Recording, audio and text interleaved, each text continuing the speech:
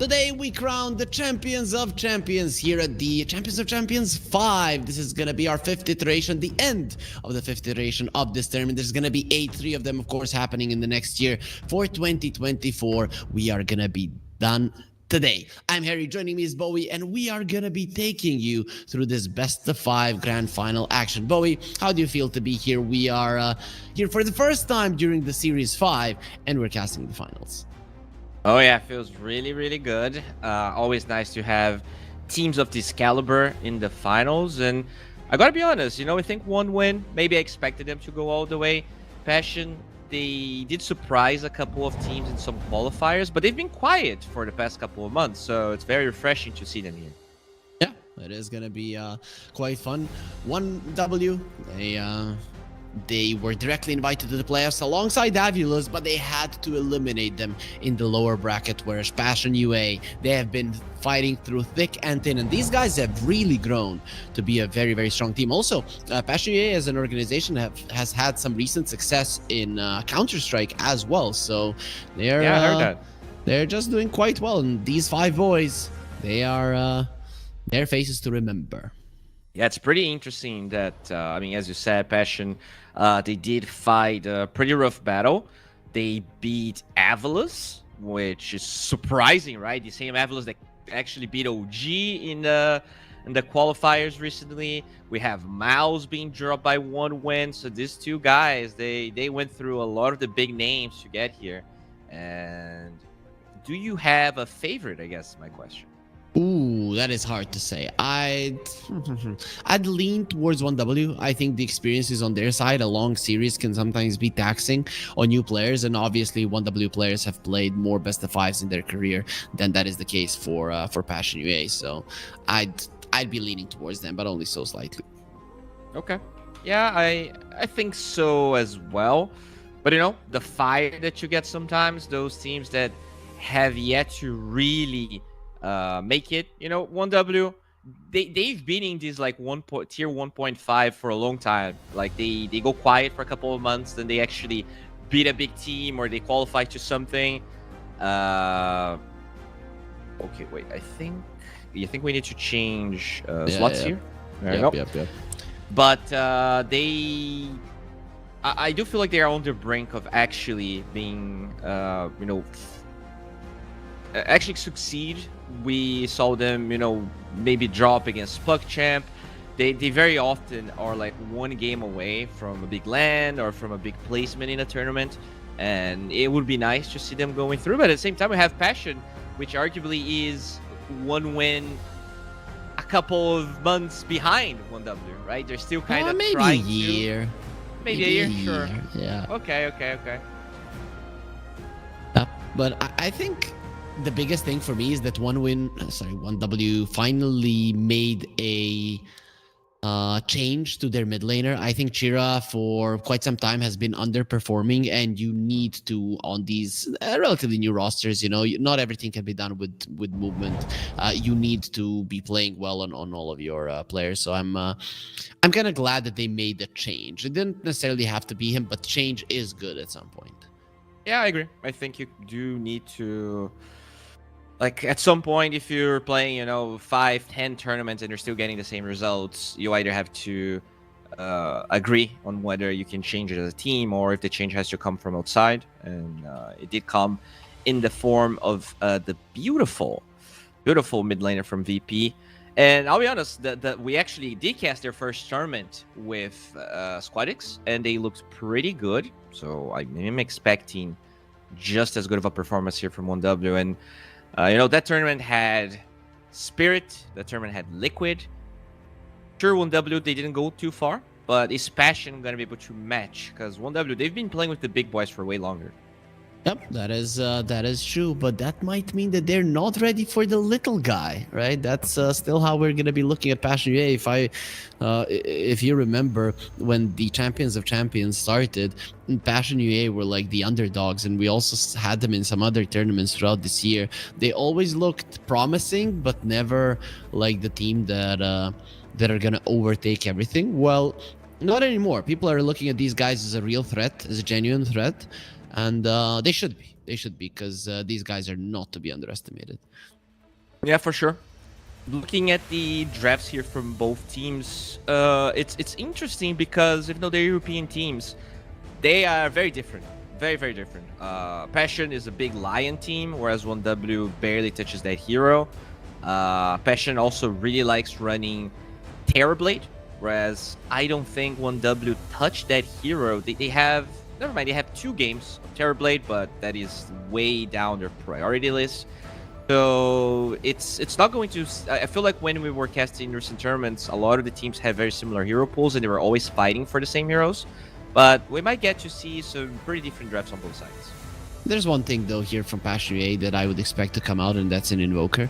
They've really been gunning for him quite a lot. And now when I see a Magnus, I usually think Invoker, just having that purge inside of a fight. If the Magnus is not paying attention and not reapplying the Empower, it could hinder your ability to do much. And also, I mean, Cold Snap is a good spell to cancel out your RP, but they will go for the Morphling. Still a pretty decent hero versus the Magnus. It's a deny pick as well. If you look at it, the Morphling loves to have a Magnus on his team, and when you have one against you, then it's kind of like having it on your team as well, because you're probably going to be turning into him anyways. Yeah, but I mean, Passion, they are not afraid to pick this Morphling early. Against one move, they did literally the same thing. Magnus was picked and they reacted with Morphling. They also did that against Alchemist. So there's a couple of matchups here that are just willing to yoink the Morphling early.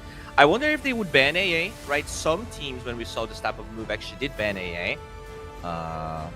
Maybe if they don't, 1W could yoink it, although they have not played this hero, and for a good reason. That hero's kind of arguably garbage. I don't know when I'm gonna stop calling out for Wraith King. Wraith King AA, let's go. That's a lane I'd love to see. Very unlikely, but ever since I saw that change that Wraith King got the extra armor, which he desperately needed at the start, I've been hoping for it. Alas, it hasn't come out just yet, Bowie. Auk AA, I think, can also work. That is the one time I've seen AA and it actually looked good, because you're covering for the Auk and you also have a stun, right? You need a long duration stun. Out of all the carries that are at least slightly relevant, Auk is the only one that has a good one. So maybe that's something, Empower on Auk isn't bad, but I kind of have a feeling this might be a carry Magnus. Yeah, it could be. I mean, who plays Magnus on 1W? It is Munkushi and it is Sweden. I don't think anybody else touches the hero. Squadix does play it from time to time, but really not that much, and I haven't seen a mid lane Magnus in like forever. Yeah, it really feels like it's not the role for that hero right now. Passion figuring out here if they ban the AA or not. I guess you could ban... I mean, Doom is already banned, so if you don't think AA is a problem, you can actually let it go through. I feel like it's just unnecessary trouble leaving the AA. Just leave it in, man. What are they gonna do? You don't ban the AA right now as a Morphling. You pick up a Tusk to have on your side. Are they gonna pick an AA? They're not crazy. I like this ban a lot more, right? That here is bad, man. If you're banning Drow second phase when the Magnus is probably carried, it means that AA is so bad. Like, yep. Poor guy. Like he needs. I was thinking. Dude, I mean, he has the love to just sit out on the bench and pretend to be a hero even though he isn't. Lovely. That's awesome. Some people enjoy it. Some people enjoy it being on the bench. There's the Lion. You mentioned that Passion are going to be wanting to get that one really big versus the Magnus as well. I'm kind of surprised that 1W didn't think about banning. Oh, there it is. Told ya. They might try. Now, you need to make this lane minimally good. So, Alchemist is open. Not the greatest matchup against Morphling. Is it that good with Magnus, though? I don't know, man. Probably not, but it doesn't matter, right? Either way, I think you pick up something to... I don't know. They cannot pick a Tusk. It wouldn't be too good for them. Marcy is fine. But now if I'm Passion, I'm thinking of a Tusk, I'm thinking of a Clockwork, I'm thinking of putting something with this Morphling, something that's going to be hunting this A, going through the Twin Gate and breaking his... He doesn't have legs, but whatever, right? So That's what I'm gunning for if I'm Passion UA right now to punish this insolence in the AA pick. Honestly, I wouldn't mind if this Marcy's carry. I'm not sure Munkushi plays it. I'm gonna double check right now. But I think it's actually not a bad lane. Sure, you don't have a stun per se, but It's it Sweden's is hero. It's Sweden's hero. Because it's a universal hero, right? You definitely benefit from the power. Even as a support, it's going to be okay to have it. But, alright. So they're going to go Puck here for Passion UA. Very hard to catch him with the heroes they have. Need another support as well. So maybe... yeah, you mentioned Clock. I don't hate it. Maybe... Clock Tusk. They do have Marcy though, so you're pretty much only killing the AA because the other two heroes have mobility. Is it worth it to go this route just for 1+5? It's way too good with the Morphling as well, right? You have that. You have the snowball save from the AA ulti too. It's I wouldn't. I would like it. I don't know. This makes a lot of sense to pick it here. What about a Shadow Demon? Like you enable your Morphling, you have save as well, but you also have Disseminate, which increases your Morphling's HP before he gets AA blasted. The lane is not that good. That's just what I'm gonna say. Yeah, both lanes would be pretty bad. You're right. So that's why I'm maybe an ogre. Yeah, I like Urge. Thank you, boy. But I'm still leaning towards. I think Tusk first, Clockwork second. Yeah. All right, so 1W, Insta Night Stalker. So that's that your a Puck mid? counter. I hope so, because I don't think he actually does that well against Morphling plus Tusk. Not gonna lie, I think that lane is unplayable.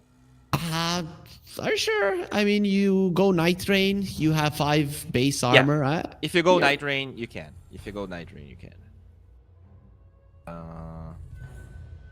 But honestly, I think it's better. Like, if you pick this to counter the Puck, it is better to go mid.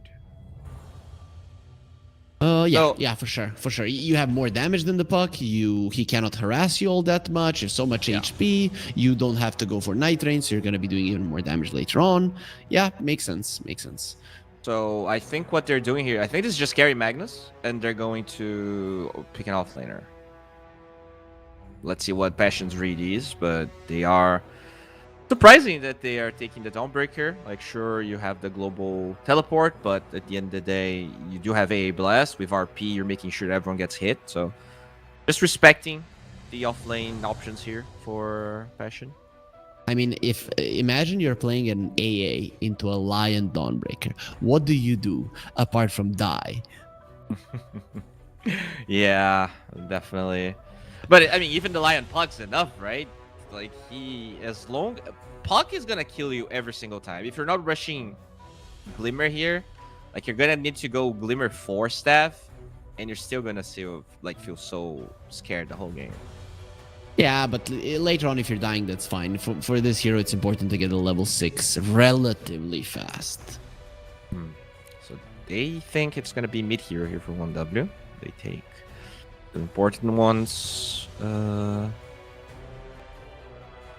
you take Underlord just because of the aura? I feel like that hero's kind of like, every time I see it, it just kind of gets destroyed. So even if they ban it, I don't like it.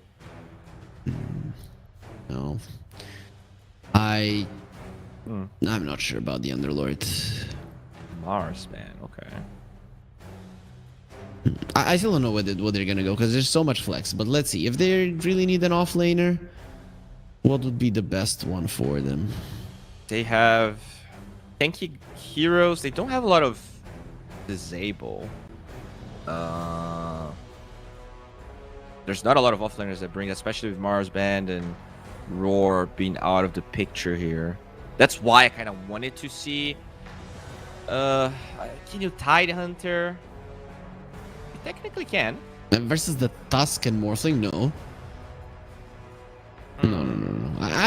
To be honest, I'd put the Night Stalker or a Magnus in the offlane. Not gonna lie, man, because a lot of the heroes that are left in the pool just aren't gonna be able to survive versus these two. And Magnus and the Night Stalker somewhat can. Yeah, Okay, so it is going to be a Night Stalker in the offlane, and this is another mid lane hero that deals well with the puck. I like it, man. I like the 1W lineup. It actually makes a lot of sense. I don't know. I actually not sure I do. I've seen a lot of Void Spirits that kind of have a bad like early game, and then they rush Manta, and the hero just doesn't do anything. I feel like Night Stalker is always a coin flip in the laning stage as well. Their lockdown is really hard to catch. Like all of their spells aren't easy to land. They have a lot of. If they don't do well in the lanes, I feel like they can just get destroyed, and then they get this Broodmother that controls the map that might rush an Orchid. Dude, this AA, like he's already, I can already see the 0 and 10 under score. I actually prefer Passion's lineup, not gonna lie. I don't know how you can say that, Bowie. I'm looking at this and I'd much rather play the 1W lineup. I don't know. I'm looking at this Night Stalker who is a counter to both the puck and the Broodmother. Magnus loves playing versus the Brood throughout the game because you buy a blink and you have an RP, you can move him across the cliff, so you don't care much about his webs either. The only problem I see is the laning phase, mostly from 1W, but their lanes don't necessarily have to lose. The Void Spirit wins versus the puck generally should. And then I look at the Magnus, he can definitely out CS the Brood. And then Night Stalker with the Night Train can do at least okay. So I'm on the 1W side. Okay, I mean, if they do well in lanes, I think this 1W lineup can do well. But we kind of talked about how AA needs a good laning stage, and they don't really have a good partner. Like Magnus, like Nope. if somehow can get a skewer back into the chilling touch, there's a chance that you can get the procs, but I don't think it's necessarily easy. Then Night Stalker can survive the laning stage. I don't think he can do well. Morphling's base damage is insane, and you have the shards to worry about as well. So yeah, I don't know. I'm definitely going Passion this time. Okay. Let's get into the game and see that Kerry was right and Bowie was left. I mean that we don't have to get into the game to see that. It was obvious on our screens. But what anyways, I will say is that 1W is definitely the favorites, so they can just potentially win out of being better. I mean, they did lose to Passion UA, so you're just trying to salvage your prediction because you see that it's obvious that 1W are gonna win, but you do not want to admit that I'm right. Well, I'm definitely not gonna let you take a win. Not this early into this BO5 that hopefully is gonna go all 5 games. Just a lovely day here for Dota fans. But we do see a little bit of a late smokeroo on both sides, so I'm not sure they're gonna try and find a play. I wouldn't say any side is particularly strong level 1. Yeah, maybe when the 0 mark comes, when the Night Stalker gets the nighttime vision, maybe, but True. Generally no. I think it's mostly a smoke for vision and to dodge the opponents if it does come down to it. And that nighttime is approaching here. Cloud will break the smoke, but they're not gonna. I mean, Night Stalker's lane is so fragile. I don't think you want to force a bad engagement before it even starts. Yeah, definitely not. I mean, he started off with Hunter in the night. It just goes to show how hard it will be. Look at those odds, man. 1W, no, not the favorites. They're the heavy favorites for. I guess that's for the entirety of the series. Yeah, I mean, honestly, I would take those odds. I mean, sure, they are the favorites, but I don't think I would put it that highly. I would probably go with something like, I don't know, 1 to 3? I think 1 to 4. 1 to 4 would be fair. Cloud now is gonna get smacked there by the tag team. He's standing his ground, attacking Yo-Wai. Sweden strong in the vicinity. They do secure the range creep. Man, that tag team lasts for so long. Oh yeah, it's almost like Night Stalker with Hunter in the night is not a very strong laner. He got 3 CS, so not too bad. He should have ran away though, but yeah. Well, looks like Marcy already in the works of blocking the camps here. At the end of the day, if they get a good pull, like it can pretty much ruin the Night Stalker's lane. But yeah, they are doing okay CS wise. But that tag team. Oh, with the blood grenade. Is he dead? Yeah, he I does look think like he he's in a might lot of be. trouble. Fairy Fire not going to be enough. And there it is. One more hit from the Morphling. Our first kill here in the best of 5 grand finals goes to Passion UA. Yeah, that hero is, you know, for someone that looks that buffed, that literally looks like Batman, that gets to start with the night turned on. Not really the results you were expecting. Okay, that I was expecting the AA to die, but not really the Magnus. Meanwhile, Sweden Strong in a lot of trouble as well. He's gonna be going down. He went for the bodyguard here. I'm not talking about the fast, just the spell, instead of having a rebound in this kind of a lane. Very weird coming out from Sweden Strong. Yeah, I was gonna mention I like the bodyguard facet this game because since they have Empower, he also will do a fair amount of damage and will lifesteal, like can lifesteal for whoever you're linked to. But for this game, as a level 2 skill point, definitely a bit weird. Yeah, it feels like they wanted to fight, right? They thought that the overwhelming attack damage of the Night Stalker combined with that will give them the chance, but I mean, it's Dude, tag team. Never fight tag team and never fight Morphling. And now he's level 3. Like, this laning stage is literally over. Imagine when daytime comes in. Like, this Night Stalker will still need to leech from this lane quite a bit, right? He's not going to have level 6. He's not going to have anything. Munkushi trying to find Fernance. He will be able to do it, and with the skewer back, that is a deadline. Very nicely played there, coming out from Munkushi. Respect helps, but pretty much it was the Magnus securing the kill. Yeah, gotta be careful with those skewers, because sometimes you can actually drag someone outside of the cold feet range, but still, very nicely done. Sweden Strong is again taking a beating on the top lane. But you know which lane is going well for 1W? Is the mid lane. Is their last pick Void Spirit. He's doing a good job. Yeah, I think he definitely needs to. This hero scales very well, but I wouldn't say he's not as straightforward to rotate with as a Puck, right? Puck spells are easier to land, Puck's just overall nicer to play. But Void Spirit can be very impactful this game when he gets to that Aghanim Scepter. Yeah, for sure. I mean, and Squadix is a big Void Spirit player. Rebound. Sweden Strong gets himself away. Oh, good shards. On the money, and the tag team is still going strong. He got blocked in.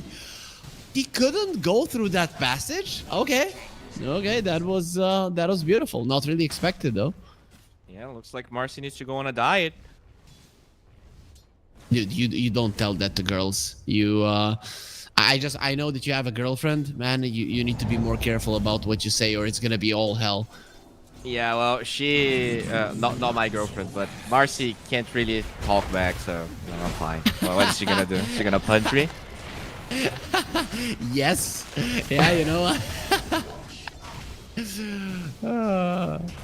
Okay, we're there's gonna be some violence here, and I wouldn't want to be on the receiving end of it. Bowie Marcy is a real brawler. That's true.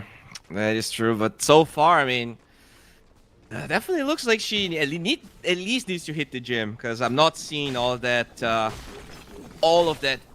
impact that this laning stage was supposed to have with the bodyguard and everything. And minute 5 is approaching, so Cloud, good luck with the next 5 minutes of the game, because it's not going to be easy.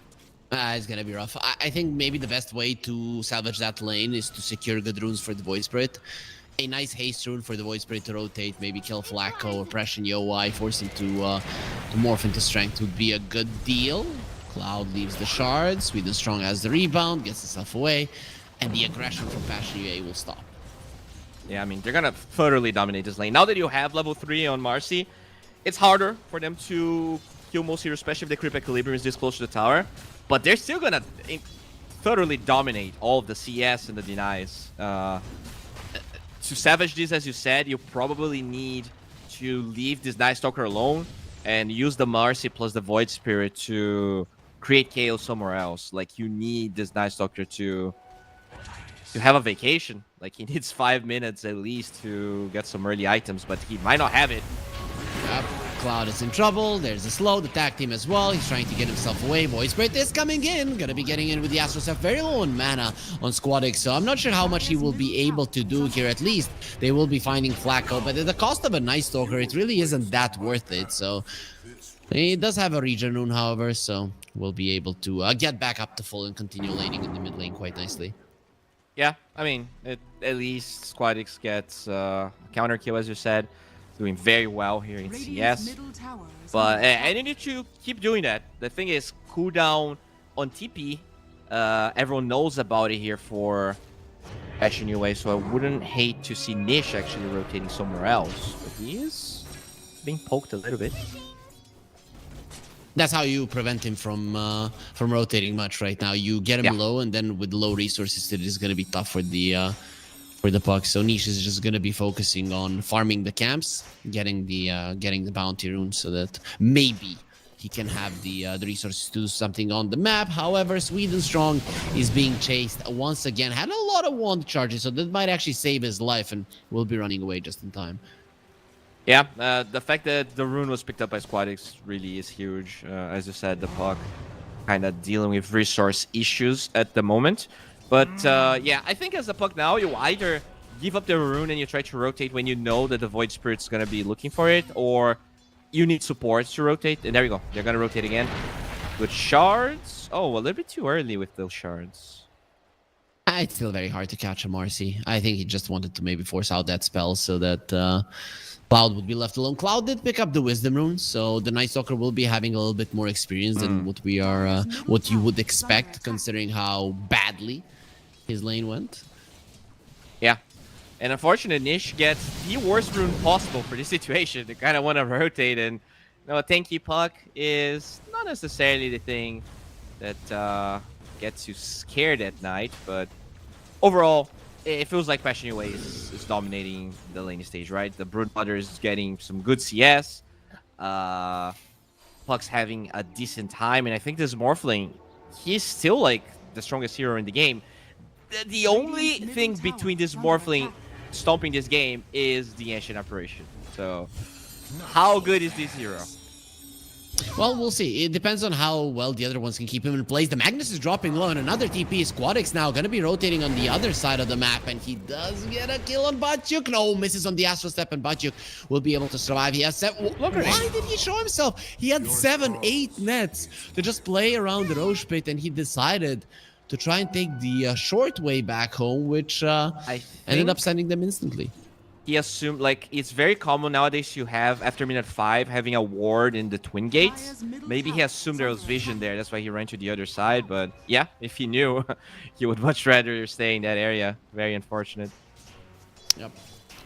Gets taken out, and 1W. I mean, they're doing quite okay outside of the laning phase, right? Laning phase went to Passion UA, not heavily, but solidly, but then they didn't really get much. AA Blast is flying towards the top lane. A little bit off the mark.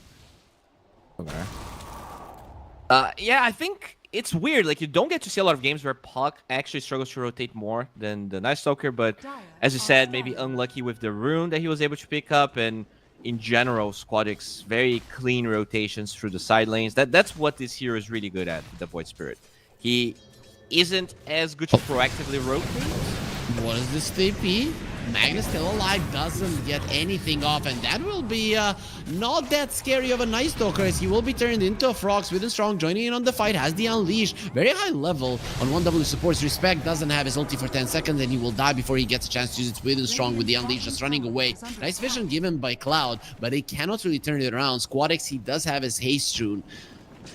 Not enough resources, not enough strength on 1W to do anything about this.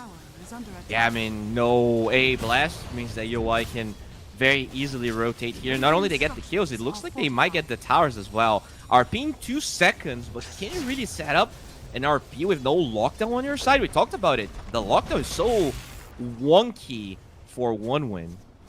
They will defend the tower for now. We have 10 heroes here, Bowie. There's something brewing. Oh, the ward happens. Coil will do. That's the coil. Night Stalker. He's gonna be in a lot of trouble with the tag team. They will destroy him in a second. The A-Blast is coming and it will be connecting onto the two of them. Not really doing the damage, but the shatter will be enough for two of them to fall. Yoa is trying to get himself away with the waveform. He will be allowed to do this, but look at Fernance. Left all alone. You stayed for too long, Pashier, and now you will pay with 3 of your lives. Fernance still alive. The Ether Remnant will not be connecting. He will get slowed down. Blood Grenade as well, pulling him deeper in. And he will die to the overtime damage of Respect. That's going to be a nice defense from 1W, and they will be maybe even getting this tower. Yeah, that's the sad part about that fight. He didn't have Finger. It definitely felt like they were lacking a little bit of damage in those engagements. Really good execution of spells. Maybe a bit too greedy of Passion to fight after their ward was dewarded.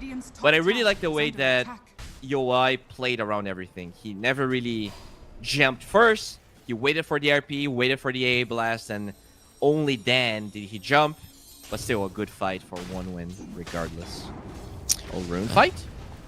Oh, let's see. Ether Remnant was used, and the rune will be on the top lane. Cloud already scouting out, but he didn't go for it. He will pick it up now. Lucky for him, there was no coil at the moment. Now it's back up.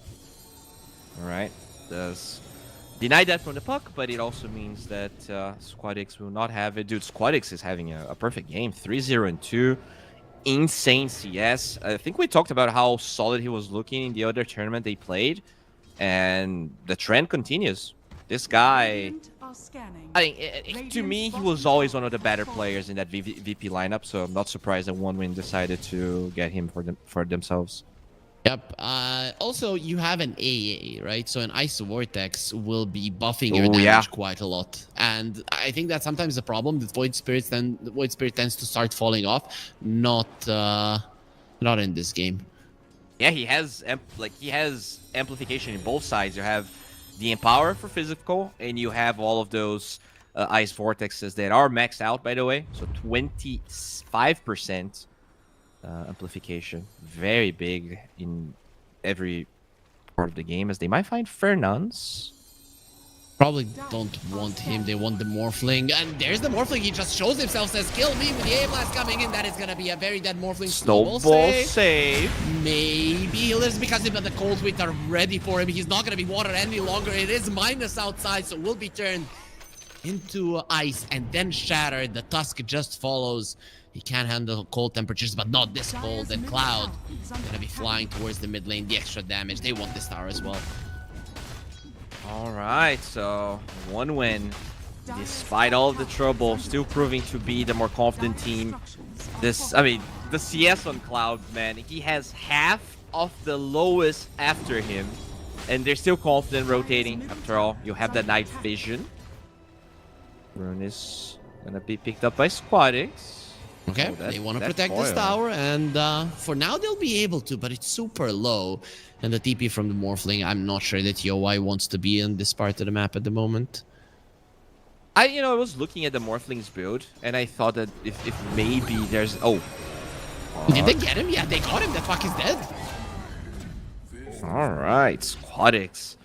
4-0-4. Tower's gonna fall. Yeah, I was wondering if there's maybe a chance that Maid Slayer was an item here for Yoai this game, but he's still going for pretty much a normal build, but this time with no lifesteal. I wonder if, this is enough, because that AA Blast is such an issue. Like, how do you deal with that as a Morphling? Like, you need Magic Res. And I'm so glad finally on the first 4 CCTs we didn't have these kind of sponsors, and right now we are gonna have it to the promo code CCT 2024. But the very nice punch on Marcy. The thing is, Marcy's a very strong girl. She will be able to take that punch with a dissimulate. SquadX gets another kill. She's just doing whatever the hell he wants, and they cannot punish him. Stolen Ether Remnant there by Yoai. They really want SquadX dead, but 21 charges will be protecting him. Here comes the Brood. Not even that is enough, and the RP now gonna be used. The A blast. We're gonna be moving that away. Nice snowball save. Finally gonna be there. Did the A blast clip him? Yes, it did, and Bachu will be in a lot of trouble. One more hit will get taken out. Niche gets himself away onto the side as they do lose respect, but at what cost? Waveform somehow gets used there. Would have been okay for the Morphling regardless, but 1W, they are just getting everything in this early mid game while they're not giving anything to Pashier. Yeah, I mean, they're ruthless. This Magnus getting insane RPs despite having no Blink Dagger. Every time he's getting 2-min RP, so very nicely done by Munkushi. And now with Power being applied on everyone, Marcy loves to have it, Void Spirit loves to have it, even the Night Stalker likes it. And he's recovering, has a Midas on Cloud. So it does look like the Nido is slowly going towards 1W here. And Passion, I think their time is going to be the pipe on Batiuk. Like, that's really when they might feel safe to take these engagements. There's an Aghanim Scepter on the Void Spirit and an Arcane Rune. So I don't want to be on his bad side. Right now, if I'm Passion UA, I'm like, yo, Squadix, can I be on your team, please? I think he only has a bad side, man. I don't think there's a good side when your enemy Void Spirit's 5-0 and 6. Like, he's literally a part of 11 kills out of 12. Yep. It's a hard world to be in if you're a Passion UA player or fan at the moment. They don't have a glyph, so this top tower will be taking a ton of damage. Squadix is waiting for somebody to show. Nobody's showing, and Sweden Strong says, screw this. I'm punching this tower to death. Yeah, that's a lot of damage here. Finally, 1 TP comes through. They are also bringing Flacco from the other side. Fernance gets the stun off just in time. There's the reveal of the Aghanim Scepter. The Hex is gonna be there. Night Rain will be coming, and the double silence says, well, I don't know what these two supports are trying to do. I mean, the only thing they can do is die. Respect from downtown. Gets a dunk on Flacco, and the tier 2 will fall 18 minutes into the game.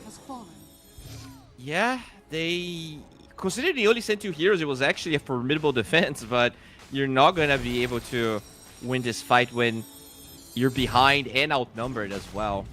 And because this is nighttime, I don't think Passion UA has any business trying to stop 1 win. They need BKB on UI, but he's also going Hurricane Pike.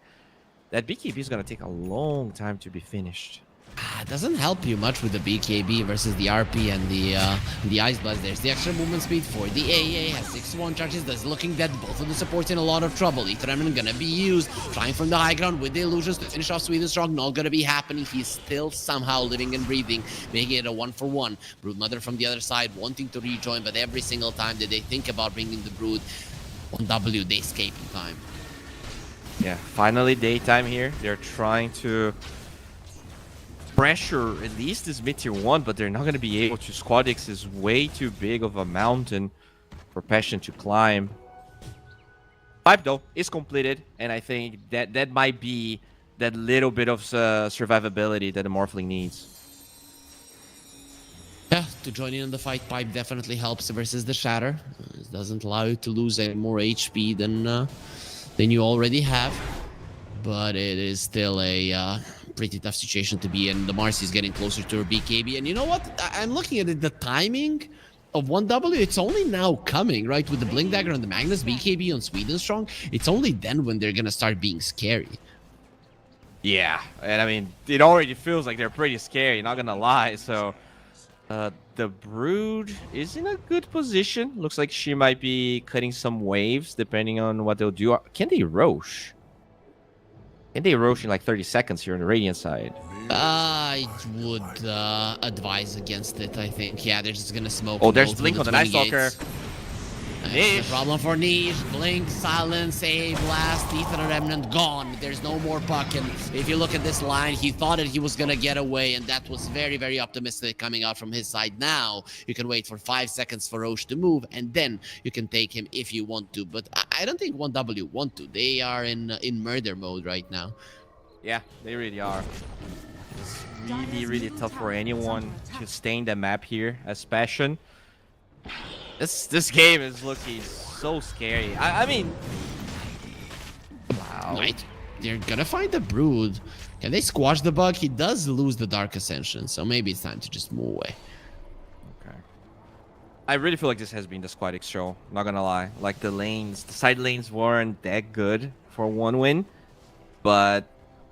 This might be one of the best Void Spirit performances I've seen the whole year. Like, he absolutely destroyed his lane. Every rotation landed. It's not easy to do that as Yorai.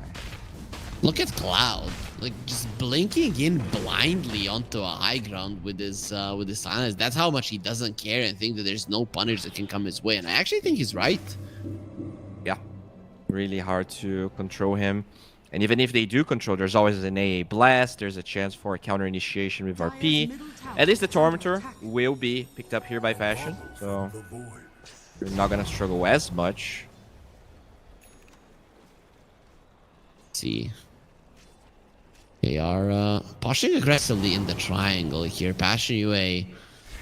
They're gonna be seeing respect. What you think about going for it? Look at the damage from the voice where he just destroys him and there's a silence on the fuck. He just jumped into the crippling fear and he'll be crippled in more ways than one. 3 heroes dead in an instant. 1W in complete control of game 1. Damn.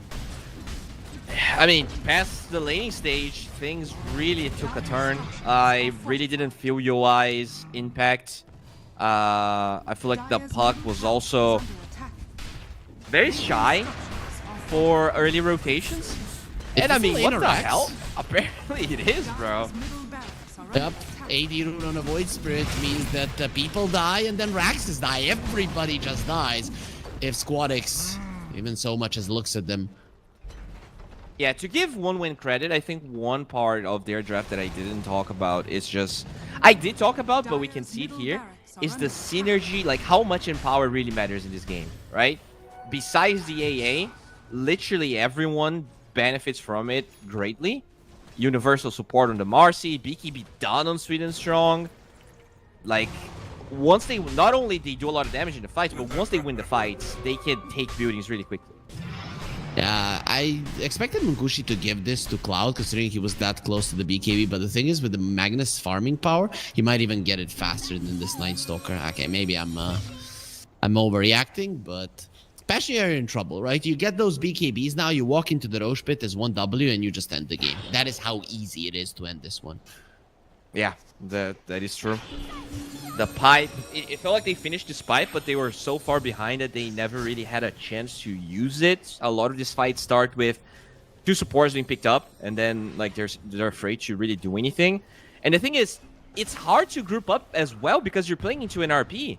So how do you utilize this team fighting without being easy prey for all these AoE abilities here of 1-win?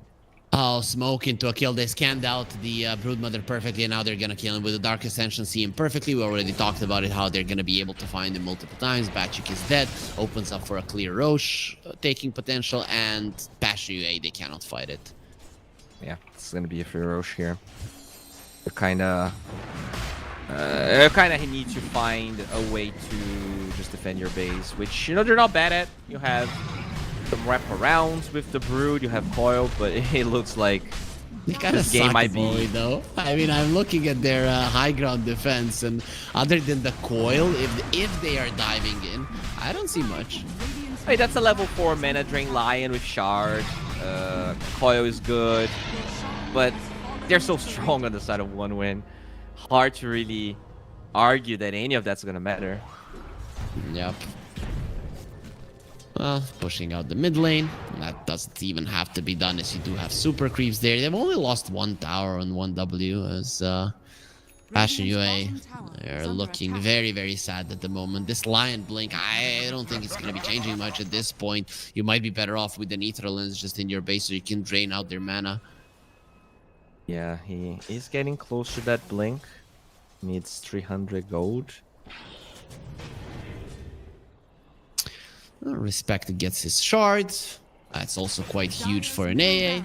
So now people are gonna get stunned even more from the AA blast. Yeah, that feels pretty good. It's one of the coolest shards. Yep, this is actually quite a good shard. You know, I'm sad that AA is not a part of the meta a little bit more, and I'm glad that we're seeing it more. Wait, they're going for the Magnus, and they got it. They got him. At the cost of a Lion, which really isn't that big of a deal. But the chase is on. They want to make it not only be a Lion, they want more people dead. Yoa and Flacco running themselves away. Cloud and Sweden Strong, they did get a beating in the laning phase, but now they're showing who the boss really is. I'm honestly very impressed that they were able to get that kill. That's a 3000 HP Magnus. He has Popo's Gift on top of a lot of strength items. Very I nicely have done. to This is blink gonna daggers on supports. slow down the Aegis quite a bit. At least a minute and a half that you're gonna lose. For sure, for sure. That's quite nice. The push is coming through the bottom lane. It seems that they want the last outer tower. And even without the Magnus, I'm having a hard time seeing Passion UA defending this. Well, they were maybe expecting the Magnus to join them, but wait, did? Okay, Magnus had no TP, I see. So they can't really fight knowing that he's that far behind. They're gonna take it easy for now. The tower will take some damage from the siege creep, but overall it's gonna be fine. Passion UA, they still have a glyph. It did refresh after they lost their axes. But Onyx is gonna posture aggressively on this tower. The line is in the vicinity. Going up against the Aegis though would be very dangerous. Yep. Yeah, just trying his best here to delay them. Like, you don't want to take a fight with the Aegis up. And I don't think they can really poke high ground. They can poke high ground. Will you commit is really the question. They want, obviously, Passion to TP back. I'm thinking Swadix can dive, not gonna lie. At least force out the glyph would be the objective here. There it is. Catapult will fall. Brood is actually also doing... I think that's what you want to do as Passion. You slowly retreat your heroes, and you keep the Brood there as much as you can. Like, I think that is really the best you can do. You TP the Brood last. The thing is, the Brood already has to do it faster. They used the finger on Sweden Strong, who will lose his life. The BKB wasn't used just in time, and the RP has been used. Nice dodge from Yowai, of course.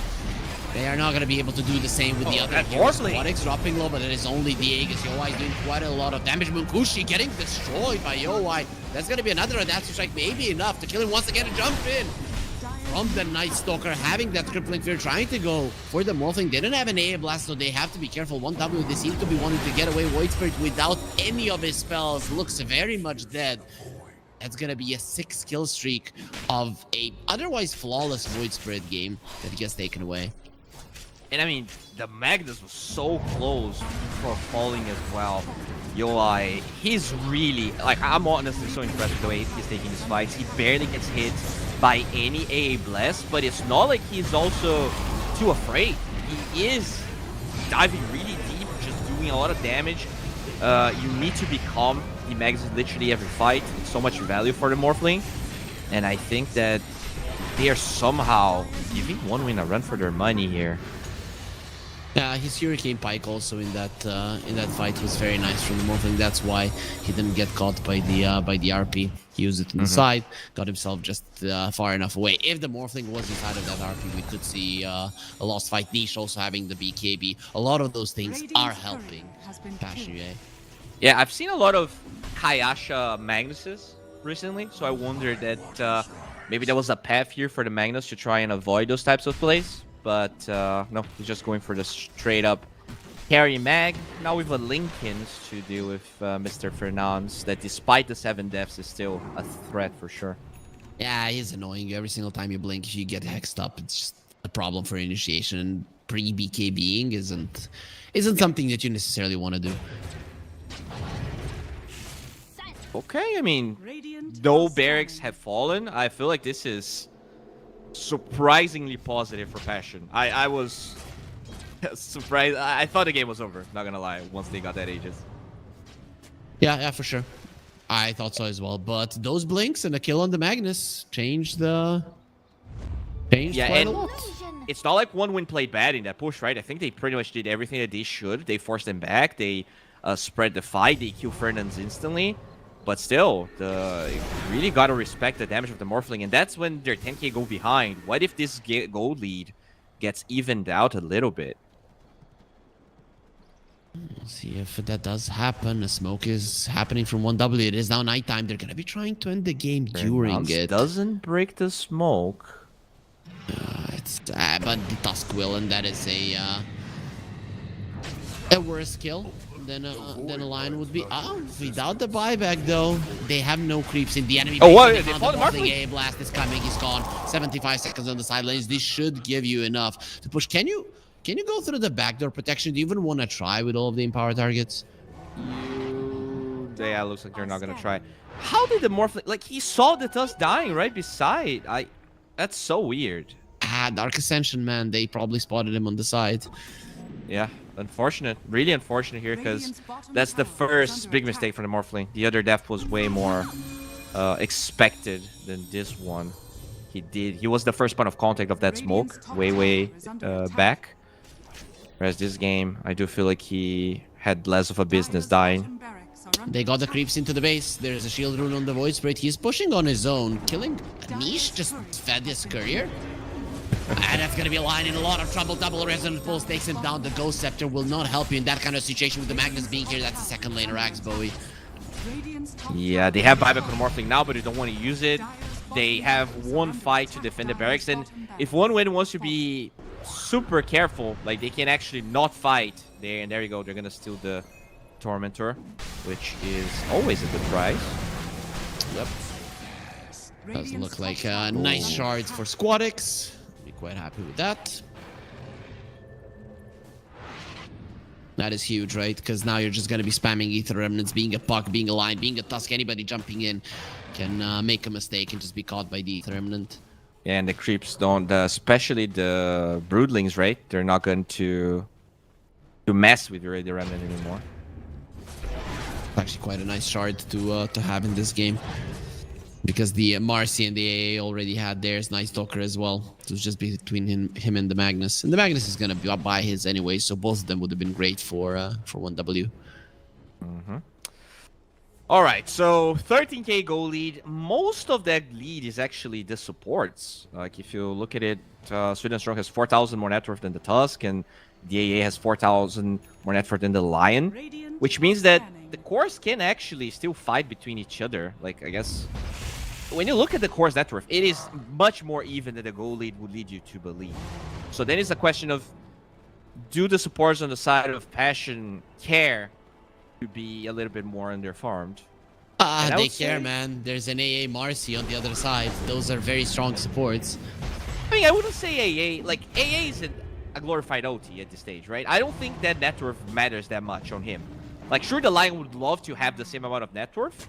I wouldn't say AA benefits that much from this much. I guess makes sense. They're going through the Twin Gate. I'm thinking maybe they're going to be fighting for Roche. It is nighttime. I kind of wouldn't be surprised if 1W just decides to push right now. I think you want to push just to force them back, but like, you literally have full control of the game. It's nighttime as well. You probably want to get Roche regardless here, as there is a BKB on Batu. So kind of a mixed build in terms of utility and damage. It's just hard for Passion. I'm looking at them, and this Morphling for me is like the only core at the moment. Puck can transition. He can be a big one, but you need a Parasma and an Aghanim Scepter, and only now will he finish his Octarine. Yeah, he really needs Octarine for that lower cooldown on his BKB. Just so scary to play into this Crippling Fear. Only scary. It's impossible. How many 4 stabs? Oh wait, is Puck dead? No. No, he's fine, but that's a Hex reveal from the Void Spirit. Yeah, the big one. Let's finish the Octarine on Nish. We'll TP back. Roche is up, but wasn't really scouted by one win. Daytime is coming in like 30 seconds, so... Yeah, they can still take it on their side, but a little smokeroo here. Scan was used. Passion, they know where 1W are at. Okay, let's see if find a Marcy. That's gonna help me. They'll bring down the Marcy, the RP. Only onto the Morphling will do an AA blast. He doesn't look very much dead. A Marcy for a Morphling. You're gonna take that any day. And look at what's happening behind. Cloud is just slaughtering a line. Batu pops the BKB, goes for respect. They want to take him down. We'll be able to do so. It is a 2-for-2. The buyback from the Marcy. They feel like they can end the game right now. They're so true because they're gonna be finding the puck. Still holding his BKB. He does have it. Save himself from the crippling fear. But here comes the Marcy. He's back and he wants to be punching this Tusk because that's how it all started. The Tusk punching him and him going down. The Puck trying to get himself way hexed up and makes his mistake. Oh, if the Remnant won't be enough, the TP out from the Tusk not going to be happening. There's the catch from the Marcy, and of course the Void from the Night Stalker. 5 heroes did go down. Squadix did run down Niche in the end. Only one of them has a buyback. It does look like Mega Creeps are going to be on their way. Oh, yeah. Throne. Definitely looks like that's going to be the case. Good attempt here by Passion, but I'm very impressed by 1W's synergy with this Magnus pick. I think that sometimes we see teams picking this hero and just like disregarding what Empower can really do for you. And I think this was perfect in terms of synergy. This might be a hero for this series that Passion needs to force for them first phase, or that needs to be banned. And looking at the picks here, Passion, they have exactly 3 Magnus picks this month. Not really a hero that they play a lot, but I think they're going to have to start learning. I think they're going to have to open Liquipedia right now and read all the spells, because this hero, I don't think we want to give it away to 1 win. Yeah, definitely not. It didn't look really good for 1W. But of course, you mentioned it multiple times. The Void Spirit Squadix was the main issue, and dealing with Squadix and with his hero pool, it's impossible. So what do you do? What do you do versus this guy? Yeah, honestly, I don't know, because he looked absolutely. That was not even like 24 pick, right? I think he 23. His hero. Yeah, it was the Broodmother right. Last pick, I but think. He saw the puck. Yeah.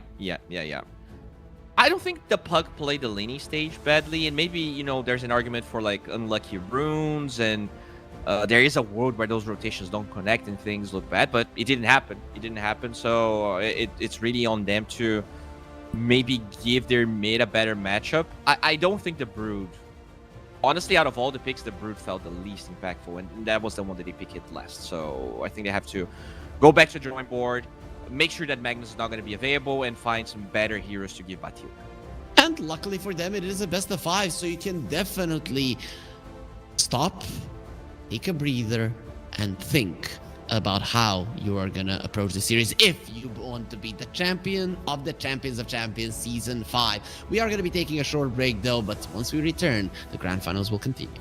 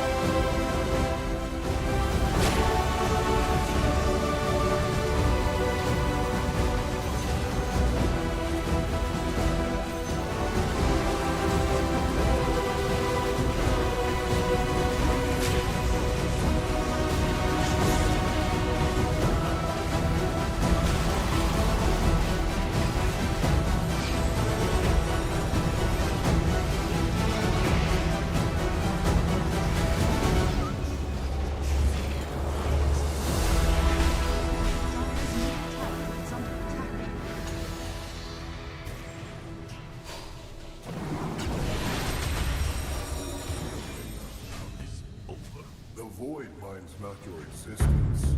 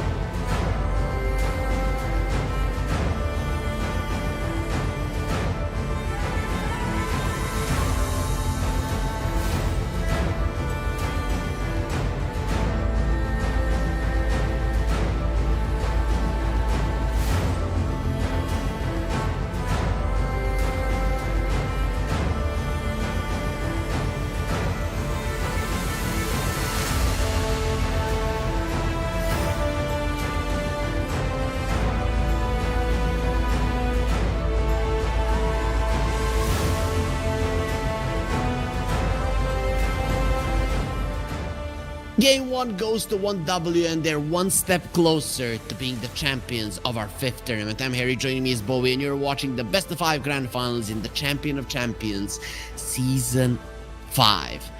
Bowie, after what you have witnessed right now in Game 1, how are your sides looking? Do you like our sponsor's prediction with the odds now a little bit more? Well, the odds were for the full series, and I still feel like they were a bit too overblown. But you know, we could definitely see a difference in, I think, the mid lane specifically. Like Squadix had an absolutely perfect game, which is very hard to get these couple these days. Mid lane, it doesn't really feel like you get that much of an edge anymore against your opponent. But yeah, Squadix looked really clean. I want to see that Magna's addressed. I don't want to see Morphling being picked if AA is open, which will definitely be open. You have to ban it. And yeah, very curious to see how Passion is going to try and adapt here. Yeah, we'll see if they can do it. We'll see if they can swing this towards their side. The first spot in this tournament, every single time it is a $50,000 tournament. What that means is throughout the 8 tournaments that have been announced, and we're hoping that more of them do get announced in the future, it is $400,000 that are being brought into the tier 2 scene, and that's just the prize pool for these teams. And where is the money that we are being paid, Bo? Of course, that's a lot more that is being brought in by the Champions of Champions. This is our 5th iteration. As we already mentioned a couple times, there's going to be 3 more tournaments in the in 2025, and an opening will be the same. It's just that it will be a first pick Magnus and a second pick Morphling, not the other way around. No, it was literally the same. You are correct. Yeah, it was literally the same. I think what they're gonna do is they're gonna ban AA. That's the only explanation. Or you pick AA, but I think AA Morphling is a garbage lane, so just ban it. Yeah, that would be a pretty bad lane. No. You will find a way to deal with an AA. You will not allow yourself to ban a hero that nobody is picking. You will not do that, Pashu. You cannot show weakness. Come on. You're playing against 1W. You don't ban AA because you think you can counter it. And you pick Morphling into it. Well, dude, if they don't ban it, I think that's not great, right? You can appreciate boldness, you can appreciate being courageous, but isn't Mirana that said, dumb? No, brave but stupid? I think that would be my vibes of not banning AA here. Are you calling Pashier dumb? How dare you? Just the captain. But yeah. No. It's you do not understand the manliness with which these guys operate. They were the underdogs beginning of this year. Now they came in through the upper bracket, smacked down everyone, and they're gonna smack them out even more. You're not gonna ban out the AA because you're a man. Let's go, Pashier. Show Bowie how it's done. Well, you do know that men, they usually die like earlier than women, right? Like they live like 5 years less. Maybe that's why. There we go. There we go, Passion. Very nicely done. And they're literally playing the same draft. They feel like the AA was the thorn in their shoes. Bowie's like, they die 5 years earlier. Of course you do. You do, and you die, and you're very proud of yourself that you made it work. It's because I'm gonna allow you and me both are taken, right? I couldn't live with myself if my wife would go before me, right? But I'm pretty sure she's pretty fine with me just kicking the bucket earlier, so I think that's gonna be the case. So that's why, right? It's because we think of our significant others, and that's the case. I'm but confused, yeah, man. Do you want Passion to win or not, right? Because you're saying men are gonna die earlier anyways, and then you're saying that they shouldn't ban the AA. I don't get what your point is. My point is I wanted to see an AA again, but this time around for them to smash it, we're going to be seeing another Frozen Boy, and it will be a Lich this time around. They still played the sweet and strong Marcy from what it seems. Maybe Morphling gets countered by Ice no matter which type. I'm pretty sure Lich isn't as strong of a laner against Morphling, but okay, I mean, that is interesting. We're seeing more and more Lich, and to be completely honest, I'm not entirely sure what the role, like what this hero is supposed to do. Because I don't feel like he dominates the lane as much as he used to. I wouldn't say he scales that much either. But I mean, I'm talking here and they already picked 2 heroes. They snatch the Night Stalker. All right. That Yeah, looks I like think kind of a weak lane though, right? yeah, Night Stalker Lion, it's okay, right? Because the Night Stalker has a constant output of damage, and that is what the Lion needs. So it's fine. It's definitely not as strong as a Lich Magnus. Yeah, and you have Skewer back as a melee hero. That can be pretty scary here for the Night Stalker. Got to be careful. We'll see, you know, if this is going to be a Night Rain Night Stalker as well. I think off lane you pretty much almost always need to go that route. So we'll know what they're going to do. Very sure. I think this is an Invoker for 1W. I'm looking at this game. It just looks like an Invoker to me. Yeah, looks fine. Oh. That is an Enigma. Cloud does play Enigma quite often in the lanes well with the Marcy. It is a big counter to the Morphling. Doesn't care about any of these heroes really. Seems like a perfect pick. Yeah, not a lot of... I mean, you have Walrus Sponge. That's pretty much the only counter that you have at the moment. Not a lot of mid heroes can actually cancel Black Hole. So that is also another problem here for Passion to figure out exactly what to pick. Well, they have the last pick, right? If I was 1W, I'd actually think about banning out the Dawnbreaker. Or picking it. Maybe just picking the Dawnbreaker. Mid Dawnbreaker with Magnus, yeah, feels good. That's what I was going to mention. They don't have that much synergy with Empower anymore because of the Enigma pick. But if you can find a mid hero at least that utilizes that well, it would feel great. I like the Dawn suggestion. Yeah, it's probably not going to happen. I'm expecting something a little bit more inside of the box from both of the teams, but it would be cool, right? Because as Passion, yeah, you would like a BKB piercing stun, and you do have an option to put the Night Stalker into the mid lane if you see it as a good thing in that regard. And I guess a Dawnbreaker line would be a relatively better lane than a Night Stalker line. Passion taking their time here. Because I don't think you want to ban Ember. Like, I don't want to see them ban, like, Ember Void. Because you have this Night Stalker. It's supposed to counter those heroes. I feel like if you're banning them, you're just taking value out of your own picks. So I think you leave those open. And I think Invoker... Ember Dawn. I would maybe ban out. Really? Yeah, because... How are you going to catch until you get the blink on the line, even if you get on top of him with the Night Stalker, it's not going to be a problem for... Honestly, I would leave the banner and go Husker 24 if they... Okay, they're going to ban it anyways. But, you know, A is banned. Enigma is a problem, though, if you're a Huskar. You can easily die to the Night Pulse. I mean, it's magical, but... Oh, yeah, you're right. It's no longer pure. Yeah, it used to be worse. But, yeah, they take away the Ember. I don't know. It's just more of a concept type thing. Like, you're picking all of these heroes that, you know, the Night Stalker did counter in game number 1. And now you're banning them. It's just, I don't know. I find that odd. They got rid of the Void Spirit. I mean, if you're 1W, you do need some kind of burst. So, you know, in regard of what 1W, what would go with their lineup, Queen of Pain would be the one that I would expect from Squadix. But then I look at the Passion UA lineup, and I think the Invoker is just way too good to pass out on. Yeah, and I think Quap gets Omega countered. Invoker does look a bit better. It means that most of their heroes are very squishy, right? That's the one thing I'm scared of for a Spirit type hero. That the Enigma doesn't want to posture. The Magnus also wants to counter initiate. If you don't have a tanky hero that can be that first point of contact, the game can be hard if they are behind from the laning stage. Is there another Mage Slayer hero other than the Ember? I think that's probably the main reason they got rid of him.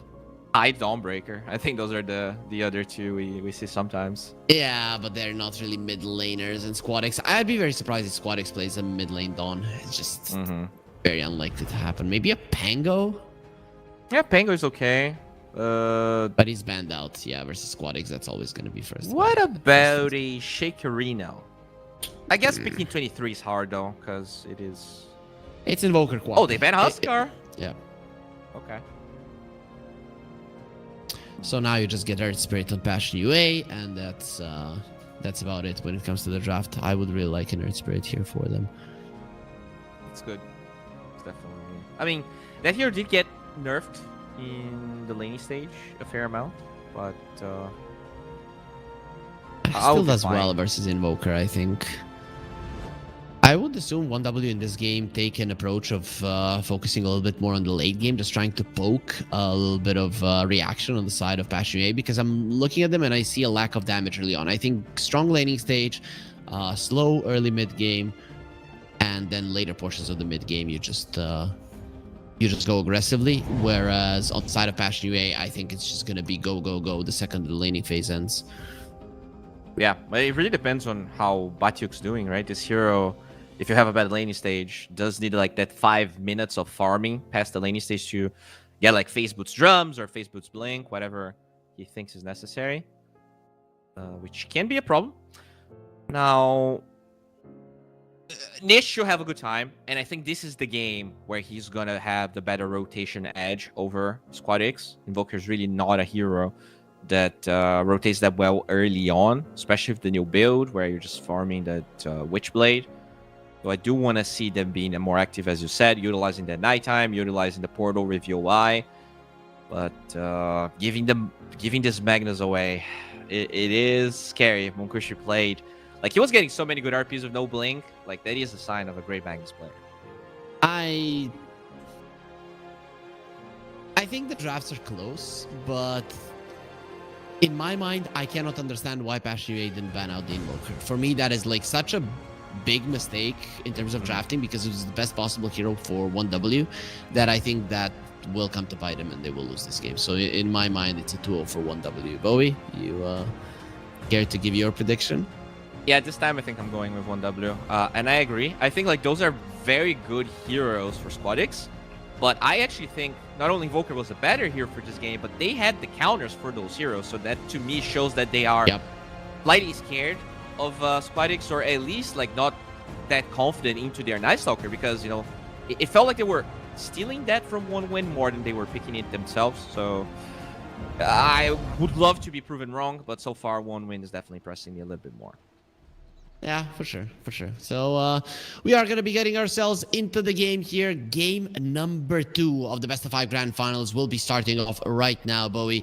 Both of us leaning towards 1W. Of course, we do not want to see a 3-0 Best of 5 Grand Finals, but you know, 1W are coming in as the favorite, so it wouldn't come as a huge surprise if it did happen. Yeah, it wouldn't. The odds were definitely in their favor as well. So we'll see what they're cooking here in terms of... Okay, they're gonna smoke again. This time a bit earlier, so it's not like the smoke will last until nighttime begins, because this is a Night Rain Night Stalker. Well, yeah, but you do have the daytime, so it does make it possible to go for the early fights, right? Because your smoke, you can see people before your smoke breaks. That's not something that can happen during the start. Yeah. But no one will really see each other. The battle begins. And it will be a 2-for-2 in terms of runes. This time around, 1W, they do get 2 runes. Last time around, it was only 1. Let's talk about the lanes, Bowie. We haven't touched upon those. Magnus Lich versus Night Stalker line. Who's taking the... Definitely Magnus Lich. It's not even close. I think that lane is very scary. You can get skewered back to the tower. Lion early on doesn't really have that much damage, right? Like maybe level 2, there's a chance here for a power spike on Passion, and they might be able to kill Respect if they get level 2 faster. But besides that, I expect Munkushi to free farm here. Okay, what about the top lane? That is a strong lane in a Tusk Morphling, but Enigma is generally good versus these two. Yeah, I think it really depends on how well they handle the Eidolons. It's always like that against Enigma, so they need to use this tag team initially just to cripple the Eidolons, and only after you kill them, you can try and go for Cloud. In general, as Morphling gets more levels, he actually does well against Enigma, but the first level 1, 2, 3, and 4 is really hard. Like, he doesn't have damage block, so the Eidolons actually do hurt him a lot. And yeah, you just cannot get sidetracked. You need to be focusing the Eidolons all the time. Once they split, you need to respect Cloud quite a bit. Yeah, you need to run when you bring in 6 of your kids. There's not really a lot that the enemy can do about it. Way too many units, way too much damage. So far, the CS going towards 1W. We are expecting them to do well in the laning stage. We'll see for how long that actually does last. But what about the mid lane? So usually Earth Spirit does come out ahead of the Invoker, right? Before I answer that, I need to ask you one question. Wait a second here, as Strong's dead. If you had to fight a horse-sized duck or 100 duck-sized horses, which one would you fight? I would go with 100 duck-sized horses. Sure. They are 100. Ducks are. Yes. They're not Dude. small. Ducks are not small? What the hell are you talking about? They're very small. I mean, they're small. Like the mass of line is 100 ducks is. Bowie, just chill, man. Do you know how scary birds are? I mean, even the non-prey ones, they're hella strong, man. I will always respect birds. They're very scary. Anyways, though, we are done with Bowie's very smart questions, and now he's gonna answer me. Why is this Invoker crushing the Earth Spirit so much? Is Squadix that good? He's very good. To this extent, I feel like this matchup is now a bit better for the Invoker, but it shouldn't be this hard. Squadix is, let's be honest, even in the games that they lost in the recent tournaments, Squadix was always looking really good. Like, there were games that they lost, he was like 9-2. That is looking really good, and his laning phase is looking really good. That sometimes a player lacks one part of the gameplay. For Squadix, he just seems to be consistently good at everything, and he came today to win. But either way, though, the laning stage is still going okay-ish for some of these heroes. The Night Stalker is doing relatively well on the bottom lane. True. I think as much as the Air Spirit underperformed, I'm surprised that Batyuk is doing this good. It might get a bit harder, as now you do have Skewer plus level 2 Shockwave, but just because Night Stalker is very fast, Skewer into tower doesn't matter that much to him. He's also very high armor.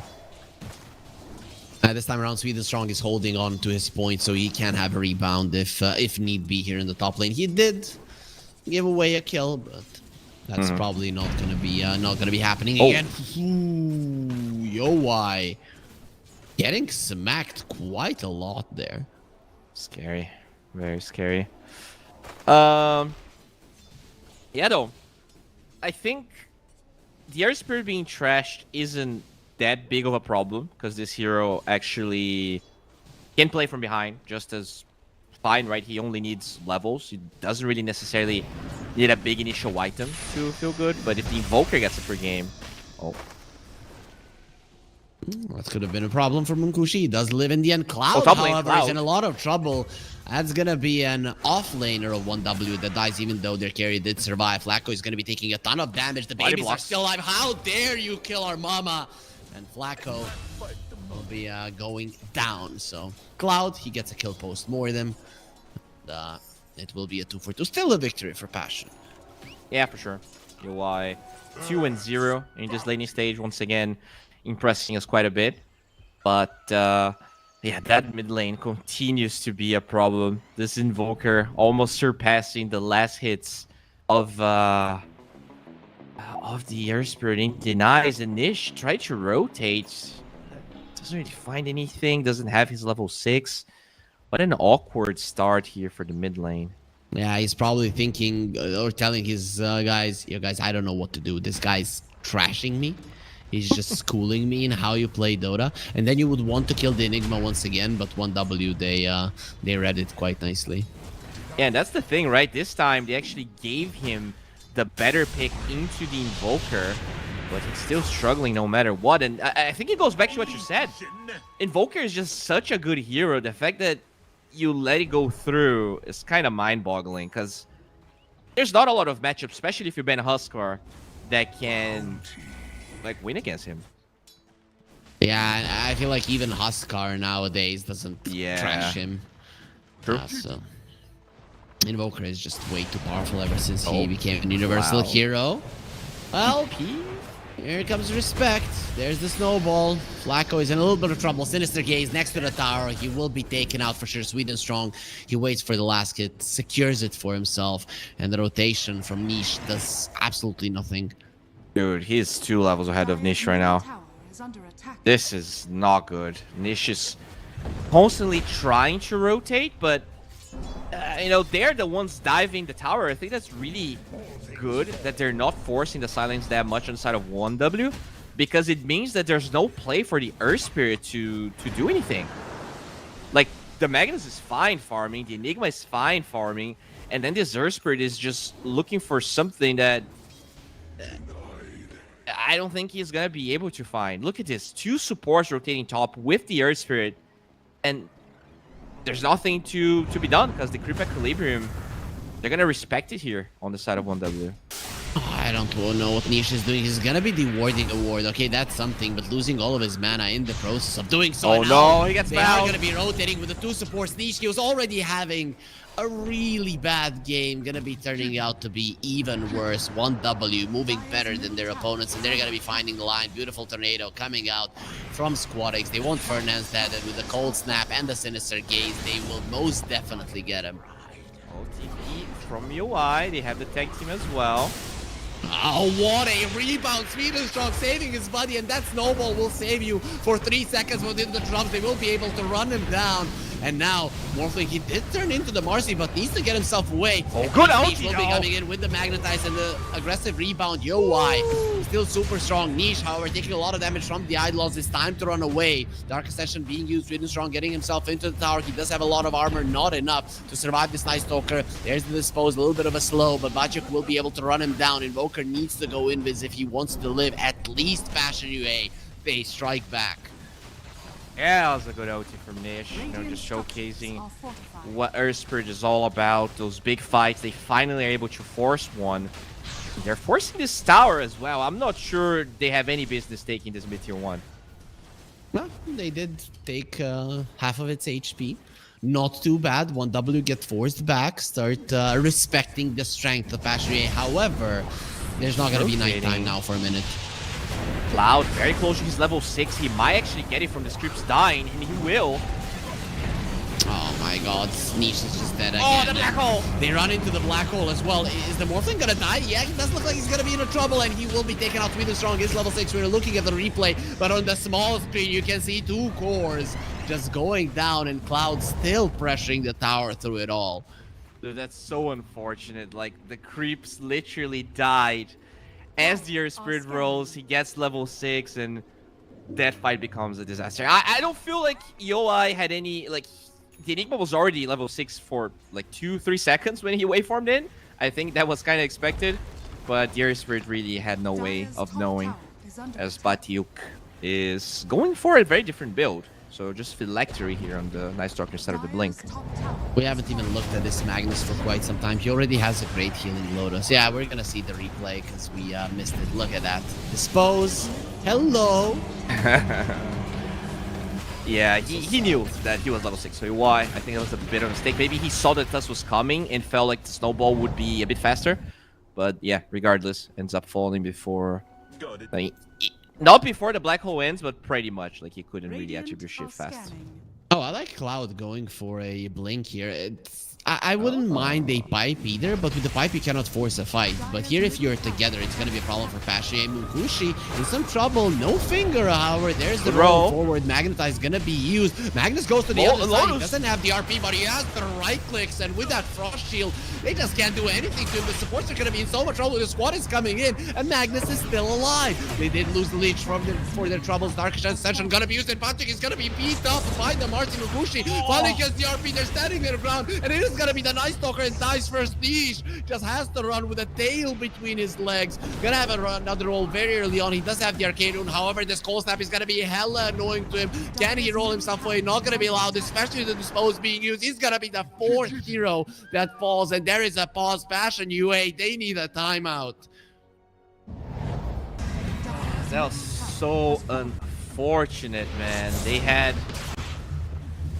the Lotus on Munkushi, which he baited really well. Only when he was like extremely low HP, he pops it, saves the RP for the end of the fight.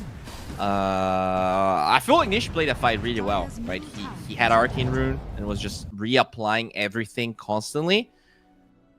It's just... It's hard. It's really hard to argue against the fight. You know there's no black hole. You want to take that tier 1 tower. I think a big problem they had was not really taking early towers in game 1. But they got outplayed. I have an argument against that fight. Your Lion is level 5. You need the finger. It's 2 games in a row. This is a hero that they play all the time. They have to understand just how important it is to delete the hero. Yeah, both supports are level 5, in fact. So, not like Respect was 6 either, but I think Lich, he can still do a lot with level 3 Frost Blast, very low cooldown spell. Marcy benefiting greatly from the Unleash and the Empower. And we didn't even talk about Squadix, right? This hero, another universal hero. So both Squadix and Munkushi benefiting from Empower, and Alacrity can be great on both of them. It's probably going to be Squadix using it on himself or on the Magnus, but you never know. We might see this this Marcy just punching everybody to death. Especially with BKB. I mean, it was Sweden Strong. Had a great game 1. And you know, that's really what I like a lot about Sweden Strong. It feels like every tournament I'm casting Sweden Strong, he has 3 new heroes that he's playing. Like, not that he never played Marcy, but you know, is there a 4 with a wider hero pool? And I might argue that there isn't. Like, at least willing to play. Like, Sweden Strong, I'll check the stats later. I feel like he might be the 4 in Europe that played the most amount of heroes. Like, per game. Sweden Strong always has a lot of pubs played. Now, when I see only 40 matches that he has played, it just means that that 1W have played a lot of tournaments in the last week, and that's the reason. Because this guy, he really likes the game. You know, there's some players who are like, yeah, I have to play these pubs now. What the hell? It feels like he's just constantly queuing. Yep, definitely. I mean, he's one of those Swedish players, right? Very cold where he's from. A Russian player. Wait, really? Why does he have a Sweden flag on his Dota buff? And it's in his name. So, okay, so I had an interview with him. He just likes Sweden, and he asked for the Wikipedia page to remove his flag when all of it started. Yeah. So, yeah, but he is from Russia. But does he live there right now, or is he? No, I don't know where he's at now with 1W. He used to live in Serbia. When he was with Level Up, yeah, he lived here. So I don't know where he is. If 1W wins and we get him for an interview, we can ask him. Yeah, cool. Yeah, we're gonna have an interview for all of you guys watching, so that would be very nice. We do get the question mark here from Munkushi. So apparently, all right, yeah, some generator. Yeah, we have that sometimes. Apparently, the electricity is off, but it will be fixed. Okay. So that's hopefully that's gonna be fine. Okay. So Munkushi is saying that he doesn't understand English. I don't know how true that is.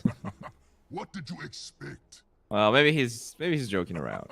What did you expect? When I was in Russia or in Ukraine, Я не понял, я не понимаем, and stuff like that. That means I don't understand.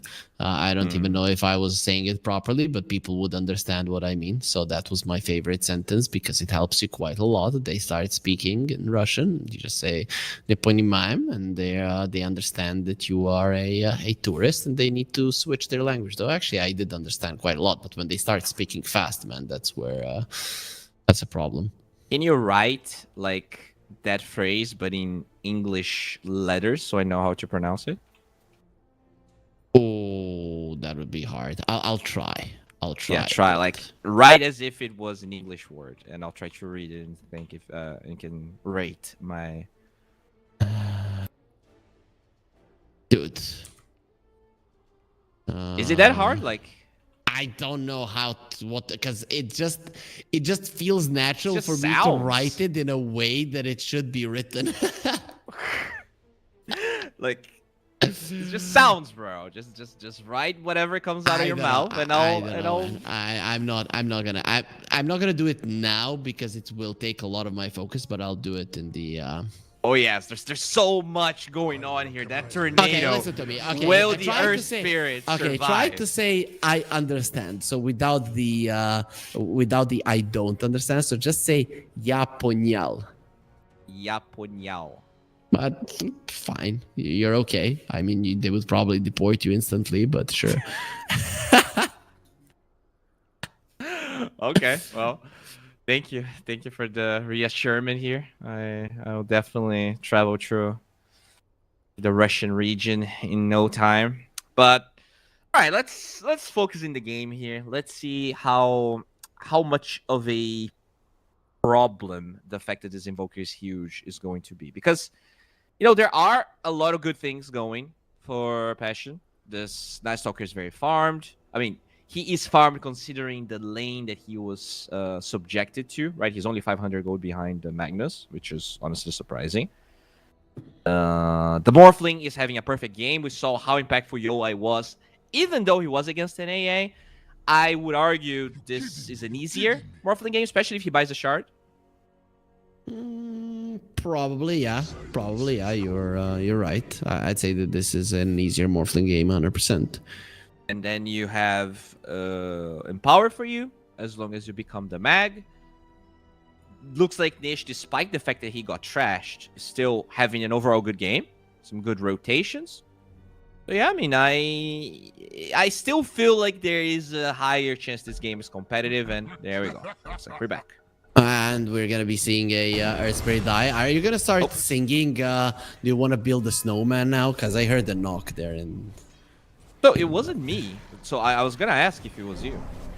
oh, maybe it was just our production. Yeah, okay. I think it was our production. Okay, I heard the knock, and I just expected. Do you want to build a snowman? Because that's just how it goes. But Wait, is that a Frozen? What is that? did you not? You still didn't watch Frozen?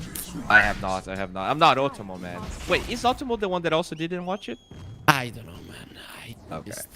I cannot understand how you haven't done it. At least I'm gonna send you the songs. I don't have a kid, I think isn't that a big reason why you watched it, or did you watch it before you had a I child? watched it before, of course, man. Frozen is like 10 years old or something. Either way. And it was made so that when you Google Disney Frozen, it doesn't come out with the idea that he's frozen and waiting for technology to come out. So that's another conspiracy. Anyways, though, we are 2K gold here. I mean, there is a 2K gold difference between the two teams, and Pashy are going for a smoke. Is this the smoke that takes them back into this game completely?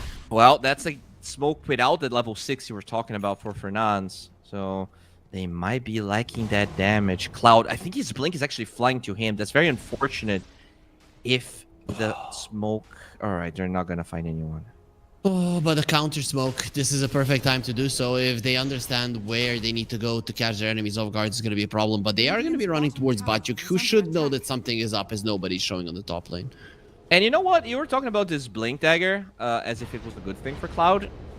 As an Enigma enjoyer, I am not a big fan. I feel like there's literally 5 cancels more on the side of Passion. This blink is kind of hard to use. Oh, Batyuk in a little bit of trouble. The Earth Spike is there, and there's the blink with a instant hex. So it's not going to be that great for him, but the tornado will be waiting for him because they all came together. And the literal team is going to be bouncing around, but they went on the other side. The RP still going to be keeping in place. Another good Earth Spike, not enough to get the kill. Lion doesn't have his level 6 yet. Passion UA, how can they play without this finger? I'm getting mad a bit right now. I mean, it's tough. Like, the Lion couldn't even show to his finger because his job was to cancel Black Hole, which he beautifully did. But oh no, Yoai's dead. He doesn't have mana. Morphling. Oh, just enough. Damn. All right, that was pretty close. When I saw the Sinister Gaze, I thought he was never gonna have enough, but we're fine. Well, at least he did steal Empower for himself. He does have that lead, so he can keep on farming. But yeah, I think the only way now is to keep fighting, actually, for Passion, because both RP and Black Hole are on cooldown. If you just sit down and farm, then you're literally gonna give one win everything they want. The breathing room to farm more items and reset. I think 1W are actually gonna run forward now. I think they are gonna run forward. They're gonna force out one rotation, and that is gonna buy time for daytime to come. With daytime, Passion EA don't really have much to play with. At least they have a finger now. 14 minutes in.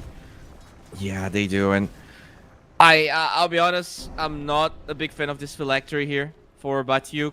Like, I understand that, you know, you have a low cooldown spell when Night Stalker struggles to do damage, but just Blink Silence is another layer of cancels. It's just another way to prevent this Invoker to be impactful, as they find Sweden strong. Well, let's see if they can kill the Chain Frost. Gonna start bouncing around there, and Earth Spirit gonna be coming forward. Flacco dropping low, you're still gonna be surviving. There's gonna be another magnetized reapply. Sweden Strong does look like he's gonna be able to live through it all, especially with one charge is being ready. Niche inside of a cold snap and inside of an ice wall will be frozen. That's gonna be another victory for 1W. They're just lacking damage. When they found Sweden Strong, the Lion wasn't close enough for the finger, and then your Night Stalker is literally showing bottom. You know that the Morphling's not gonna show up. These fights are so low percentage when they cannot burst someone, and yeah, the finger being late both games is really a problem, as they're gonna try and collapse on Cloud, but he does have that Blink Dagger on cooldown. Let's see what 4 Fernandes can do. seconds. He actually ran They away. missed. And 1W are in the vicinity. You don't have a tower, especially. They do have the Dark Ascension, though. That can help them. The Why? Malefice, Sinister Gaze, Mugushi in the vicinity, Dark Ascension being used. They're trying to go for the Enigma, of course, with the Frost Shield. Not gonna be doing that much damage. There's the finger, finally. No way Cloud lives. Please don't get out. Okay, he will die to the Void. Bashier, they did lose the Tusk. And let's see. They might even get ran down. Fernandes in a lot of trouble without mana very soon, without HP as well. It will be the rebound damage. Quadix that finishes fishing. his life. And he is gonna be finding a Morphling. Let's see. Oh, they have a will be able ward. to take another tornado just to stop this Gurn with the dispose. Exactly what they're gonna do to Yowai. Taken out of the game, him and his two supports. What a hard series here for Passion. The Squadix being incredibly consistent, 4-0 and 9. Absolute madness, and you know, this Enigma has a full boots of bearing. So if running at Passion is what 1W wants to do, they're gonna be very successful at that, because they have all of the gap closed in the world. The Magnus will finish his Harpoon as well. Hard game. Very tough game for Passion. They're being schooled today by 1W. 1W didn't come to have fun today. They came to take fun away from Passion, and they're doing a damn good job at it. Yeah, they really are. And it definitely feels like Passion was able to grind out a lot of results recently. They have been looking, you know, really good, getting some wins people wouldn't expect. But you need a little bit more than Passion to get to the highest pinnacle of Dota. You also need to be at the top of your game, and today does feel like one win is that roster. Fernandes knows where this Invoker is. Well, let's see how much that is actually going to help him. Cloud with his Blink, Boots of Bearing as well. Fernandes gets Rebound. Yeah, Fernandes, he knows where he can go to die, and well, he chooses to go there. I mean, it's so sad, right? You have information, you have vision, but the numbers, the goal disparity just allows one win to play with such confidence, and Passion, they're just hiding. I guess they're just waiting for the Blink on Batyuk. That's really, you know, nighttime plus Blink in Batyuk is maybe what will allow them to take fights. The gold is just increasing steadily, and it just goes to show how much more the map 1W are controlling. They didn't even lose a single tower in this game. In the previous one, they in the early game only lost one here. Not even that one will go the way of Passion UA. So what's the play? If you're Passion UA, what are you even hoping for at the moment? What are you waiting for to start and change change this the game? Blink on Night Stalker. Blink on Night Stalker in nighttime. They are smoking with no Night Stalker right now into a Black Hole RP. That's insanity. The ulti from the Lich is gonna continue to Oh bounce my around, but that God. facet is really coming into Holy. play. They're just waiting to just freeze down everybody. Sweden strong from downtown jumps towards Flacco to make him the second casualty. The supports of Passion are just food for 1W. Yeah, that's just not gonna work. I don't know what they expected with that move. They're going in. Going in with this Night Stalker still, like, you want to wait another minute. Sure, you want to maybe defend your Tormentor area, but that was way too deep. Yeah, the bottom lane now is being pressured by Eidolons. You don't want to glyph that, but your tower is going to be taking a decent amount of damage. You are just helpless to do anything. The nighttime is coming, though. And the Blink Dagger on the Night Stalker will be there. Blink Dagger on the Lion also relatively close. Yeah, I mean, 7 deaths on Ferdinand's kind of impressive that he's close to his Blink Dagger, all things considered. As Munkushi gets found with their ward.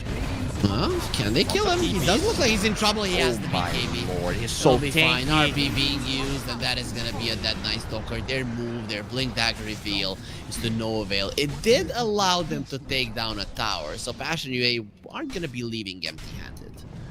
Yeah, not only they get the tower, but you force all the TPs, you force the BKB for the first time. Passion, you know, that's not awful. That could be utilized for them to take a better fight. The problem is they did pop Ascension for that. That is really the one timing that they're not gonna have if they instantly fight again. And I feel like that might just be the move UI actually trying to steal the Tormentor here. Is that gonna work out, UI? He's a Morphling, so... Oh boy, he That's didn't pop so the Manta. close. He should have popped the Manta. Oh my.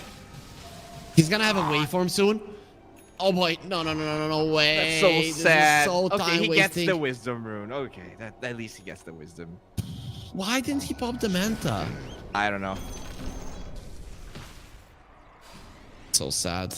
Is he waiting there to try and fight it again? Please don't do it your way. Even with that Wisdom Rune, this is not worth it for sure. It's just so time consuming. I know it's not. But you know, right? You're behind. You just feel like you need to extract more from the map than you can. And it looks like you're gonna Roche here. It's just gonna be an easy for your Roche. How much damage does Munkushi have with this? It's like almost 400. 400 on the Magnus. Yep. Yeah. And that's you cannot forget about the swiftness active on the bearing. It's just really hard. Kushi gets the Aegis. Tormentor was not stolen. Oh, they're TPing mid. Let's see if Bachu can get himself away. It's already 2 minutes out of the nighttime, and now they will be getting themselves on top of Niche, who pops a blade mail. Oh no, we're gonna get our hands bloody, but not from our own Sweden strong. He doesn't care about your blade mail. Sheesh. Yeah, Nish not really having his day. Just being outshined here by Squadix every step of the way. Gold lead, you know, still remaining relatively constant the last couple of minutes, so at least they are fighting farms, or maybe it's just one win that's not farming as much because they did group up for that Roche. Now they're going to be grouping up for tier 2s, though. That's going to be a big deal. Bottom tier 2 will be pressure, though. A glyph was used, however, and there's a glyph from Passion UA, so they want to defend their tier 2 as well. Not sure if that's going to be allowed, but they will be getting a decent amount of damage on the enemy tier 2 tower. Yeah, really good that Passion, at least going for this trade. TP will be scouted here by Flacco, so Batu will be able to blink away. Just in time, man. That. Oh, they find a Lich. Oh, and he They will be left behind. They don't have damage for this Lich kill. This is kind of This is demoralizing. What's happening? Sinister Gaze. Yeah, what is happening is that they don't have the guts to commit. That is what's happening. Yeah, well, everyone did leave, so they were... They were scared for no reason. Obviously, we do have all the vision. You got to be careful for the black holes. And it's going to be a butterfly on Munkushi. Just feeling a bit scared of UI's right clicks. And it really does increase your damage output by an insane amount, but you're getting himself away just in time. The Night Stalker will be okay. That was a very ballsy play from him. He's trying to get something out of this Knight, but this Knight from the 20 to 25 minutes when you should be at your peak is just unable to do anything. Yeah. If that's peak performance here for the Night Stalker, that's not a good argument for the hero, as they will be taking the tower, and they're going to be taking your Tormentor as well. Yeah, they're going to show the Morphling how it's done. Yo, Morphling, did you try to do this? They probably don't even know that he attempted. He might attempt it again. Yeah, the Morphling is going for it again. This time around, Yowai should be able to secure it. Alright, does get it. Flaco will have it. Cute play, you know. Would be better if he got it earlier, but still cute.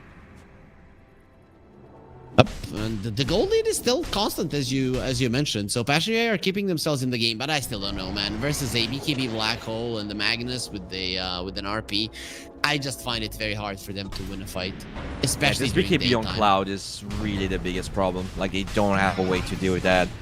If the Morphling gets caught in the Black Hole, I think it's over. Like, he's the only hero that can kill Cloud through the Black Hole. And he does have a butterfly on the Morphling, so his damage output is quite high. And you might Yeah, but it even also need means that he's Black very Hole to kill him. squishy, right? Because he has no BKB. Like, he's only working with one Manta Dispel. Yep, he has to make sure he's not inside of the Black Hole for sure. We'll see. Maybe Yowai can make it happen. This is a big farming item as well, right? Your Manta illusions are gonna be hella strong at clearing out creeps and waves. Yeah, very true. I'm gonna have those side lanes pushed a bit more. One win definitely grouping up a bit more, which is the biggest reason I think this gold lead has remained constant. And that smoke. Oh, they Batyuk. do. All right. Well, Very I still nice don't think awareness. it's gonna be all that fine. Dark Ascension being used. Interesting. Age is still up here. 49 seconds. This is not an easy fight. Yeah, he's just gonna be scouting them. Let's see. The rest of his team are in the vicinity. Nobody seems too eager to fight, however. I think this is a wasted Ascension, man. Yeah, he looked like he was out. Because the waves were pushed. Like, not only that, even if, like, the waves are all pushed, even if he dies there, I don't think it matters at all. And now, once the Aegis is over, they're not going to have a timing to take a fight. It's going to be one W in their faces the whole time. So frustrating to see, you know, whenever there's a glimpse of hope, it doesn't seem to last too long here for Passion. And 1W already did buy a gem, so it's time to clear out the map. Does look problematic for Passion UA at the moment. Yeah, definitely does. Fitness Strong has been carrying that one for a while, and it means that the vision, I mean, those obvious ones in the lane, they're all going to be removed. They're being taken away. There is a ward in the bottom lane for Passionate, one on the top, scouting a little bit of an area for the Morphling to farm, but overall that is not going to give you a lot of vision on where your opponents are moving. However, the goal lead is only 5k, which 27 minutes into the game isn't that big of a problem. I still think that Passionate, their lineup doesn't deal in the late game with 1W. It just doesn't. Oh, they found a big one. I mean, the second highest net worth on the side of Passion UA, but still, Niche just... I haven't felt his impact, not in this game, but in this series at all. Oh, that was close. Honestly, I mean, I think, like, in this game, he actually played better. Like, yeah, he got destroyed in the lane, but apparently that's impossible not to be destroyed against Quadix. Like, he had some really good, like, 2 good fights. One with Arcane Rune.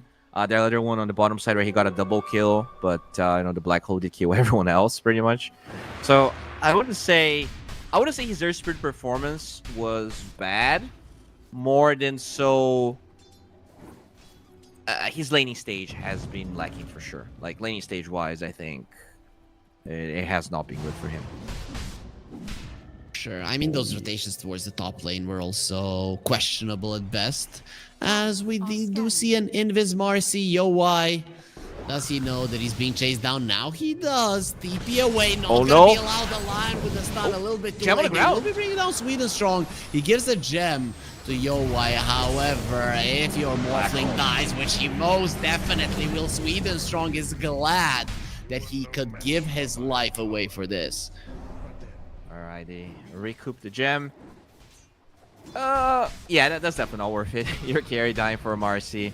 Maybe if they're able to steal the gem on Fernand's, that you could make an argument that, you know, this is okay, because it's not like they're gonna push high ground. In fact, all of those spells are on cooldown. But I think for Passion, you probably want to fight as soon as the Morphling respawns, right? Because it's gonna be nighttime. You have Dark Ascension back, but Tuke's BKB, he's not gonna have it. But I think you actually fight without it anyways. Like, you need to, at one point, exploit this Black Hole cooldown. It feels like every time 1W got a fight with Black Hole, Passion just got farming the whole time.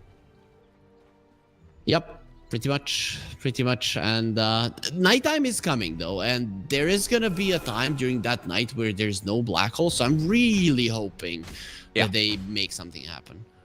I think that's really what they should be thinking of right now. And there you go. They will smoke before Morphling even spawns, which I like. He can always TP to Sunstrike to scout, but they go get the jump. Going for the Invoker, they're trying to finish him off, dropping lowish. He does pop the BKB now, it is a problem. Take him down, you already don't have a line. Squadix goes for Invis. Shards off the mark, Sweet and Strong rebound away to the side there. Even if they catch him, his buddy's gonna be fine. Magnus does have an RP, he's running from the left, so maybe he does rejoin on this fight. Now you're gonna be running into a... Magnus gets found. Yeah, let's see Mukushi jumping in. RP only onto one. He so wants Niche to die. There's a Hurricane Pike. Squadix trying to get himself away. The Magnetize, however, still going strong, and it will be a Death Strike that kills him. But look at the ulti from the Lich bouncing around. It will be bringing down Batuk Respect. He's just playing around with his food. He will pay with his life, of course, and it will be a 2-for-2. That is the best trade that Passionate have had in this game, pretty much. Yeah, that is really the best case scenario. Getting the gem. I'm not sure what happened with Black Hole there. I think he tried to pop it, got silenced. BKB. He didn't have it. He didn't have it. No, he just used he definitely used it. It's 80 seconds on cooldown. Black Hole? I'm sorry, RP. RP. Oh, RP. He used it only onto the Earth Spirit. Yeah, it was a weird one for sure. I think like he was gonna land it on the Morphling. He gets silenced, and that gave time for UI to waveform out. Unfortunately, though, Roche respawn timer is overall longish, which means 1W, they will have all the numbers here to contest and posture around the dire side. Yeah, Black Hole is ready as well. Shadow Blade on Cloud. Ooh. I just hope that they're gonna have vision around the pit. Yep, there is a... they do have the gem. Sentry.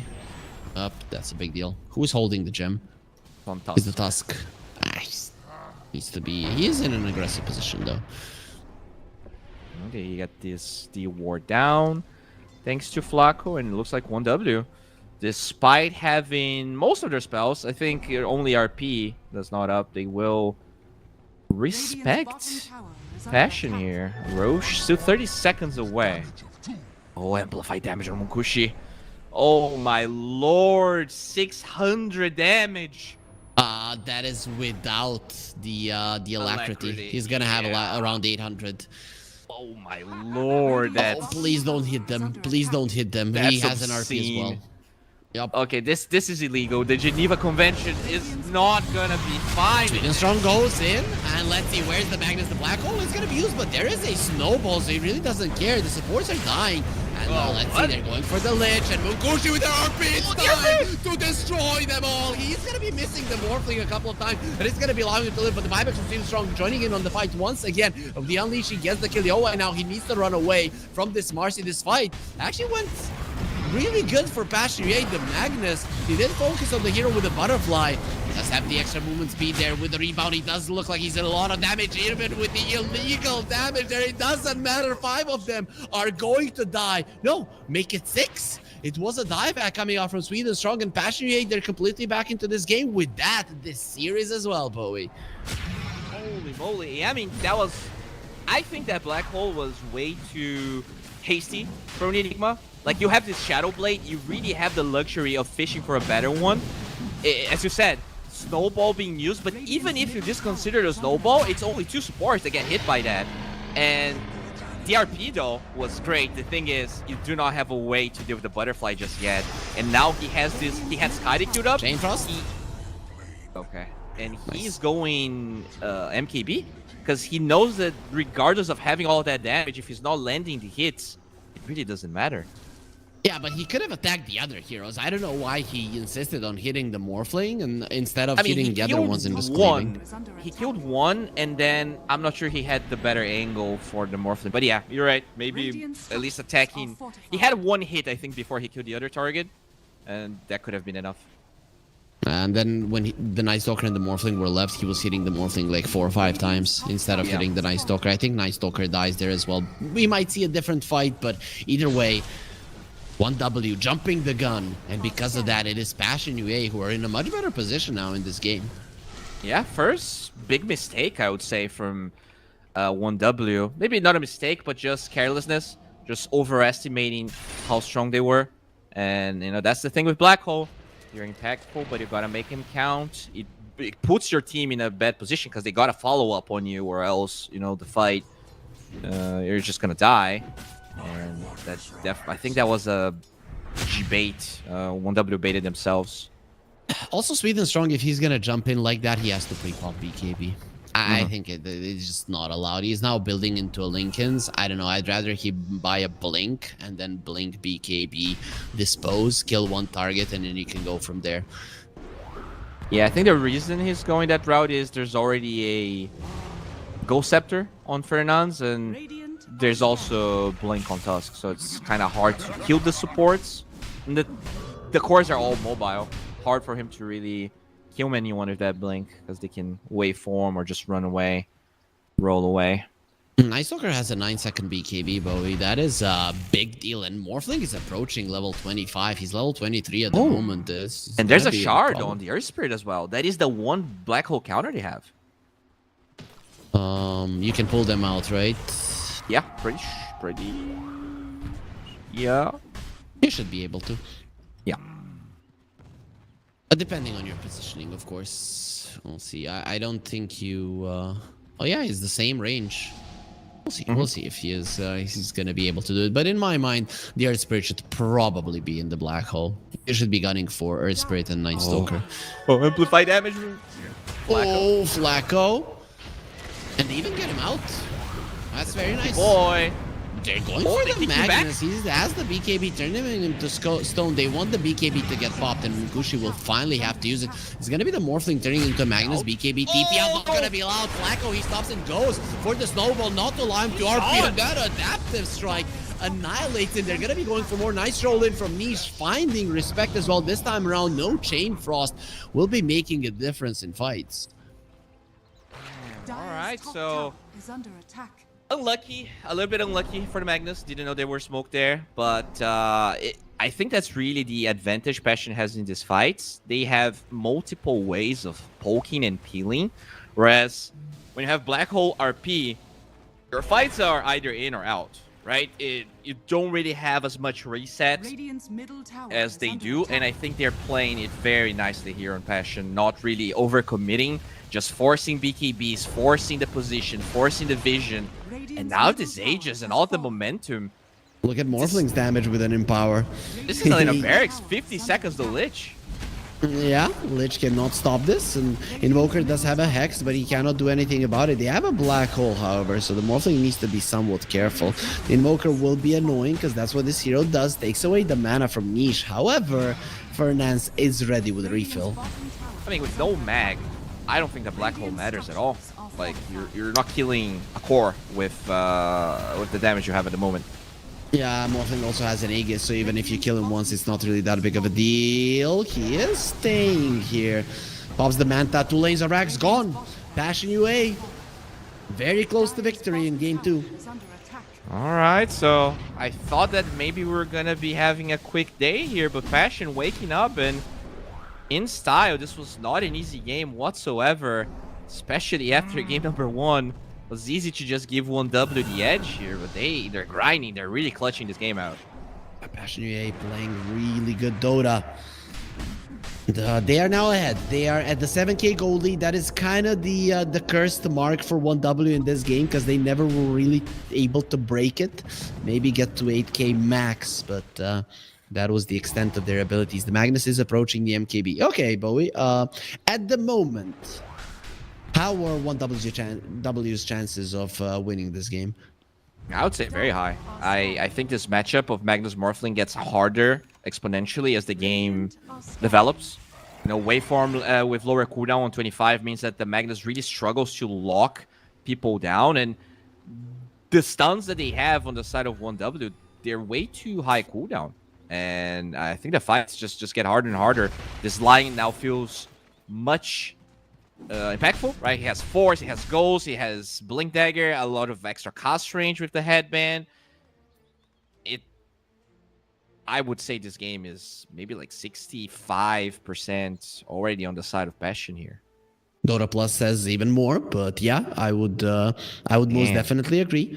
So they do have 2 lanes of racks, Bowie, right? That's a huge deal. I mean, 2 lanes of melee racks, which is pretty much the full lane, basically. Yeah, I mean, against a Mag Invoker, you know, I think even Mega Creeps doesn't mean that the game is lost, because, like, win 2 fights, you're pretty much just thrown. We saw how much damage Munkushi had with that amplified damage, but he's probably going to be reaching similar heights very soon with the items he's finishing. But, you know, this time he didn't go for the Blink Dagger, and I find it very interesting because I wouldn't hate having won this game. Yeah, I think this butterfly was a mistake, right? Who's right-clicking you? It's only the Morphling. Sure, Earth Spirit maybe, and Night Stalker maybe, but you're not their primary target by any means. So it just feels weird. Pre-popping this BKB to have to then skewer, it's so awkward, it's so predictable. I really would have liked to see Blink, or at least a Shadow Blade, right? The same item Cloud has. You know, sure, Silver Edge isn't as good on carries anymore, but I think some sort of initiation would have been advantageous.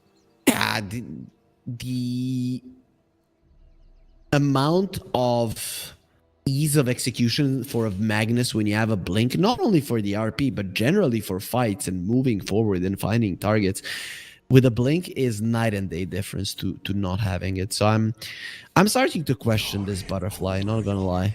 Yeah, I agree. I think, like, when you're ahead, it feels good. But, you know, in hindsight, when a bad fight happens, it's very easy to point fingers at the butterfly because it doesn't really give you that much. Also, you know, breaking the Night Stalker means that he's not going to be running as fast through the fights. I feel like that's kind of a way for you to run him down, considering how much damage he has. But yeah, the damage is already done. You need to go for the MKB because they do have damage problems now against UI. No region reduction whatsoever, right? No Vessel, no Shivas, and no Skadi because he cannot afford this lot. Let's see. So there's a problem with Sweden Strong. He's the one that is disconnected. There was a problem with the Lion early on. So, but Fernandes did manage to fix it all. Now 1W are trying with a problem of their own to maybe stop the momentum of their opponents. Next Roche, very important. That could be the one that solidifies this game for Passion UA if they can get it. Yeah, there you go.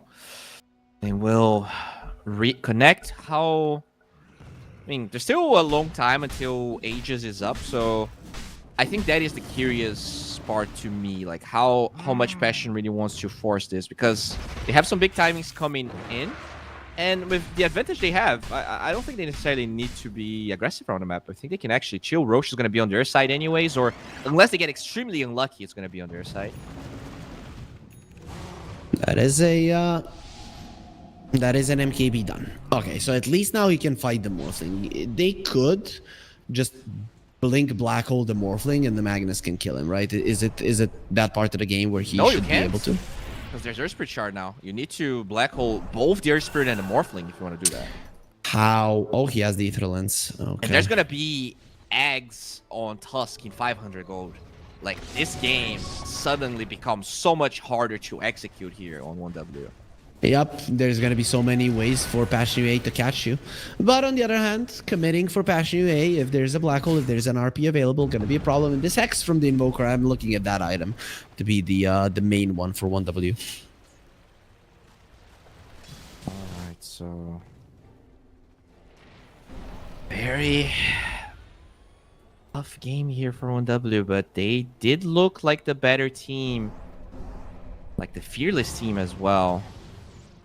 Yeah, for the majority of the series, but they don't look that strong at the moment on the map. It is Passion UA that is controlling the majority. The mid lane and the bottom lane are shoving in themselves in 1W. They just cannot cross the river. They did place a nice ward, but as soon as Passion UA get close, they will be taking that one down. Yeah, still Passion actually respecting the unknown, you know, despite the fact that you have Gem and it's nighttime here for Batu.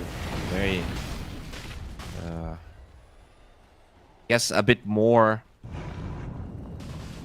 safe than I wanted them to play, but now they will go for that smoke. Just a bit awkward though. They showed the Night Stalker as well, so this is really obvious. Oh, jump from the task, Flacco. and he just gets mind broken instantly. Sweden Strong is trying to kill him. He might be able to do it. His Link is here protecting him from a kick away. He will die Black hole? for what he did in the black hole in the back line. The tornado maybe saving them. They're gonna try to kill the Morphling. Where's those cleaves? Where's that damage? They will turn him into stone. The Morphling should be fine moving away, and waveforms out. Both the black hole and the RP used on the Morphling, and it still wasn't enough. Batyuk somehow is still breathing. Radiant Dude, are scanning. the lion blinked on top of the black hole. That fight, he was blinking to cancel, and he literally blinked on top of the black hole. So unfortunate here for Fernandes. But yeah, as you said, despite all of that, black hole into RP, the Morphling survives. They have a serious damage issue at the moment. Which feels weird to say. The Magnus, if you look at him, he has almost 600 damage per hit with an MKB. So pretty much it is 600 damage per hit. And it's just not enough. The Morphling is living through it all. Yeah, and that damage is going to be reduced now. He already backpacks his Mask of Madness. He has the Blink Dagger queued up.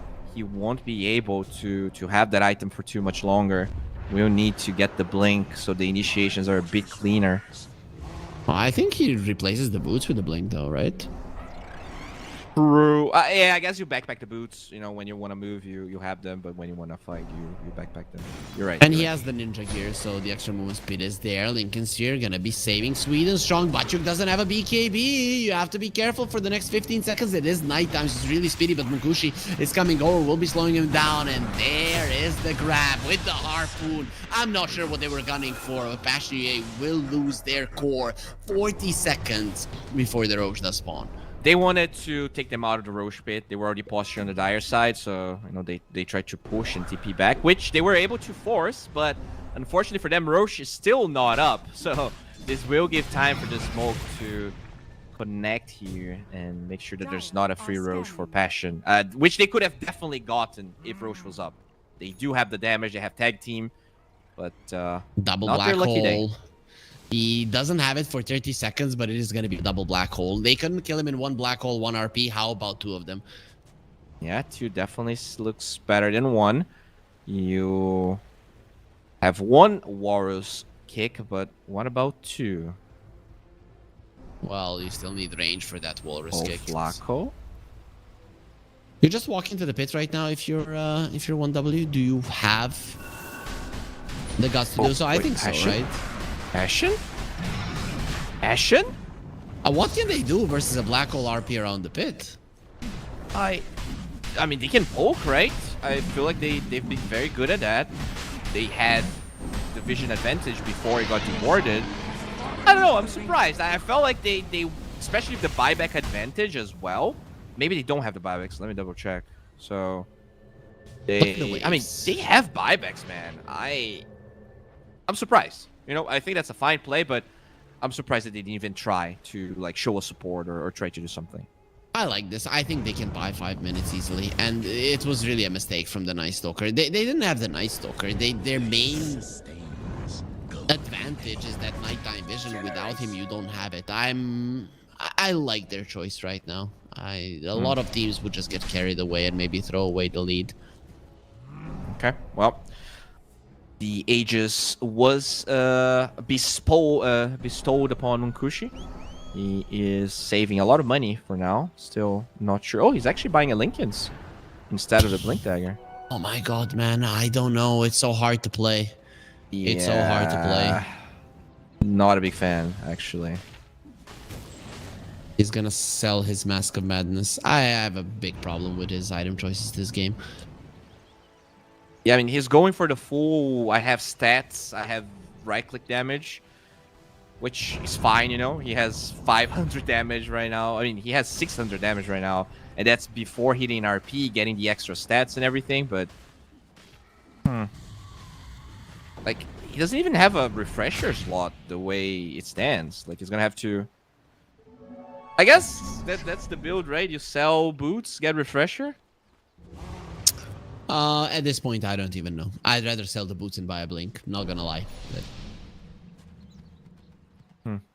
But I don't know what he's gunning for at the moment.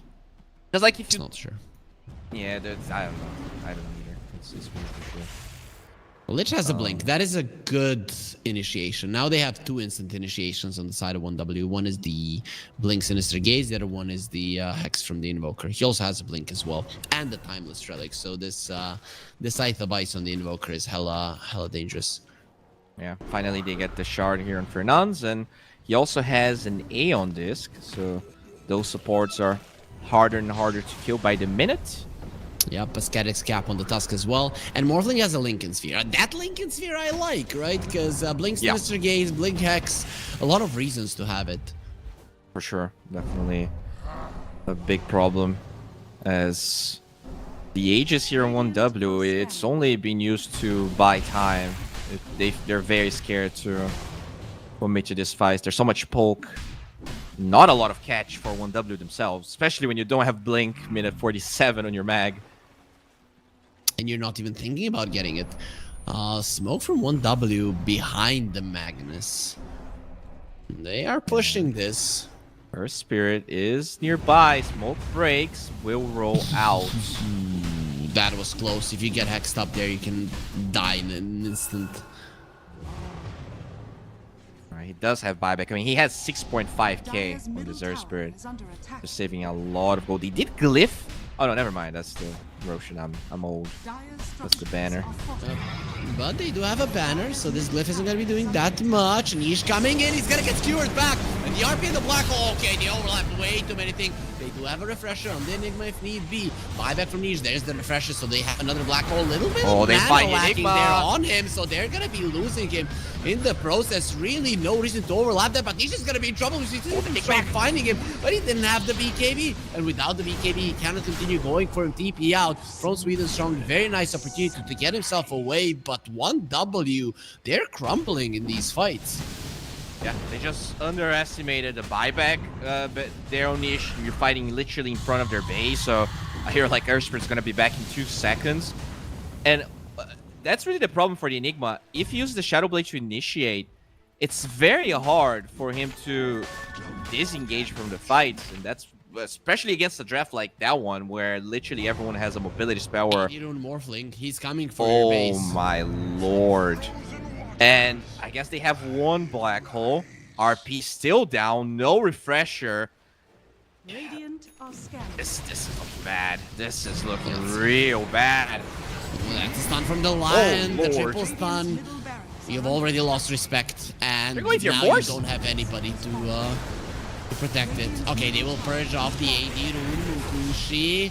They'll try to catch the Morphling, wait for him away. Cloud coming forward. He has his invis. That is a nice pull on the line. He gets himself Black away. hole And too? then the back line. The black hole is gonna be used, but he pulls them away. The Morphling is fine. He saved him. Mukushi. Oh boy, now the supports are just gonna buy back. What are you gonna do without your black holes? They will have an RP fairly soon, trying to finish off these. He turns himself to stone and kills himself away. Mukushi, the one that is gonna be turned around upon. He has the BKB, No trying to RP. get himself out of this bad position. But he popped the BKB, he's not gonna have it now. Squadix, he just bought back, and he will be taken back into the fountain for the next 2 minutes. Pasture looking to end this game, looking to equalize the best of 5 grand finals, to make it a 1-1, and very likely that they will be Radiant's successful. middle tower is under attack. I mean, this is over. They have no blink to get this RP off. They have no black hole. UI, a little bit low HP, but the supports, they are there. He bought the blink. on the Magnus. Well, he understood that he needs it right now. The glyph will be used. That's gonna buy you 7 seconds. 7 seconds for Morphling to kill you all and then bring down your throne. They really need that RP without the BKB next to a line that is never gonna be used. They will first kill you all and then they will make sure that this Grand Finals doesn't go 3-0 Passion UA. They deserve their spot in the Grand Finals, and now, in it, they're gonna be showing why. All right, so yeah, that is what I expect when you have this Morphling into Magnus. The mobility around the fights, just stealing in power every single fight. Like, he already had 600 base damage on the Morphling, and then you add that with the in power being stolen, and he's like, is literally one-shotting supports minute 50. I think the itemization was a bit weird for 1W. Maybe they felt like they were too ahead and they could get away with something like that butterfly. Whereas the itemization on the side of Passion just felt much better. The supports, I think the line specifically, I really liked them for Nance. Had a rough start. So yeah, congrats to them.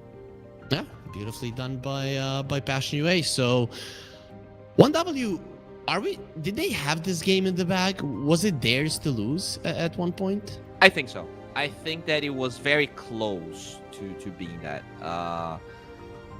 You know, to me, once you have that blink BKB at such an early timing on Cloud, you shouldn't really be allowed to lose fights. But that's the thing, right? That was one wrong BKB he went for that made a fight so much worse. And I think a lot of people, they're like, yeah, they think of Black Hole as this, like, the bad side of Black Hole is the long cooldown. But it's not only that. If you have a bad Black Hole, you can lose a fight much harder than you would if you haven't used it. And to me, that was a perfect example of a fight like that, where you get a bad target, the Morphling gets to do whatever he wants. And to me, that was really the fight where we saw Passion coming back. Recently, Bowie, we have been a part of a couple of grand finals, and a lot of them ended in a 3-0. So I really didn't want this to be the case here as well. Got very scared during that game, but Passion is showing that they've got some fight left in them. It is a 1-1 at the moment in this best of 5 grand finals. It's not going to be as easy as 1W thought it would. That means that we go to a break, and we are going to be coming back once the teams are ready to start game number 3.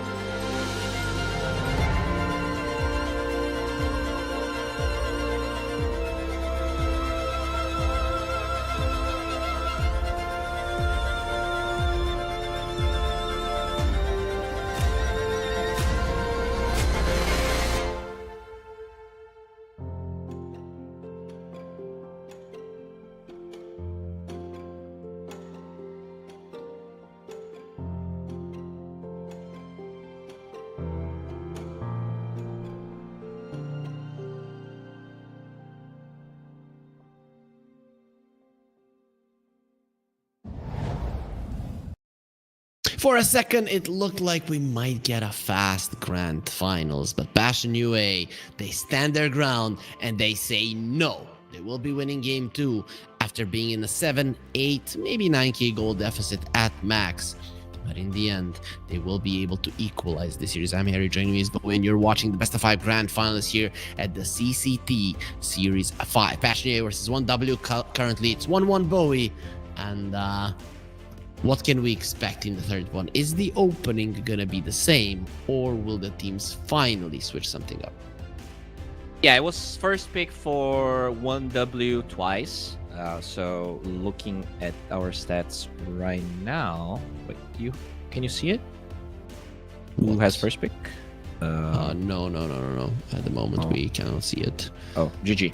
Well, yeah, I think that's going to change for this game, and I think that's really the important part. Will Passion feel like Magnus is important enough of a hero for them to pick it first? Because I think it actually really helps Passion that they had second pick those 2 games, because 1W can pick the Magnus, and you just give this Morphling that really, even when they were against an AEA, it kind of looked competitive for a while. That hero looks to me like the best hero they can give you. Why? So 1W, I think you gotta address that. You either ban Morphling first phase, or you pick it, or you just don't go Magnus first pick if you have the option again. I think it's just too easy for the Morphling. You're not extracting enough value with the Magnus, and you're just giving a counter pick for like the counter pick that's also their best hero. Bowie, I have a question. I see Cloud and Sweden Strong have a same picture on in Dota, the same avatar. So since you are the guy who follows all the memes and TikToks, even though you're like 50 years old, like what is this? You don't know? I mean, I don't know either. I mean, it's just a cute hedgehog. I don't think... Yeah, it's not a new meme. Maybe it's an old one. But yeah, as someone that browses TikTok for 2 hours a day and rots my brain just so I can be up to date, I do not know what that is. Who are you lying to? You probably just get 2 hours in the morning and 2 hours before sleep. And then during the day, probably like 4 or 5 added. That's not true. I know that it rots my brain, so I go there with a very intent purpose of understanding what the youngsters are doing, what the kids are doing. But yeah, it's just a cute little hedgehog boy. Like when you look at their animated profile, I feel like they're just some funny boys, just having fun. That's all I can say. But we have a lot of anime pictures as well. So both Munkushi and Scream, I think that's Hunter x Hunter. But yeah, Munkushi... that is still off from... Yeah, is that what's the name of that one with like the curses that all the cool guys watch? Jujutsu Kaisen? Doesn't look like it to me. Doesn't look like it. Yeah, I haven't watched it, so I assumed it was that, but I'm not sure. Yeah, I don't think that it maybe something later on, because I watched like 2 episodes and it was so boring that I couldn't continue. I feel like that's so overrated, that anime. Like I hear people talking about it all the time, and Hunter x Hunter to me is like here in terms of... Okay, Hunter x Hunter is the bottom until you get, I mean at the top until you get to the stupid chimera ants, and I'm not even gonna talk about it with you. It's like the dumbest thing. Literally, if I wanted to watch a documentary, I would have watched like to understand how lions hunt and stuff, not to watch an anime. But anyways, let's get ourselves into the draft. It is ready. Saved by the bell here. Bowie was trying to pull me into his weeb ways. That's not gonna be happening, Bowie. Production, please, can we get a new caster? This is unbearable. But yeah, talking about the draft, since we cannot really have a conversation about anime here. Oh, this is so fast. Holy shit. Like they went through 7 bans in Magnus? 7 seconds. And there's no Morphling, so what is the response now? Is it just straight up Lion? I don't like it. I think there's a better one. Give me a moment here. So probably Invoker, right? Pick a line? I think you should pick Invoker. Yeah, they do play a solid amount of Invoker. I actually thought that was gonna be that's a good one, Bowie. That's a good one. I like it, but I still think that they're in love with their line, that they're gonna pick it. Oh, that's neither. that was banned out. Instantly, there will be a ban out on the line. So no line, but there will be a Timber Saw. And finally, we get a little bit of a different approach here developing. Yeah, very interesting, because they actually first phase Invoker a lot the last couple of days in Passion. Timber used to be much better against Magnus, right? Sure, you're still taking away a lot of his damage with the Whirling Death, but blind Timber like that can be exploited, especially if Invoker is open, which is a hero 1W has played. So curious to see what Passion can ban, because they only have one ban. Banning the Nyx is good. I think that is definitely one you're scared as Timber, especially because he gets a break later on. But still, I'm not sure I'm convinced. I haven't seen, that much from Passion this week. Maybe, they're insanely good with this hero. But why not go for them in game 1 and 2 then? Well, Timber was banned out in first was phase. it? Oh, in okay. both games, Okay. yes. Okay. But you know what? You pick the Timber Saw and the Sweden Strong could just pick up the Magnus. If it's just to counter the Magnus, it could be a problem, right? Because Sweden Strong has been playing a ton of Magnus in his pubs with the RRP, right? So that is possibly a way to go. Yeah, and they already banned two very important heroes here that Passion loves running. They banned both the Monkey King that they played a solid amount, but also that Lion. They're gonna have to get the Shadow Demon, which Magnus doesn't really care. He has Cure, doesn't really mind being put in place. Sure, you dispel the Empower, but I wouldn't say this is like an amazing Shadow Demon game so far. It's solid. That's about it. I would still like to see a position for Magnus here, not gonna lie. Especially because Munkushi didn't impress me all that much, especially with his choices in the previous game. There will be a Pugna. Doesn't have to mean anything just yet. That is a good hero versus both of the ones on the other side at the moment. Yeah, the Nether Ward is really good against Timber. Just having the suck probably means we might get to see either a Dusa or a Storm moving forward here with the picks. They have 18, so those two heroes are very solid picked in that position. So I guess you just pick an offlaner here. That would probably be the best course of action, because that would keep your draft hidden the most. Yeah, for sure. So what is left here? They can pick Tidehunter, probably not going to be picked. Dawnbreaker? Mars. To Timber is a bit sus, right? But I mean, sure. Oh. That could be a Sweden hero. That could be a Munkushi hero, considering that you are playing versus a Timber Saw. I'm leaning towards Munkushi a bit. Yeah, you have the damage to posture against the Timber Saw.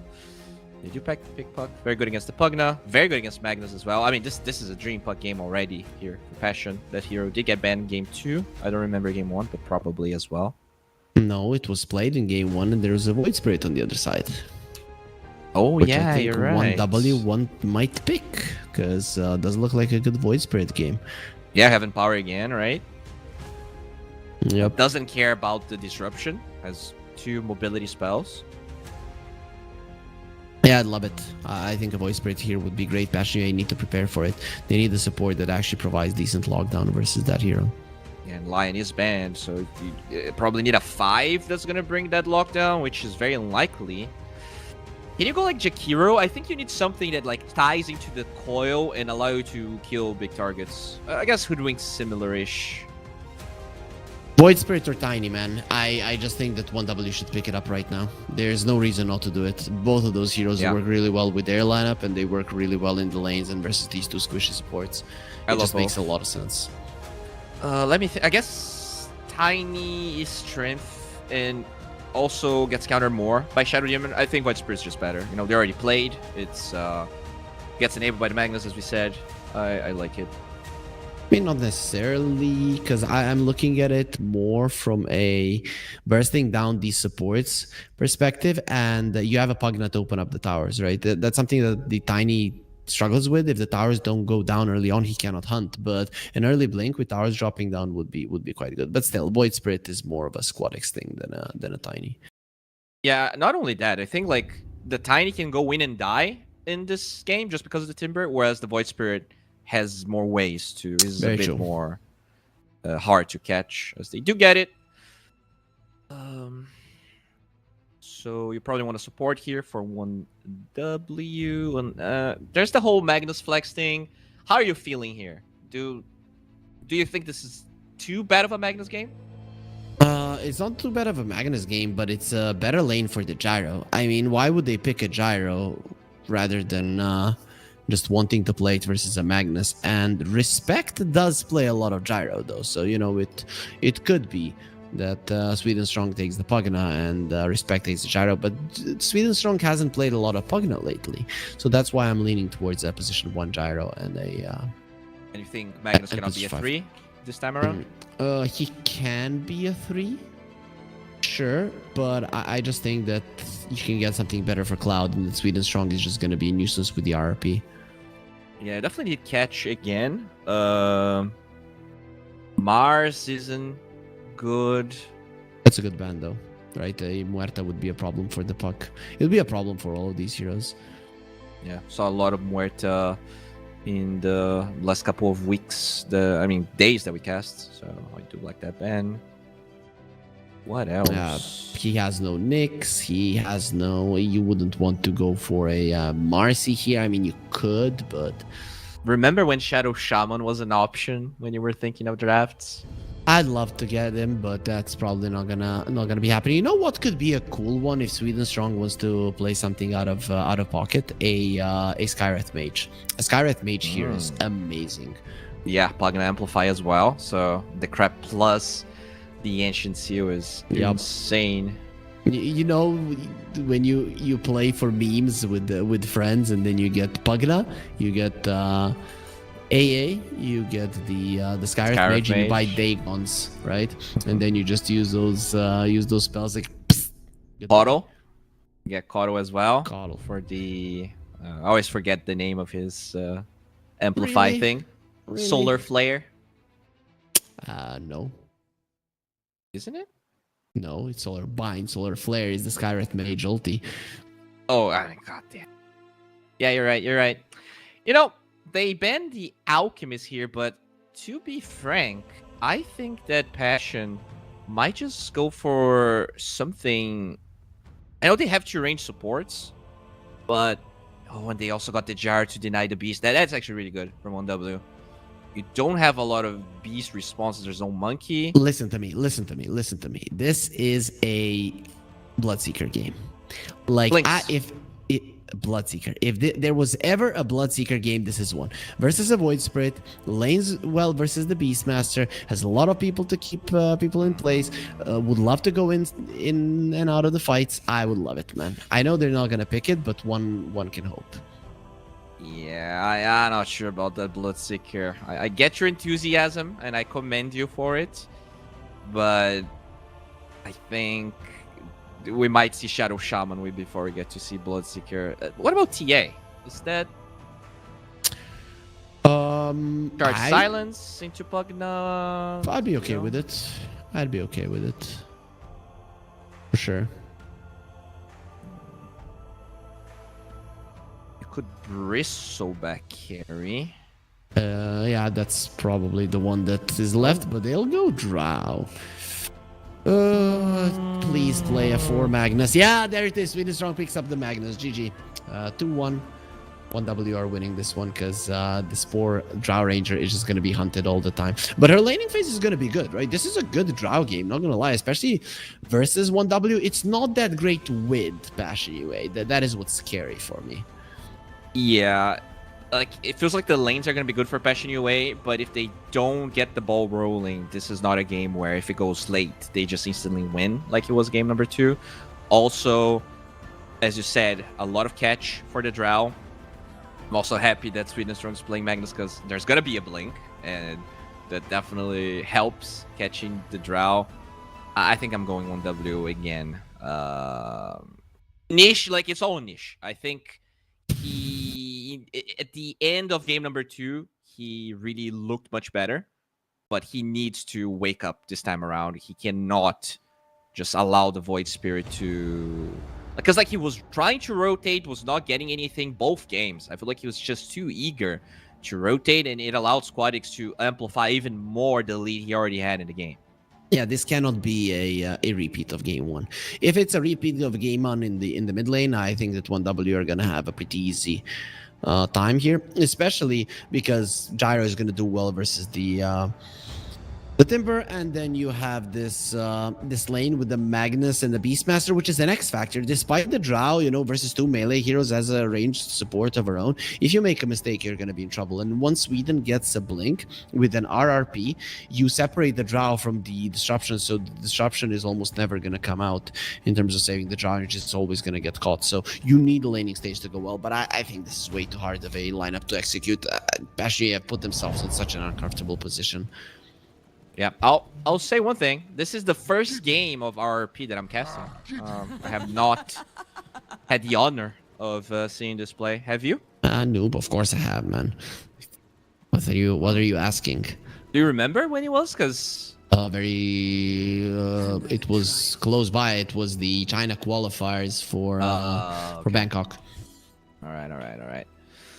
Yeah, I guess the Chinese, they're definitely a bit more experimental. Was it Baboka? I think so. I cannot. I wouldn't want to lie to you, but I would assume it was him who played it. All right.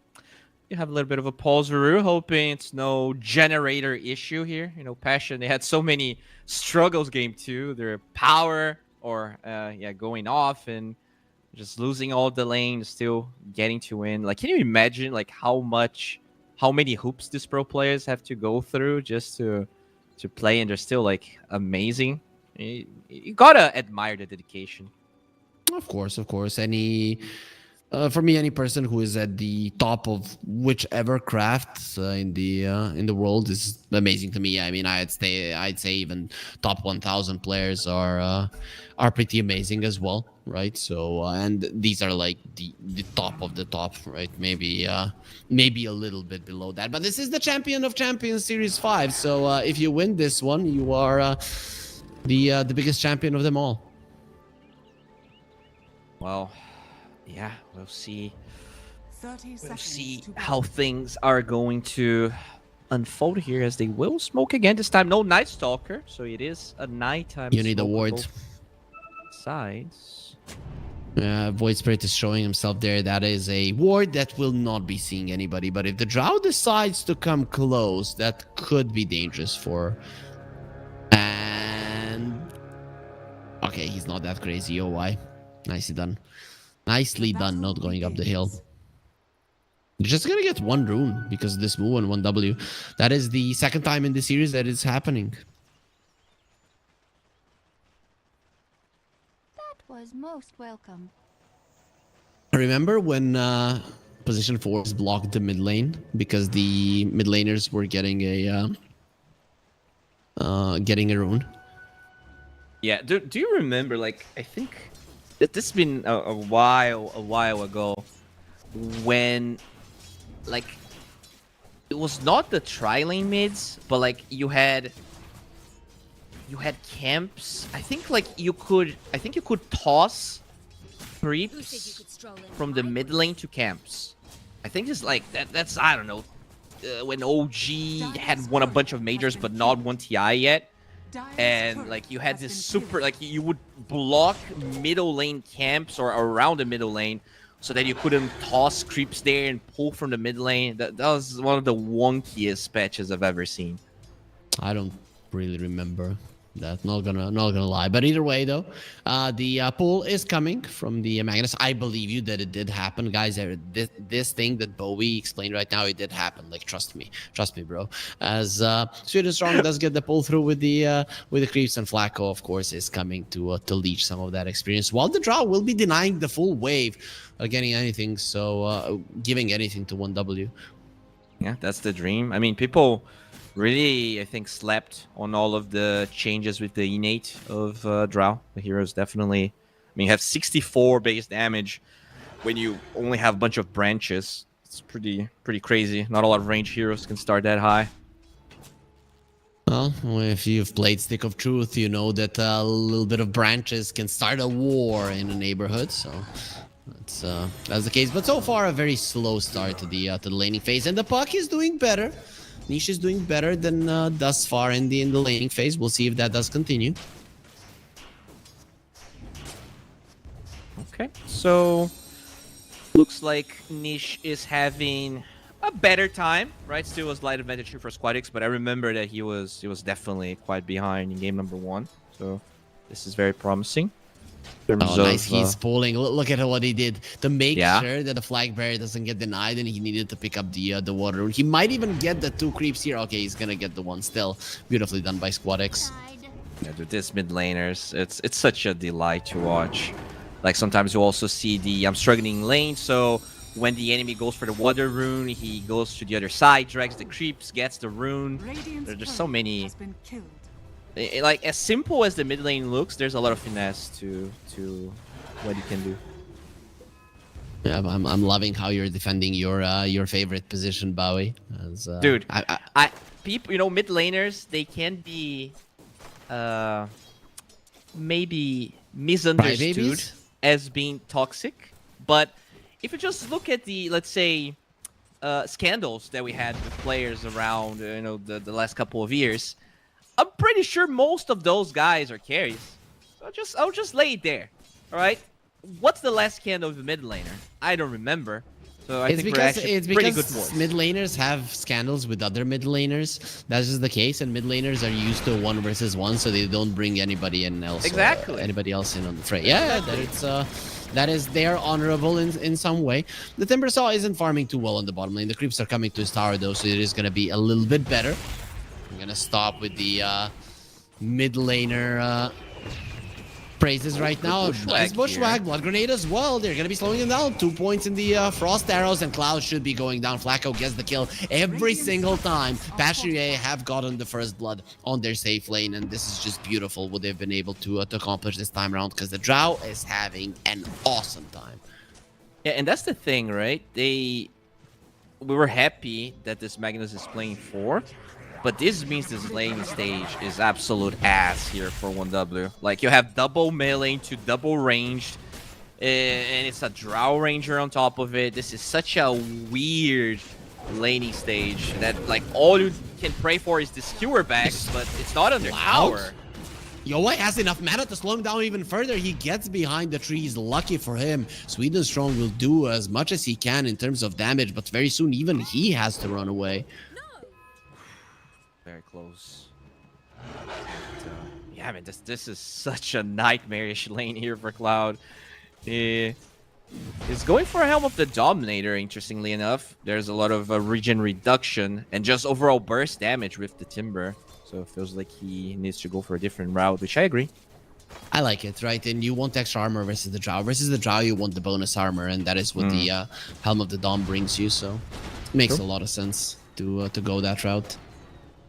Batyuk also struggling slightly, but they didn't really get any kills here. Bushido still very much farmed. Both carries living the dream. But look at the puck. He is... I mean, I'll say that's a tie. 5 CS difference, minute 5. It's definitely... It's a tie. If you look at the net worth, they're tied. It's because of the bounty runes, but even that, I mean, it counts. Yeah. So it's really now on to Nish not to lose control over his rotations, as they will lose the Drow. Yeah, that's what you need to be careful. As soon as the laning stage starts to be nearing its natural end, the Drow wants to continue laning, but well, they're going to be in trouble. Rune going to be on bottom. Squadix won't be able to get it. Lucky for him, Niche doesn't have mana. He doesn't have level 6 either, so we'll be able to escape. Still, this Void Spirit might need a refill, as the puck is going to be getting it with a haste. A lot of emphasis here from Passion. I love it. Bring the supports, making sure that it is not going to be just a free rune for They're gunning for the Drow again. No points in silence. Yeah, there it is. The blood grenade being used. Sweet and Strong getting close, but you have two of the supports on the other side here as well. Oh, why he is dying. Gonna get cured towards Cloud. Actually, just allowing him to get the kill before he dies. DP in from the puck going to be cancelled. Was that the Ether Remnant that made sure it doesn't happen? Yep, because I saw no reason for him to stop it. Still with the haste, he's gonna be coming towards the top lane anyways to try and avenge his Drow Ranger as much as he can. This Pugna does look like he's gonna be in trouble. Tries to deny himself with an orb damage that will not be allowed. Niche, despite his TP being denied, a kill will not be denied from him. But this is still pretty sad, right? UI dying twice, has no TP, has to walk back to the lane. It looked like the perfect Drow game, but already 2 deaths, and this Gyrocopter, absolutely uncontested, just doing whatever he wants. It's still, if the laning stage continues, if the tower on the top stays there for a long time, I could still see how this is okay for the Drow. But yeah, I agree. This is what you have to expect to happen to this hero at some point. Passionate, they were aware of it. They picked the Drow anyways, and once again, he's gonna be pressured. I mean, I think that really shows how good of a team 1W is, because when you look at the supports, Shadow Demon, and a freaking Hoodwink. I'm sorry. Magnus and Pugna, like, these are not good rotation heroes, and they're still like killing this Drow over and over again with a Beastmaster that has no stuns. Okay, Squad X running towards the top lane, gonna get smoked up. Were they under that ward? I think not. It didn't spot him, so they will be able to get on top of him. Yo, why? Break the smoke.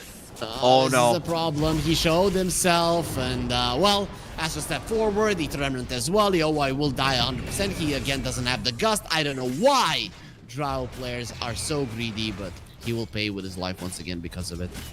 Yeah, and you were talking about tower being up for a long time. Good luck against Pugna. That's not gonna be easy, and they will be able to posture around this tower. Cloud pretty much has his Helm of the Dom as well. Dang, we just expected a bit more out of that top lane, considering how good of a start they had. Yep, looked good for Passion, but the Drow Ranger just, other than being a solid damage dealer, doesn't really contribute much when it comes to surviving. And again, the Puck's rotation just weren't there. He didn't bring in the TP for himself fast enough, and well, he just Drow and her tower, they get punished for it. Yeah, really problematic here.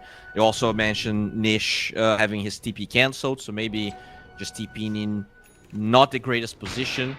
Squadix, even when he doesn't rotate, somehow gets impact somewhere else, right? He's 0-0-1. Like, this game, it's not on Squadix's shoulders so far. It's really the supports rotating through the gates. Oh, are they gonna get him again? No, yo, why? You have to live through this one. He will be able to get to the tier 2 tower. That is a tower that this early on you will not dive. It's just way too risky. Yeah, I mean, you don't really have RP. If they had it, maybe, as they will find the Pugner. Very nicely done. Yeah, for sure. I mean, you want to start applying pressure there with the Timber Saw, and you will be able to. Interestingly, he went for the Twisted Chakram. I'm seeing people reverting back to this facet. Yeah, I think they. I always like this one a bit better. Not gonna lie. I think there's a couple of matchups when there's like not a lot of mobility that the other one can be good, but I really like the Twisted Chakram, especially like some players are really good at using it. Strong. That's gonna be dead sweet and strong. Bushwhack, sharpshooter. Flacco is already level 6. That is a high level squirrel. Yeah, that's a lot of commitment as well. You know, did you really like? You have this Arcane Rune. I think you probably wanted to force a bit more. But yeah, I mean, you know, it's a kill. But like Nish still needs to be a bit more patient with the way he's using his spells. I'm surprised that Passionate supports have so much more experience than the ones on 1W. That is quite a lot. Yeah. For the first time, right? Because in the other games, the Lion was always level 5, minute 13. I mean, the hero is a bit weaker, and they were picking the Lion very early on, so kind of bound to have a bad time. Cloud gonna be trying to shove out that top lane. Of course, you want to have some vision there, and that's why Passionate, they are protecting themselves. But very deep ward was played by the Magnus, so they're gonna be watching this Drow farm all this time. We'll see if they'll be able to utilize it to kill her another time. That's gonna be an Ether Remnant onto the puck. Obviously, no damage on the Voice Spirit at the moment to kill his mid lane counterpart. Yeah, Squadix being very patient this game, just playing for himself, farming a couple of stacks, yet to really rotate, yet to really do anything. Dire's bottom tower is under attack. Which makes sense. This hero is much better at TP into the side lanes and playing off of the enemy aggression than looking for fights himself. And that's why they're going for him, but Respect is nearby.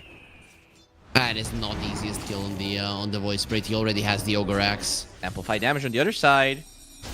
Let's see Respect. He doesn't get close to it, so it will be bottled. Sharpshooter missed. That is going to be 45 seconds when you do not have your main damage spell in terms of finishing people off. And that's, I guess, the support struggling with levels is really the problem on 1W this time around. This Magnus is just running around. Level 5, no one power to give as Nish. That's a nice bushwhack as well as Oh, the the coil. Crapto. Will he break it? Well, they do Spells. have the Demonic Purge trying to finish him off. The Simulate to get himself on the other side, and with the life drain, he will give his life Respect there to make sure that Squadix survives. Also, he digs out a healing cell. Very lucky for Squadix. He can continue fighting. Radiant are scanning. Batyuk is nearby, though. He's level 11. God damn, Yeah. Batyuk. Dude, he was on the bottom lane forever. The experience of Passion UA is really high in this game. But Gyro is rotating as well. Batyuk needs to be careful. He might have a Kaya, but that is not a survivability item. They will miss him though, so we'll be fine. We need net worth on the screen. Observer, come on. We want to see the gold. Well, it does mean that UI is actually getting a lot of farm. So he finally gets to rest for a couple of minutes. We'll be working towards the Hurricane Pike, it looks like. Does need some sort of... No, it's a save item, but it's also always nice to have on draw. Overlord, though, pretty much completed. Let's see though. It is it is a 1k goal lead. Passion UA are leading despite the Drow dying a couple of times. They did manage to slow things down, so that strong laning phase did still matter. If they didn't get that strong laning phase, I feel like this Drow would be dying even more. Yeah, I agree. But still can't help but feel like they should be a little bit more ahead. You can't really deny that Radiant's middle tower is just under the attack. gap close and the sheer physical damage that they have is going to be really hard for the supports to deal with. As Oh, they found Nish. Cloud. He will go for a roar. Tries with a follow-up stun, of course. Fernance is there. Demonic Purge, Disruption, and Cloud should be going down. The Magnus is coming over. He really needs to wait for backup. There's a scan. Passion UA are aware that they are being hunted at the moment. Oh, Sweet and Strong going forward here. Yeah, he does have the RRP if he wants to use it, but Bushwhack will keep him at bay. He gets honest as well. He can't use a spell trying to dodge the sharpshooter. Not going to be happening. Even with the life drain, he's gone. Fernance will lose his life to Munkushi, but that seems to be the only one you can get running into this ward. Would be a mistake. Huh. Okay. I mean, support Magnus can look like that, and it's so unfortunate, right? And now you're this level 6 walking elephant that doesn't empower anyone. They have so much mobility He's a on all the corners. rhinoceros. Well, he looks like an elephant to me, and he is. Yeah, he's I very would useful. assume. You said that you didn't know that elephants were bigger than rhinos, so yeah, I understand. Yeah, that but is you would fight 100 duck-sized horses, which is insane. So you don't really have anything to that say is going to be here. a problem for the Void Spirit. Got time stop and burst it down in a second. Batyuk. Oh, the damage was insane. They're going to lose the tower to the Nether Blast, but that is a small price to pay. You're fine with that. Yeah, Dire I definitely like that Nish has been. They're not forcing towers under. They're not forcing fights under the towers on the side of 1W. I feel like that's really the easiest way to enable Squadix game. And because those fights are not happening, like he's just slowly farming, which this hero is not very good at doing because no one really maxes Dissimulate anymore. Dire's bottom Which means that Squadix is very muted this game. It didn't really get to do that much before the eggs is finished. That is very good. The gold lead still isn't coming up all that much, and they're trying to give Sweden Strong some time to find his blink, because really, without it, using his RP is gonna be very rough. Yeah, it's just this hero just doesn't farm that fast. He doesn't have arcane boots. It's really a struggle here as they will smoke. I honestly Look at hate this Flacco with the smoke. invis. Yeah, Like, you're they gonna don't hate it have even more. eggs on Squadix. They don't have Blink on Sweden Strong. This is such a forced smoke from 1W. And a Hurricane Pike on the Drow already.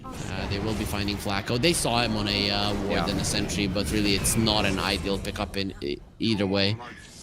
Yeah, 4 heroes for support kill. It's not like they can really take the tier 2 tower. They can poke, for sure. Palina is very good at doing that.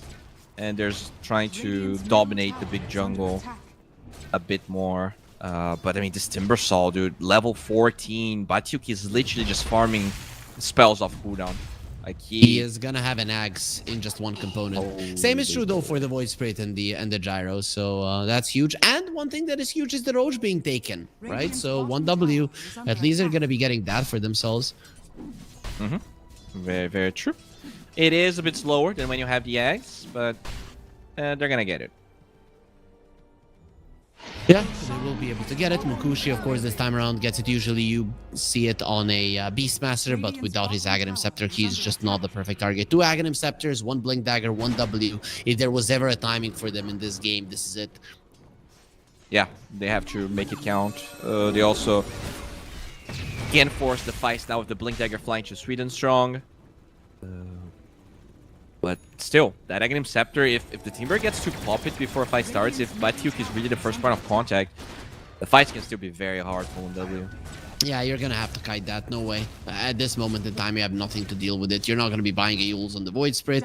You're not gonna be buying a Yule Spirits. You're gonna have to wait for the later portions of the game to get a Nullifier, and that is ways away at the moment. Radiant structures They're gonna are glyph the top fortified. side. Dyer's top Yeah, I tower guess Do you with force the that eggs, tower? Yeah. eggs is done. I think the Timber could TP. He's fast. Flacco is just gonna be a bonus. He came over to be annoying around that tower. I mean, it's okay, right? You oh, Roar! they go for Oh, the he got it Timber. off. It's time to run away. It's just Johnson. Get yourself out of that situation. There's no way you can deal with the Timber Saw. And that means that the draw is farming and farming and farming. They're losing map control though, not gonna lie, that can be a problem right now because 1W are going for a second tier 2. They've only lost 1 tower thus far in this game, but that has been a story of the series, I guess. They want to fight though. They're coming over, Coil is ready, you have all your spells, Glyph being used, Bushwhack. They have That was Blink close. on Nish too. If they can get the jump on the Pugna. Or even Munkushi right now. He is the Aegis, but what if he explodes? Could be a problem. 1W don't seem too eager to fight. They understand all 5 heroes are here, so They maybe do it's have just vision better. now. Radiant's Yeah, you middle don't want to tower be is dragged under into bad vision as passion, so they're gonna ignore that. I think could even get this mid tier 1 if they want to. There is a just brute problem force it. with tier 1 towers versus a Magnus, right? You can very easily get skewered back.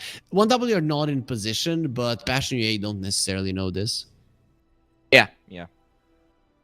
It's nighttime, definitely a bit scary, but this tier 1's being up really make it that there's not that much farm for the Drow, because Puck and Timber naturally are heroes. They're kind of like vacuum cleaners, right? They just get everything that they can see. So the Drow isn't farming as much as she would have liked. Not the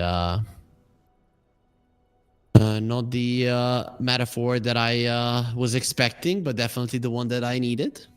Vacuum cleaner.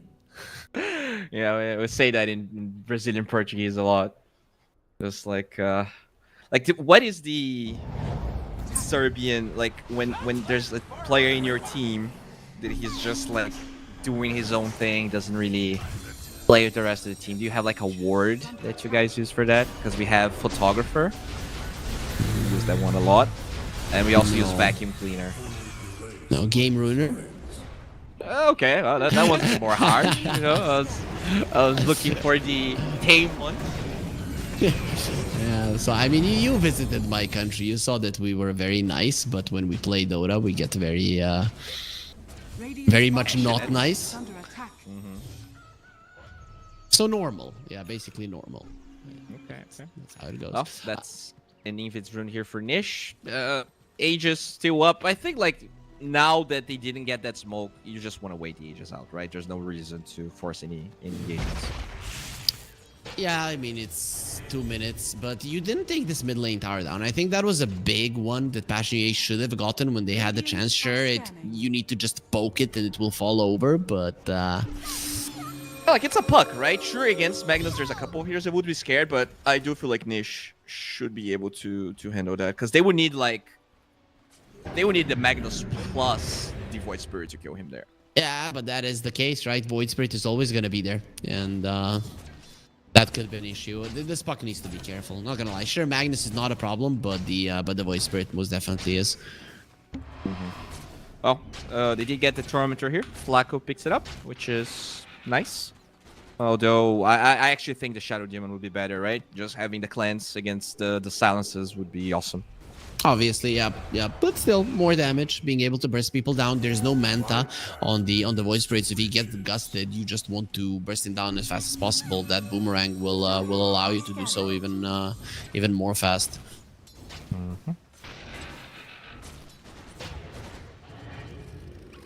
And farming with the Void Spirit is so... Satisfying? Yeah, man, I love it. I don't play mid much, but when I do, I love going with this hero and just farming creeps. It's... And then you get in power, and it's even more satisfying, because they just melt. Yeah, I really haven't played him at all ever since he was turned into Universal Hero. Puck goes in, four step away. Pugna needs to survive this one. He does have the one charges. Oh, bad. Going through his Dragon Scepter. What the hell? Okay, I didn't think they had that much damage, but obviously they did. There's gonna be a gust and an RRP pushing the Draw Ranger in a very uncomfortable position. Nice grab by Sweden Strong, and now for more Fernandez, he tries to make himself invisible, and we're gonna make you disappear.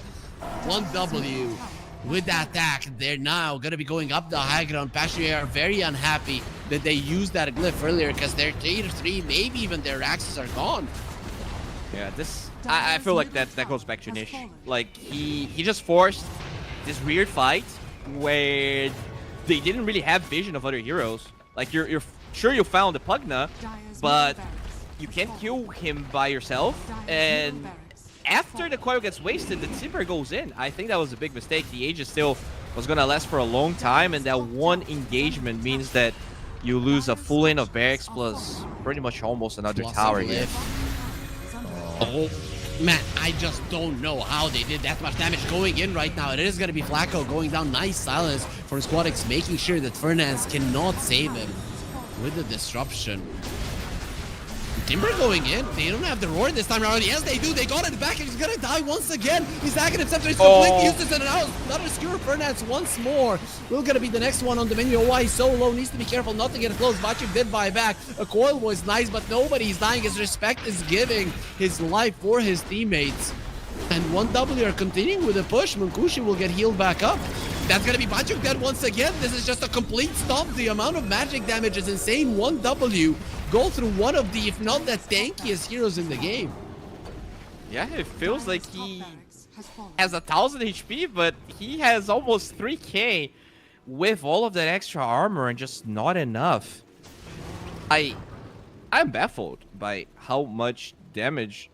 I don't know. Like, let me see the fight recap. Who's doing more damage? It's mostly the Pugna, actually. Damn. I know, man, but still, it shouldn't happen. The Timbersaw, when he activates his shield, I've seen ultra-farmed heroes just not being able to get him. Look at this. They have too much magical, I think, is the problem, right? Because Void Spirit is mostly magical still. Have the Gyrocopter Flag, the Pugna, all of the Magnus garbage as well. Oh, whoa. Mukush is dead. Yep, okay. That's one. That is how it started in the previous game, right? When they got the Blink Dagger on the line and killed Mukushi. So maybe it's gonna change in this game. Okay. Well, in that game they were not 2 lanes of barracks down, so that's definitely a big problem they're gonna have to offset. They still don't have eggs on Drow, which I'm not sure. I like this build, like getting the Shadow Blade first. Like, I guess maybe you can kill the Pugna with the Shadow Blade, but Drow shouldn't be the hero initiating fights anyways. I feel like that damage reduction, the healing reduction, is a big thing they're lacking in these fights. I'm not sure. It's hard to itemize with the draw. I mean, we talked about it in the draft that this game is going to be very hard, and especially in this game, it's hard because your turnaround potential, your potential to protect the drow is okay, but you do not have that big thing that is still gonna allow her to attack after she has been initiated on. I don't know. It's just a hard draft to put a drow into it, and I was very confused when They're they going did. in here. I mean, gets what the are they tower. gonna do? The Void Spirit with an Ether Remnant there in a good position. The Puck will get himself away, but again, the two supports are just gonna be left stranded. No Sharpshooter will be coming out there. I mean, I guess they got the tower, right? That's what they thought was gonna happen when they didn't go for the tier 1 that time. This time, unfortunately, they were definitely ready to punish Passion. 1W looking clean in this game. Cleaner than what we have been used to. And they've been looking quite clean in both games, games 1 and 2. Yeah, you know, I think if we can still make position for Magnus look this good, despite the fact that it had no farm, he had nothing. Like it's not like the Magnus is looking great, but is that despite having this hero being crippled, they still had enough with everyone else to make the fights work out. And I think a big part is Passion taking bad fights, but I also, you know, you gotta give it to them. They're first phasing this Magnus and still getting good results regardless. That is the third game that they're doing so, and maybe Passion UA will finally decide to ban this one out because you've lost 2 games now to it. And coming out of the base with the smoke, 1W are already out. They don't care much about it. You get Roche here, you finish the game. That's how you end it. Yeah, so looks like they will try and stop that from happening. Aghanim Scepter very close here for UI. Maybe, yeah, actually I think he will have that plus TP to the outpost, and I think that's the way he should approach that fight anyways. I don't think he should go in with his team instantly. I don't think you fight the Roche, man. I don't know if you can. Yeah, wow. They're coming to kill him. They're coming to kill OY. He is an invis. He does see Sweden strong. The thing is, he doesn't understand that so many enemies are in the vicinity. You're gonna give his life away. The disruption is there. They will be saving the draw for the time being, but Munkushi is ready to rain down with the rockets, and they're gonna get the root. OY is being destroyed from up above. Cloud is taking a lot of damage. Munkushi is all alone. He doesn't have a satanic, but he doesn't care. Respect is in the vicinity. Bachu taking a big beating. Does have a lot of armor. It doesn't seem like he's going to be having enough. Has to run himself away. It is a 2-for-2 in the end. They're trying to finish off another support on the side of Passion UA, and SquadX will be able to do just that. Now Gyro will have a satanic, and he will be this unstoppable force for Passion UA. I mean, all things considered, this is not a bad fight. Drow being, you know, getting that Magnus kill before falling, really good save from the Shadow Demon as well. But it does mean that Roche is going to be free here. There are, as I said, with the Satanic. I guess the thing is, the exit is ready, so a lot of that healing won't be happening on Munkushi as long as the Drow is focusing him. But, yeah, can the Drow afford focusing this Gyrocopter? Well, the Drow will just get ran at and probably not end up too healthy after that fight. Now this opens up the Roche versus a Satanic Gyro. You're not fighting this. You just let it go. You hope that the Aghanim Scepter of the Drow on the high ground will help you to win a fight.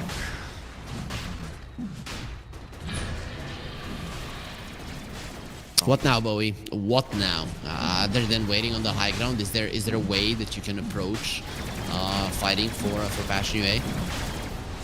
I mean, this is the best high ground defense Passion had. Right, Drow Ranger is notoriously really hard to go high ground against, especially when she has eggs. So yeah, if you're not gonna get a pick off before you go high ground as 1W, this can actually be dangerous. It's a 14k goal lead, so it might not matter. But all you want to do is posture the Timber, have the Drow behind, make sure the disruption is only used for a save. Roar is really Roar plus DRP is really what you're looking for here. And make sure the Niche doesn't get caught. He is surprisingly deathless this game, but also maybe less involved in fights than you would have wished for. We really haven't seen Sweden Strong shine in this game. He really didn't need to, which is Yeah. kind of sad because I'm a big fan of the RRP and people who are great at using it. Sweden Strong, definitely one of those. Batyuk will lose his career. What would have that been? And nothing significant. Maybe a plate mail. All right, so the Timber Look at ready to Sweden. be. There's no buyback on Batyuk, by the way. So if he dies, Radiant are there's really scanning. no turnaround possibility. He still needs 30 seconds and 200 gold. Sweden is hunting and Batyuk is in a position to get hunted. Dire structures. Kushi dealing with the tower. It's still alive with the glyph.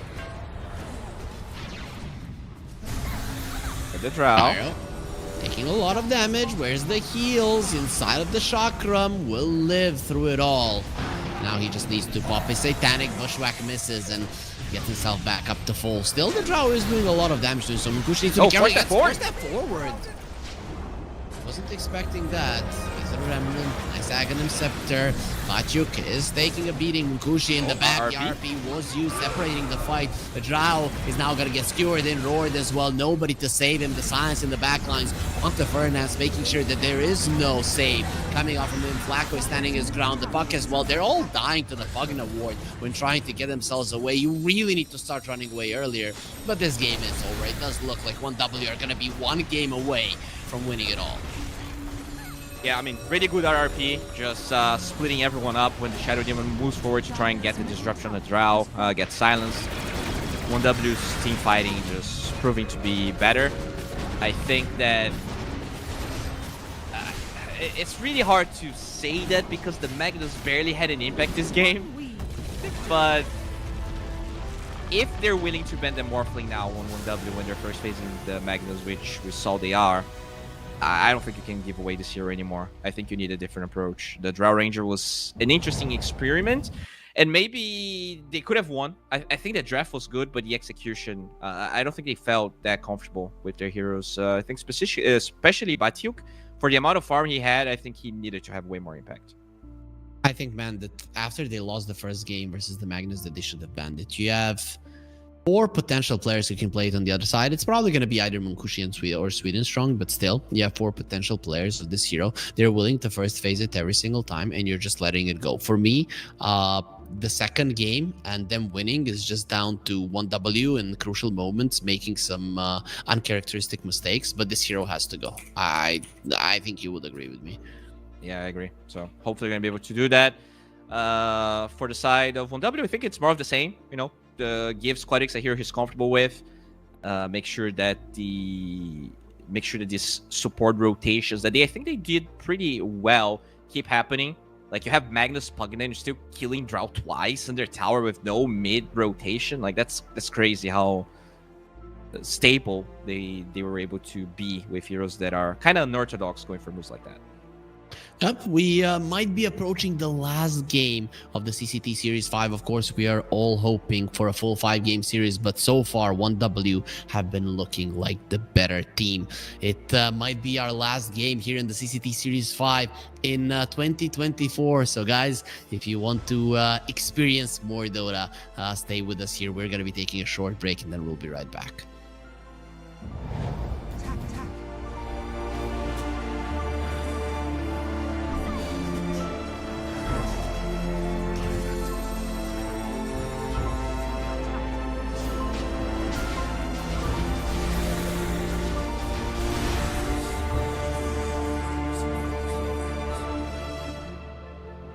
Radiant are scanning.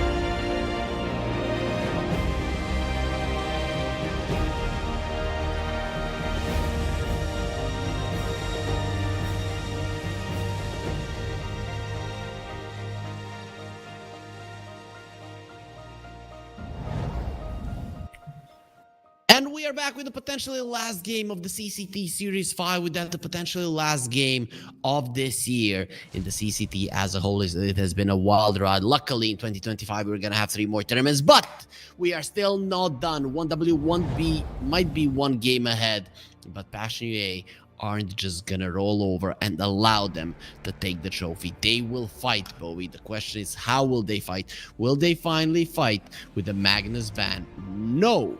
Will be the answer. Well, for the 4th time in a row, 1W get to do what they want, and all right, Passion. We talked. Invoker. Yeah, Invoker, 100%, 100%. Listen to the casters and the caster and the analyst. We are super smart. We know what we're talking about 100%. One of us is very smart, at least. I agree. Yeah. Well, in Passion's defense, game number 2, we were sussed out about them doing exactly the same thing, but they did fix the problem, right? They opened the same way with the Morphling, and they did fix the problem. And the Timbersaw did have... Munkushi screwed up with the item choices, man. I think if that wasn't the case, that they would have lost. I get it, and I think that is partially true. But, all right, let them cook. Which part? The part where he definitely messed up with the items. Was that the sole reason they lost the game? I'm not sure. Yeah, of course not. Of course not. That is true. You could play around those items, but the way they have played, if they didn't go for those items, would have been different. They actually banned out the Shadow Demon this time around. What was the ban last time for 1W? I think it was... Damn, I don't remember. It was definitely Lion plus something. Let me open the draft here. I really thought that you were at least going to give me a hero like I think it was, and then I don't care. Just say a Venomancer. Who the hell cares? But I think it was. I don't know. Right? That's just not fair. All right. Well, I have the data, and it was a Monkey King. Okay. It was a Monkey King, which we have not seen in the series just yet. The hero has been banned quite a bit. I think banned all 3 times, and for a good reason. The hero is looking awesome lately. Last ban for Passion UA, the stats boy. Oh no! Oh, they banned out the Invoker. They misclicked. They wanted to pick it. Well, yeah. Last time around they banned the Nyx Assassin. Wait. Oh no, that's draft. Wait, that's... Yeah, sorry. They banned Muerta Night Stalker.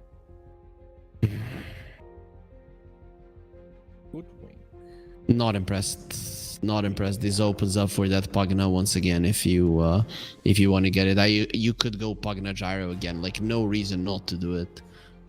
Yeah, I would be surprised if they do something different. But yeah, this is definitely... So far, it seems desperate. You know, at least in that game, we saw a couple of adaptations that Passion was able to, through the draft, cook.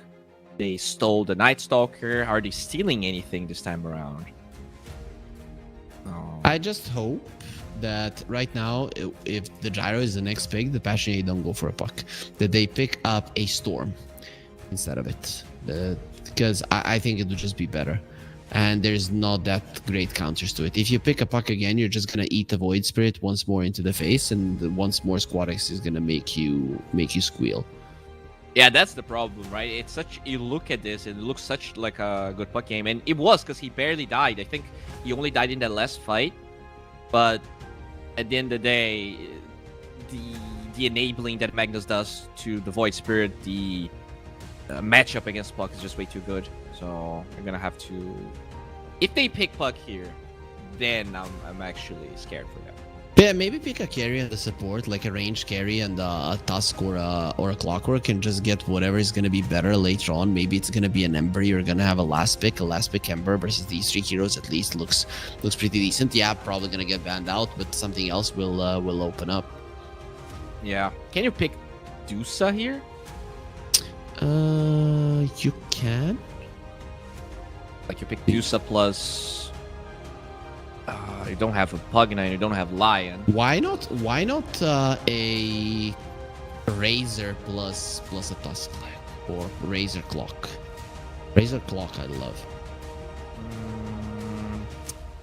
Lockdown is very limited, but yeah, Razor is nice. Definitely a good against the gyro. But I think if you pick Razor here, they're just gonna flex the gyro and play carry mag, right? That's fine, but then you have a Timbersaw versus him. They're just gonna go for the Alchemist. That's probably so. Alchemist Lich, maybe, or something along those lines is an option. I don't. I think there's too much magical. I don't want to see Lich. I want to see something different. Maybe. I mean, you can still go Tusk. They go Muerta. So that is the anti-spirit hero for 1W, which I like. I think you just get a Quap now. If you're Squadix, you're looking at this game and you think Quap. Or you can get away with an Ember yourself. Ember Spirit isn't really like the rest of the spirits.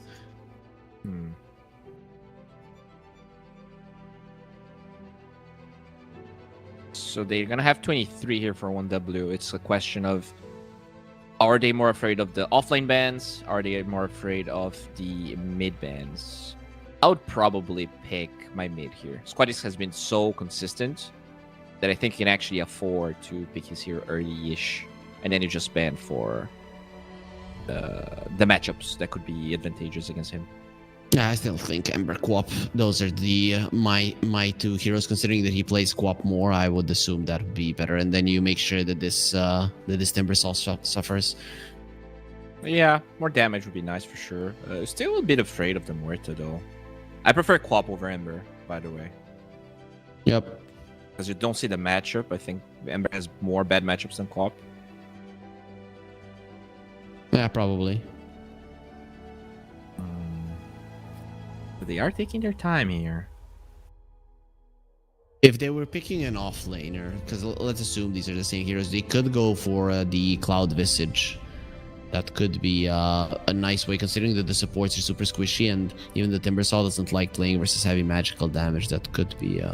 I think Visage Magnus is too weak of a lane, right? Like you were playing to this bulky Alk. Oh. Okay. It's dangerous versus a Muerta, but other than Muerta, they don't really have anything for the puck, so it kind of makes sense. Yeah, so what are you banning here? Tiny Void Spirit. Oh, Night Stalker Void Spirit then, I guess. I actually think Tiny is better for Passion than Void Spirit, because they don't have Magnus to enable him, and also Tiny is very good against Pugna too. I would actually ban the Tiny. I'm not sure if they play it, but in a vacuum, I think it's a better hero. For Everybody plays a Tiny, though. I think Niche does play a Tiny. I would assume. And Void Spirit is even though it's like a counter to the puck, it's still a skill-based matchup. And I think that Squadix takes that. So Tiny is probably safer, but I've seen pucks beat Tinies, man. And that's... Hero has been a bait lately. Yeah... What if you play... The Tiny is definitely not in the more picked heroes here for our boy. He has 6 Tiny games in his competitive life. Are we gonna see a Ricky? Does he play Ricky? Oh, Ricky Maru. Pugna is annoying, but if you get the jump on him, you can definitely kill him. I am actually super down to Ricky. It absolutely destroys Mag. Dude, this is such a good Ricky game. Damn. Yep. It's a 24 pick. All right, I'm down for the Ricky. They're probably not gonna pick it. Not gonna lie, right? It kind of feels like a tier 1 tournament hero, right? Where if there's like tier 1 teams that you're gonna be able to capitalize on that early lane advantage that you're gonna get and just destroy people with it. I don't know. They were to pick this, it would be his first Ricky competitive game of all time. So a lot of pressure here. Finals, playing Ricky for the first time, especially one game away from elimination here. Would Passion even go for it? Yes, because they're not cowards. They will ban out the Dark Willow, so they're expecting this to be an offlane Magnus this time around. And maybe that's a good call, considering that you have an Alchemist. You really need to pressure him in the lane. I think they're going Air Spirit then for Passion. Like, it's good against Pugna. It breaks up the fight. It gives vision. They're all super tanky on the cores, which might mean they're going to have damage problems. for 1W. I think that's what they'll pick for Passion. For 1W, I'm still in the Visage, man. I think it's good. why not Beast though? Because the Beast doesn't kill, and it just gives extra units for the Alchemist to farm. I don't like it.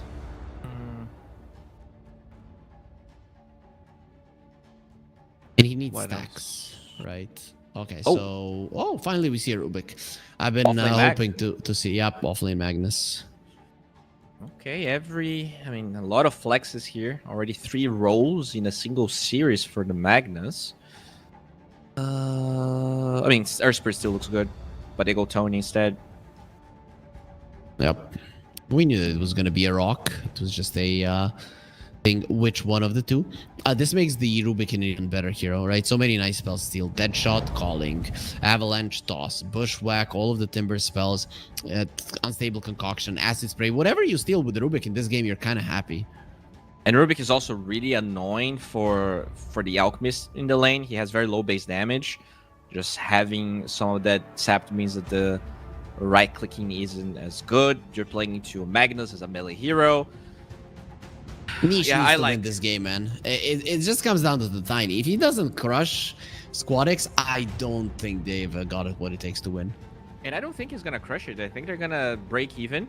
Yep. And at the end of the day, Tiny takes so long to get blinks now. I think Batuk also needs to deliver a bit harder, right? We talked about him getting so much farm and not necessarily delivering a lot in the fights. The amount of magical damage is insane on 1W. I'm not sure just rushing eggs is going to be the play for this game either. It is a rough one for sure. So we'll see if Passionate can win it. I don't have much confidence, Bowie. Are you thinking this is it for the grand finals? Well, I do want to go 5 games, so because I'm already used to getting the wrong winner, I'm going Passion here just for the memes. Well, you should have went if you wanted it to go that well. If you really wanted to curse them, then you should have went for 1W. But sure, yeah. Let's do it for the memes, but also let's do it for the fun. We love good Dota. We like 1W and Passionate to give us the best game of this tournament yet. Will that happen? We don't know. We'll find out once we get ourselves into the game. It has started, and we are in it right now. But we don't start crying. Don't start crying. This might be our last cast of 2024. Oh no. I mean, it has been a pretty long year. Both of these teams have been grinding their hearts out, and you can't really argue that both of them grew, right? Passion barely, no one even knew they existed, and now they have definitely appeared in some Reddit threads, and a lot of fans of the bigger teams complained that they lost to Passion, and 1W from pretty much nobodies to now arguably a tier 1 team, depending on where they wake up. Bowie, was 2024 a year with 29 days in February? Let me double check the calendar. Yeah, go here. check that, because you said it has been a long year. I mean, how long can it be? It's max 1 day longer than what we're used to. Well, it was 29 days, so yeah. After Yeah, okay, and now also, I get it. Yeah, it has been a very long year, Bowie. that's you're what right. I meant. Of course, that's what I meant. Well, Cloud is gonna be stealing the rune. Let's see at the cost of how much of his HP. Well, a decent amount, but they reveal a ward because of that. Now it's so obvious where it is. Yeah, there is a sentry. Is he not? Why is he not placing it? I mean, it's definitely there. Oh, he mean, he might think could've- that it's on the other side. Yeah, exactly. Sometimes you just need that little bit of vision to cast. But anyways, looks like this is going to be a Rubik Mag. I mean, it's been a while since I've seen these 2 heroes in the same lane. Very rare to see Rubik. Magnus, maybe slightly less, but still not that much of, not that popular of an offlaner. Besides when Whisper's playing it. Yeah, nowadays, right? But these 2 are like the staple, right? Yeah. Rubik Magnus, Rubik Mars. These are some offlane duos that have been happening for a long time. Sweden Strong will eat a Unstable Concoction really won't be taking all that much damage, but guess who will? The poor Alchemist being skewered back, and they're just gonna smack him as much as possible now. Strong focusing on Flacco. Meanwhile, speaking of Flax, there will be a usage of that, so Kushi trying to establish even more dominance than last time. Yeah, I mean, this is a matchup where the Timber usually struggles, so that's why I was very impressed by how much farm Batyuk was able to get in game number 3. But yeah, no point in Rocket Barrage just yet. Not that much magic for them to break through. Batyuk already having the reactive armor up. He's probably going to be changing something from the previous lane, as that one didn't really go too well for him, but we'll see if anything can help versus these two. Very good two heroes to deal with the Timbersaw. Yeah, definitely. It is just sheer magical damage. Look at him. He just can't farm.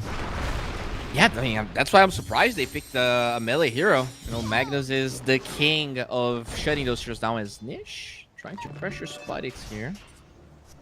Squadix walking to the tower there for a second, but yeah, you mentioned it. We're probably going to be seeing an equal mid lane, and when early on the Tiny is not getting the advantage, once you're up to level 5, 6, that's when the puck applies even more pressure, and the Tiny has to be careful. Yeah, definitely. Squadix, such an aggressive player. So honestly, you know, I think out of all of the regions, maybe Eastern Europe is the region we've seen the least flashy mid laners, right? Like when you look at Spirit, like, you know, Laro and Kiyotaka. I guess Kiyotaka was a little bit flashy, but I'm surprised the Squadix didn't really find a tier 1 team, despite the fact that he's been playing like this for a while. Like, do Eastern European teams just prefer mid laners that are less greedy? Like, I wonder what it's about. I think the idea is that they had a lot of position ones that are very, very greedy. And then it just made sense to make teams with the less greedy ones. But generally, Eastern European mid laners have been known to be very flashy back in the day. You know, back when no Dandy one was had a player. his first peak. Yeah. Yeah, Dandy, no one for sure. Yeah, I guess no one might be, but yeah, I guess no one. But Then he just came back. Iceberg as well. Flacco in trouble. One more hit. He's gonna be taken down. It will be the blood grenade that gets the kill. Yo, I guess the stun off, but he is still not gonna be farming too well on this Alchemist. I think, like, in the past, when I thought of Squadix, you know, he was playing the mid Linas and he was playing, like, super greedy heroes in general. And maybe he is trying to mold himself into more of what's expected of a mid laner from CIS. Because he is looking way more, like, he wasn't super aggressive last game, but I think game 1 and 2, we could definitely see that he has grown a lot as a player. I think he's just a very good all-around player. You probably remember him, you know, with his days in VP, where he played with Kiritich, who is generally sometimes a less greedy carry. So he had to be more greedy, but I think that Squadix is just showing that he can, that he's definitely tier 1 material, right? This is a tier 1 mid laner who can implement himself into any kind of a team. Yeah, I guess that's the argument he's making here, as they are one game from taking CCT in their own hands. But yeah, I mean, Tiny is looking fine. It's really the Alk that's Omega struggling right now.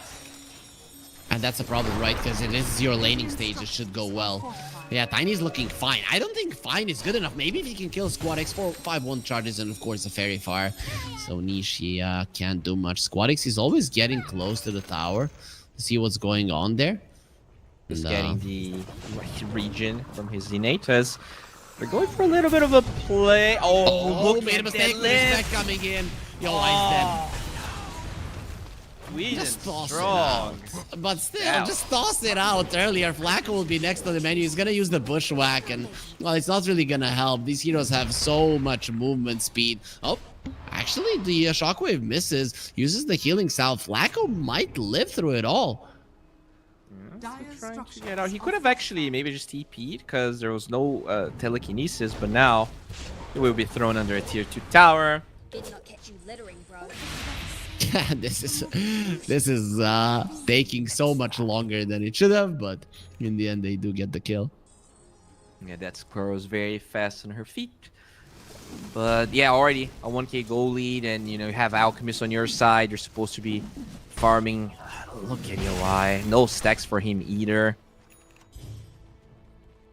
I mean, there's one large camp stack, but I don't think he can really farm this right now, and it's probably going to be farmed by Batyuk anyways. He at least is getting levels on the Timbersaw, because the Timber is also not having a good time.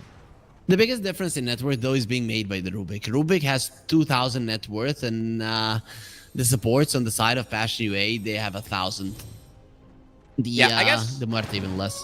we did not talk about Munkushi actually being pretty low net worth, considering the matchup he has. But Are scanning. yeah, still, you know, decent spot. Yeah, they did better this time around, Passion UA, in their off lane. Mhm. I think the experience here is going to be the main issue, right? Usually it was Passion UA supports who got their level 6s earlier. I don't know if that's going to be the case this time around. Probably not.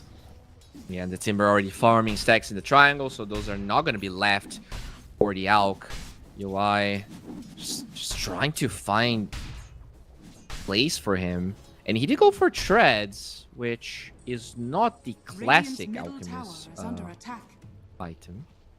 Just trying to be think here. Speaking of treads, the Magnus will have those as well, making his damage output super high in this lane. 2 points in Empower, already 120 damage per hit. Yoi shows himself. You have to be careful. You have to be so careful here. They could dive you. Oh, Gyro is dying. Kushi this time around will not have that good of a start, so he will die to the first rotation of the Tiny. Bachu gets the kill, but either way, you got what you came for him. That's a Gyro kill. Is under attack. ish. Yeah, Should be fine. they are trying to kill the Tiny in the mid lane. That's too tanky of a hero. I'm gonna lie, probably not somebody that you should attempt to kill. Despite a pretty good laning stage for 1W, all three of the cores of the other side are doing well. Yeah, I mean, I guess the Alk is expected to some degree, but I'm surprised that the Tiny is doing this well. Good rotation, but UI, it might be... Can they go through his ulti though? Radiant are It does look very hard to do so. They are doing their best. The damage up to the Magnus is super high, with the telekinesis being left for the very end. They do get the kill, and his courier dies as well. Oh, no. Oh boy. Goodbye, Talisman. Illusion. Yeah, well, at least they are also posturing for the tier 1 on the other side. Nice move here from Passion, at least alleviating the pressure from this bottom side. But yeah, I really like what Nisha doing this game. I think he hasn't really forced rotations that much. He did have a good laning stage, and his Blink Dagger should be on the way already. He already has all of the small items he needs. And finally, they get a tower early on Passion UA. Yeah. I mean, so many times, 18 minutes in, they don't have a single tower. This time around, they'll get it. And we should be getting ourselves into the net worth. So, Observer, show us that. Let's look what's going on that side. So, in terms of support levels here, again, surprisingly, Flacco almost level 6, and the Muerta does get the 5 right now. This is okay. This is manageable. Well, it's not too bad. It's not too bad for Passion UA. I thought with the way the things started that they're gonna get smacked in the first 10 minutes. This is fine. They traded the towers. They're getting a decent amount of farm. Their Tiny is halfway there to the Blink Dagger. He needs to be careful not to die now, but in the mid lane, the calling will protect him. Very sad for UI. He's trying to stack camps, but there's so many blocked large camps on the top side. Both the large and the medium one that are the safest are all blocked, and he's just trying to find farm, but it's not easy. Squad X in a very aggressive position. This is how you make sure that the Alchemist doesn't farm. He's only going to have that corridor next to the mines to be able to get Two the of farm. the camps are blocked there, so really not ideal. And they even have vision of the Twin Gate area in case the Alk tries to farm Radiant creeps, which he might. Radiant are scanning. Poor guy. They're really slowing him down. They are coming with this with an invis here. Where's the but silence of the puck? Goes forward with the puck. The silence is there. Stolen calling. Beautifully done. Now look at that tiny. Gotta be pulled back into it. That calling is huge from the Rubik. And you just came in from the slows. Everybody just dies. Your souls will be collected. And 1W. They don't even have an SF. But that was beautifully done by their side. Oh man, they get the calling, but it didn't really silence the puck. The placing wasn't great. Just amazing turnaround here for 1W. It really felt like that was a good bait, but also numbers disadvantage. The Timbersaw was not a part of that move. They had a sentry on the side of 1W and Tiny was invis, so Yeah. it's 1W were just prepared. That is the case, but now in the mid lane, they're gonna try to kill the puck, and with the calling and the sharpshooter, they'll get the kill. All right. Maybe even a bonus on Sweden Strong. Respect giving him more life. Bachuk looks like he's gonna be diving, but there's a that reveal on Cloud. So at least they'll get Flacco. Small price to pay. Passion UA is still happy with the trade. Yeah, for sure. 1500 gold here for Nish to finish his Blink Dagger, which is not the end of the world. Finally, Batyuk being a part of some of those engagements. Very farm, but he does need to use that to his team's advantage. Still, this blink on the Magnus is a problem, right? How are you ever gonna take this mid lane tower down? It is gonna be next to impossible, and you're a tiny lineup. He needs to open up the map. They toss. What? Very awkward. Yeah, I think he should just be Sweden? farming towards his Blink. He's trying to defend the tower, but against the Pugna, that's so hard if you don't have Blink. Yeah, he's gonna go back to farming. Pugna is just doing Pugna things. This tower will fall. They're just gonna soften it up so that the Nether Blast just takes it out. Bushwhack, sharpshooter. Look at that. Sweden just wants to get a spell. Then he cannot get close to a single hero. How is they your found wife the Alchemist. doing? Well, he's dead. Is he? RP gonna be used. Gonna stun He's himself. gonna stun himself. And yep. Taken out easily with Rocket Barrage. He was getting close to the Sacred Relic, so might just be like a 15-minute Radiance. Blink is done here for Nish, and they have to put this to use. Ideally want to kill Squadix, but he has Ironwood Tree, Power Treads, and Infused Raindrops. I think you need 2 heroes, and you need to like cast every spell perfectly. Yeah, the calling needs to be Yeah. in the great spot. I think that's the main thing. If you get the avalanche toss with the calling and then just a follow-up stun during the silence is gonna be good enough. Respect in such a position not to get caught. Well, they do bring down Cloud. We didn't even see him because Did you as see in the that when clouds. a toss target is bushwhacked, they stay in the clouds? Yeah. I didn't know that. That's pretty fun. For the guy who is getting bushwhacked, not so much. I mean, you're flying, right? Must be fun to some degree. Exactly, as fun as dropping out of a plane without a parachute. Though for me it wouldn't be fun even with the parachute, but sure. Yeah, I don't. Have you ever, bungee jumped or did any radical sports like that? Other than like off-track skiing and free, not free ride, but jumping with skis. Either way, no, and only on a little bit with the jumping on the skis, a little bit over amateur level. I see. You are an amateur, so that's pretty much what I expected of you. No, I'm a professional Amateur? professional caster. Oh yeah, that is true. I'll give you that. You see, that's the case. Either way, 2k gold lead versus an Alchemist lineup. Definitely not a position where Passion wants to be in, especially because the Alchemist isn't even their most farmed hero. This is just so sad for him, and he's once again in an area that he could very easily die. And lucky that the war there did expire. I mean, this Alk's a liability right now. He's rushing a BKB. Like, out of all of the Alka builds, this is the one that screams desperation the most. Like, we see, Sanjin Yashas sometimes, even Blink Daggers means that you probably feel the pressure to go aggressive. But this, I don't know what he's gonna contribute, right? Like, what is the Alk's purpose if he has to be the first point of contact with a BKB? Because I think that's Timber's role, honestly. So you either just keep farming to scale on the Alk, or I think you go Blink. I really not sure I agree with this BKB. What is my purpose? And then you have no purpose, dude. Right now, your purpose is to create gold out of thin air, and you have failed in your purpose. I actually so think far. I would be happier with an Ags more than I would be happier with the BKB. Really? Just give Who do you Muerta give an it to? Ags. I don't know. Muerta? Give it Muerta, yeah. And then you parting shot whoever gets RP'd. I'm not sure. I don't. Wait, you Right? parting shot your teammate? Yeah. Boo. Dude, that's cool. Like that's super cool. Can you parting shot your teammate? Yeah, shoots a hero. Yeah, okay. Yeah. I'm down. I would be down if you're not giving him the eggs. Maybe Timber. That's the second best one. Yeah, you'd be down to ruin the game. Imagine the carry alchemist who's already suffering, giving up an axe to somebody, making himself a non-factor in this game. If I see this, let's say the alchemist does it. I see him giving an axe to one of the enemies. I literally stop seeing him as a hero. I look at him and I do not care.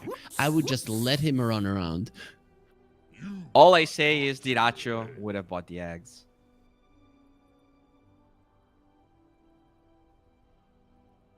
Yeah, but you know, Duraccio got removed from Gaming Gladiators. A lot of people would say that it doesn't look like it was the best it move. means he's a free agent.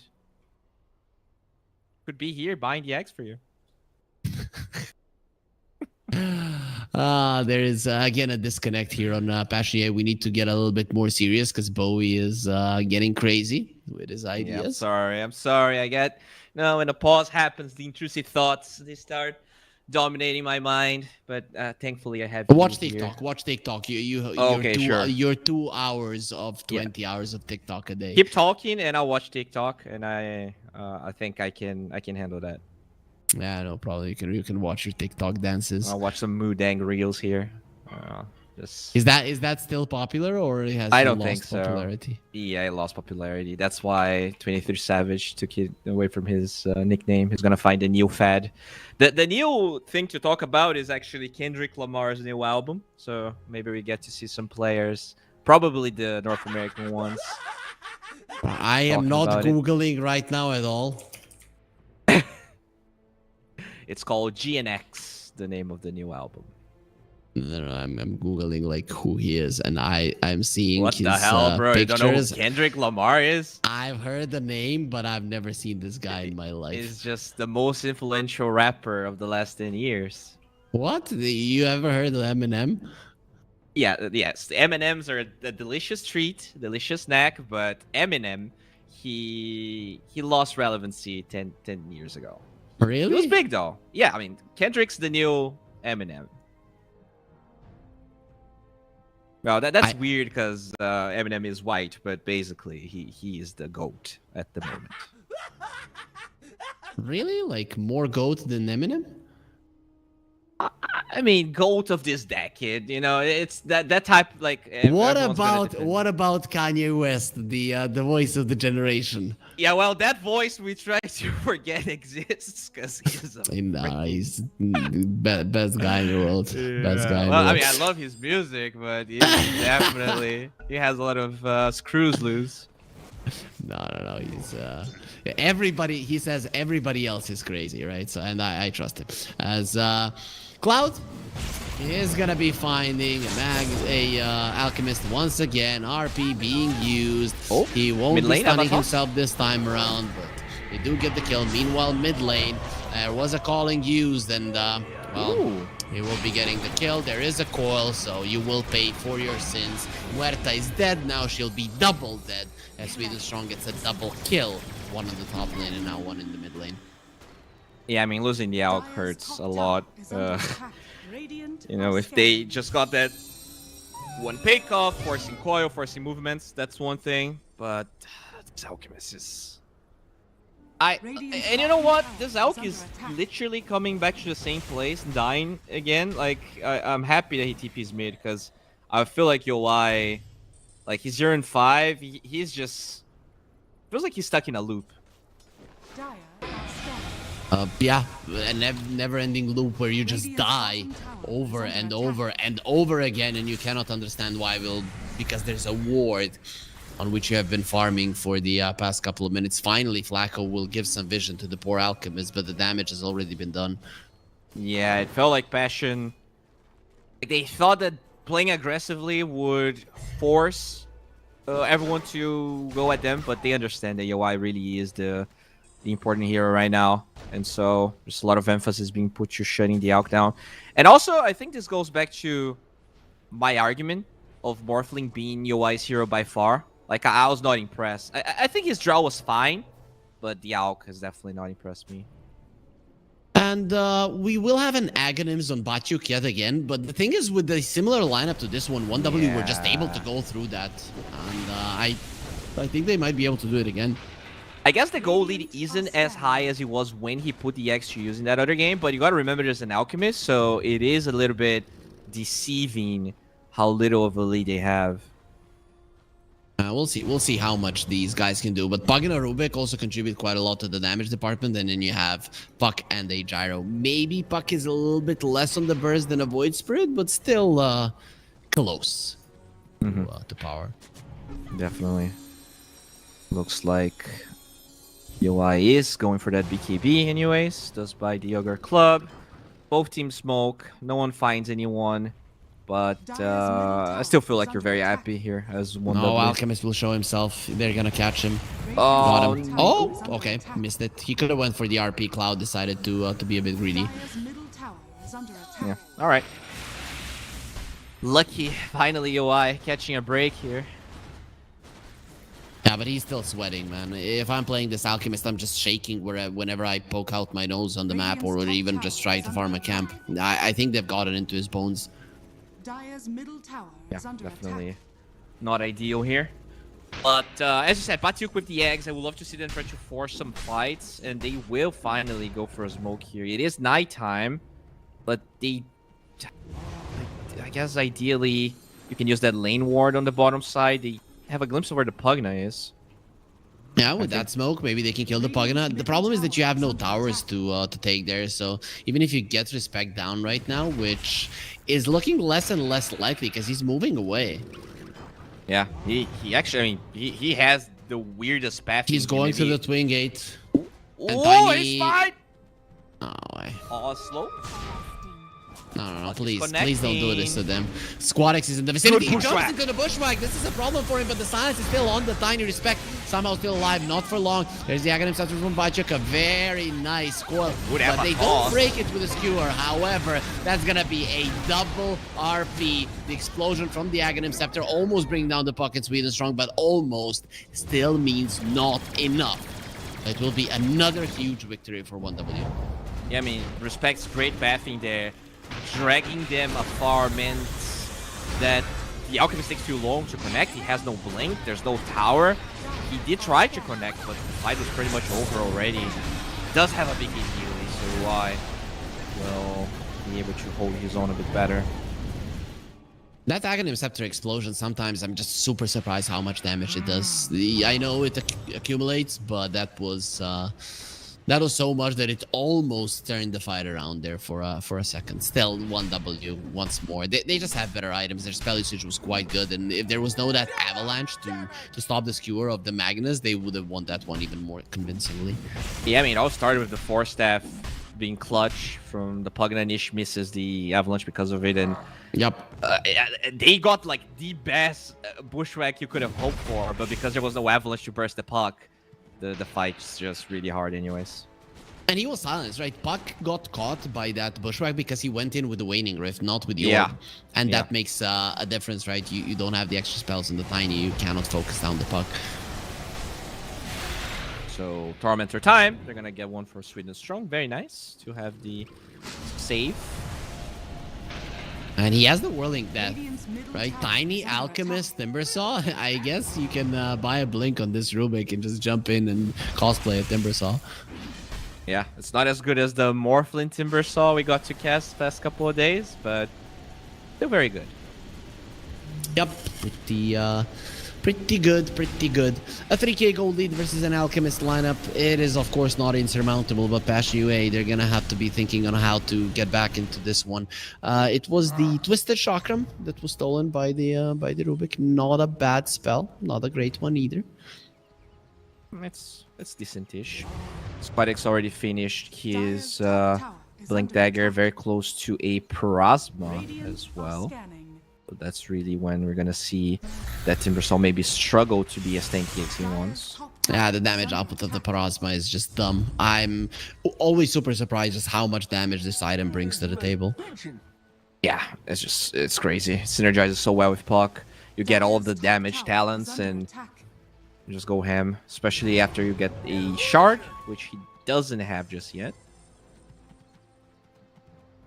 15-6, a smoke towards the puck. Already Passion UA have been getting themselves out of this situation. How are the items on the gyro looking? I guess with this BKB you can look to finish the Ocean. I mean, It's why Roche not? time. You have all of your spells. And now they know that the Tormentor was picked up, so expecting them to be a little bit low HP, far away from pit. Dude, Nah, Roche goodbye, is so Roche. dumb. He takes so long to get the Nether Ward. That is one aspect of plugin I've been already talking about. Look how long it takes for like it's literally you don't take damage to go Roche. Roche is so dumb, huh? You wouldn't speak to him like that on a LAN. No, just put a ward in front of him and I can see whatever I want. He's never gonna get to me. Radiant's middle Takes so tower is long. under attack. That is true, that is true. But do you have a Pugna War? That is something that everybody is going to be asking themselves right now. As Dire the puck are finishes off a scanning. Parasma, damage output, of course, is going to skyrocket for him. Dire's bottom tower is Passion under UA, attack. just nothing going for them. I guess this BKB on the Alchemist is nice. He has an SNY now as well. But I just don't see them crushing their opponents at the moment. Yeah, this is Dire's bottom the Yash tower is gonna is help under against attack. ERP for sure, but the Gyrocopter is such a threat. Like he is below Elk's net worth, but when you look at levels, he's already level 19.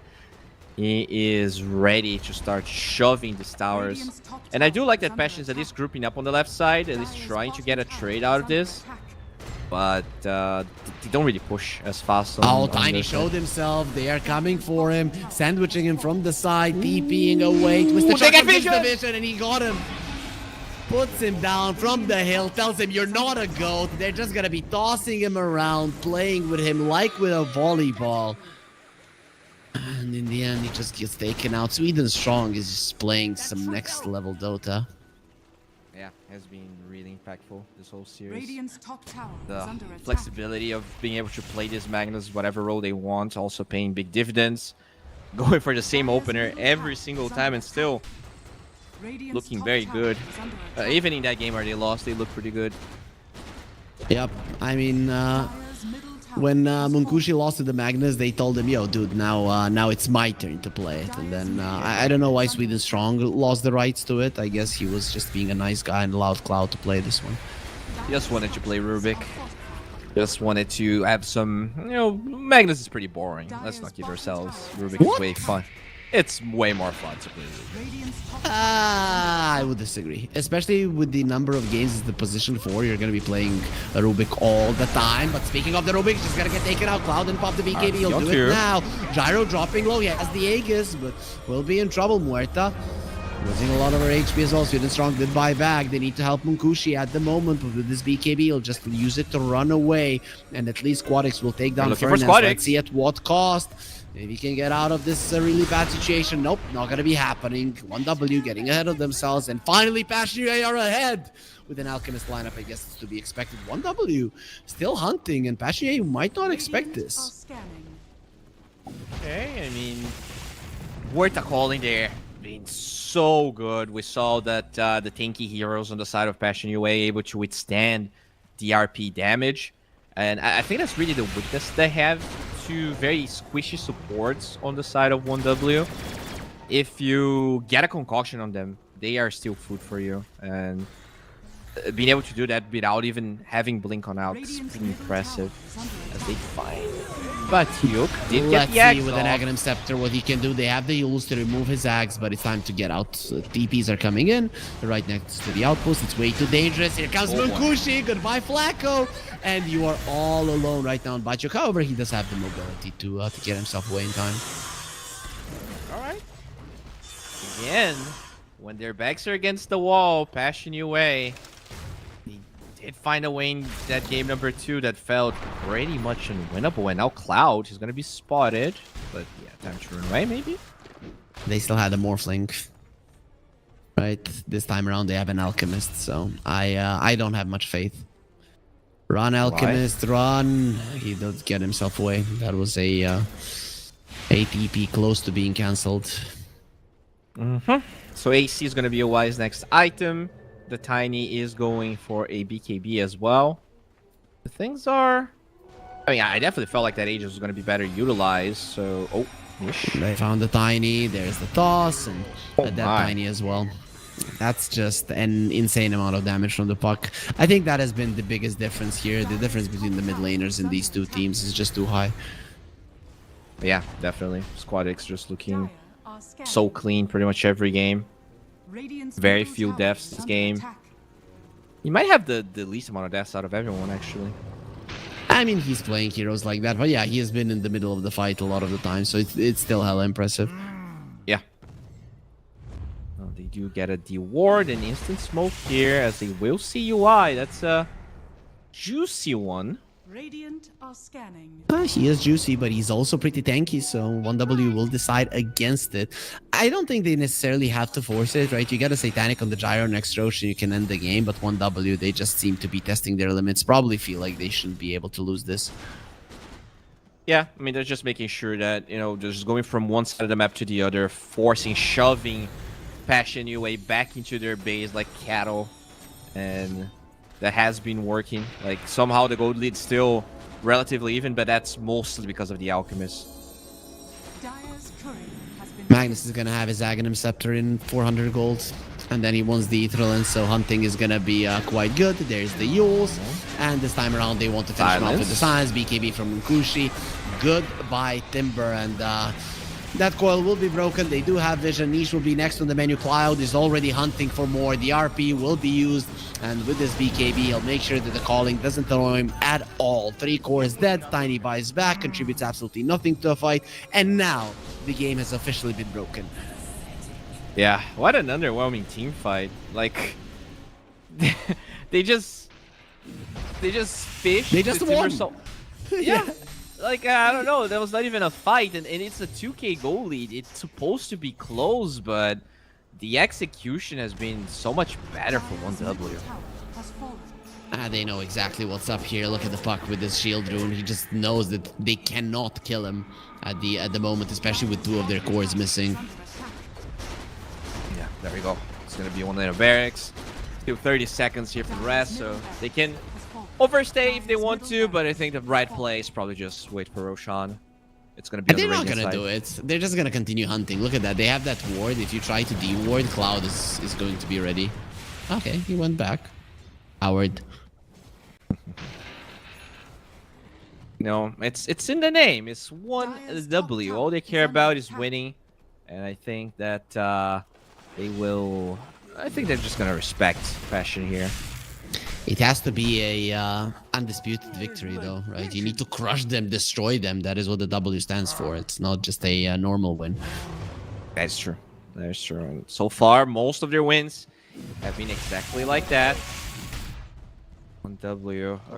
Very surprising, right? That a team that's playing like this got 3-0'd by PuckChamp. That is one series that I still like don't understand. They still had Shira there. Oh, you're right. Yeah, you're Wasn't right. Squadix. It's a different team. Right after that, they immediately changed mid laners, and you and me have been casting them for quite some time. Chira really has been underperforming lately. Hopefully, he gets back into the groove and finds another team. Yeah, I think like he had his highs, but his lows were very low. So he He was inconsistent, I think, is the word. And UI, very far away than everyone else here. Gotta be careful, bro. They know where you are. And they're just gonna RP through the BKB, the Glimmer Cave there to protect him a little bit longer. Makushi with his own BKB tries to finish him off. UI running away, not gonna be happening. Squad is driving super strong as Stolen Avalanche keeps the other two cores in place. That's a dieback on the Tiny. Basher UA, I don't know if there's anything else left in them for in this game number 4, which means that they are out of the tournament. They're not going to be the champions, but 1W will be our champions. The Series 5 goes to them. Yeah, deservingly so. Like, they just play way better. This Magnus problem that they constantly try to shove into Passion's mouths wasn't solved. Like, they tried to work around it. Morphling was definitely a better response. I was not impressed by the Timber. And as you said, the mid difference definitely proved to be a huge issue. I mean, 1W, they are probably very happy with the mid laner they acquired because, I don't know, man, Squadix is a beast. Yeah, he definitely is. And, you know, this is the first time that 1W are winning a CCT. They did come second to Avulus in the CCT Series 3, I think. In the other ones, they weren't participating, but finally, they do get a tournament under their belts, and I think it has been a long time since they've won something. Yeah, speaking of that, the last tournament they won was the European Pro League Season 18, so it's been a while, more than 5 months, I think, since they got a W. Obviously, that was a while ago, so it's very nice to see them getting an online win in one of the last tournaments of the year. So it probably, as I said, it has been a long year, and I think they will be very happy closing it out with such a good present.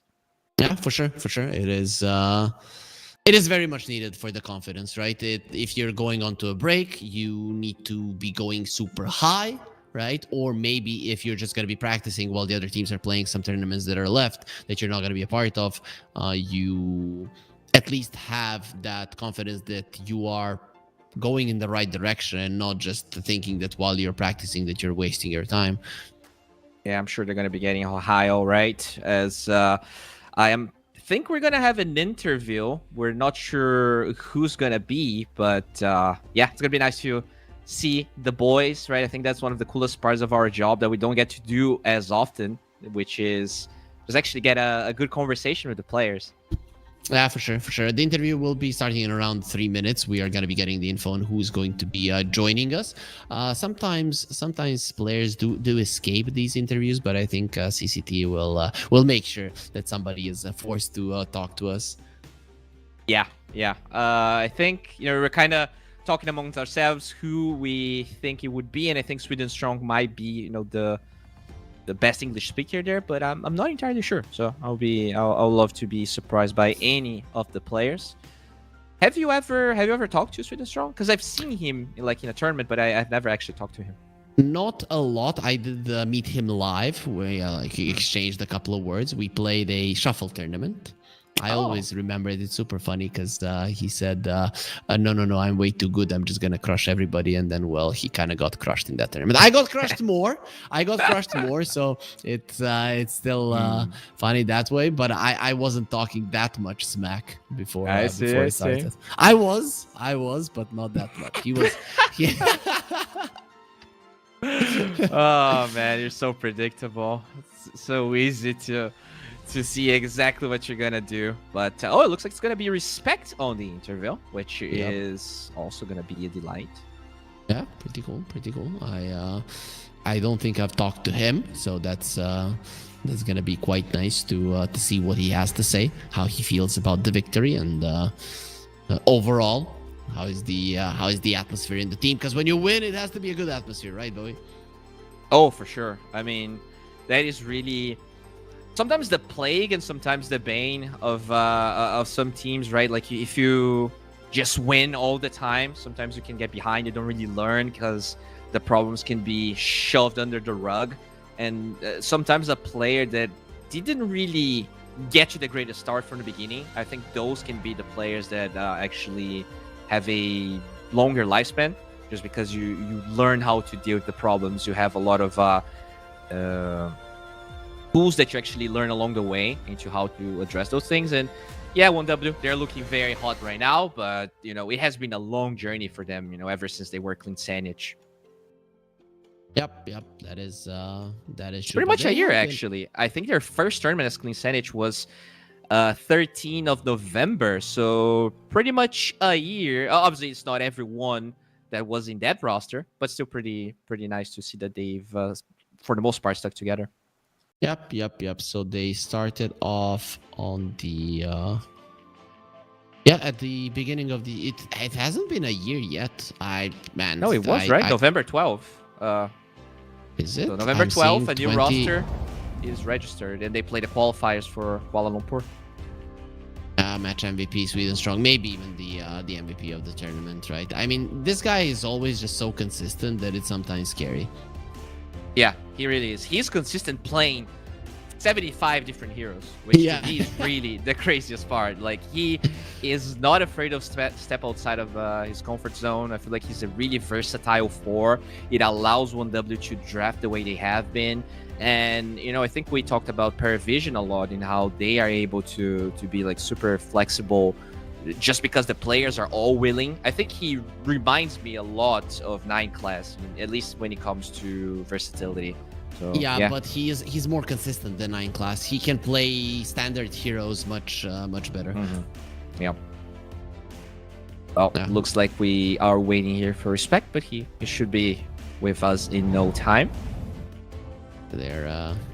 We are just here, Bowie, talking like we're friends anyways, waiting for that third friend who's always late, because like we're friends. What do you mean by that? No, we're friends, Bowie. Okay, thank you. Yeah, I was sweat a little bit here. I thought we were actually friends, man. Yeah, I don't have anyone else. Like, honestly, if there's a problem here, if my girlfriend leaves me, I have no one.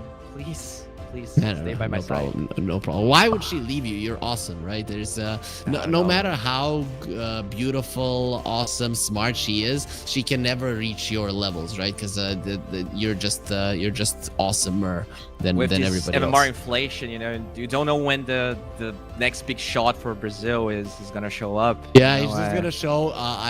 But you can still say that guy is just a MMR trader, right?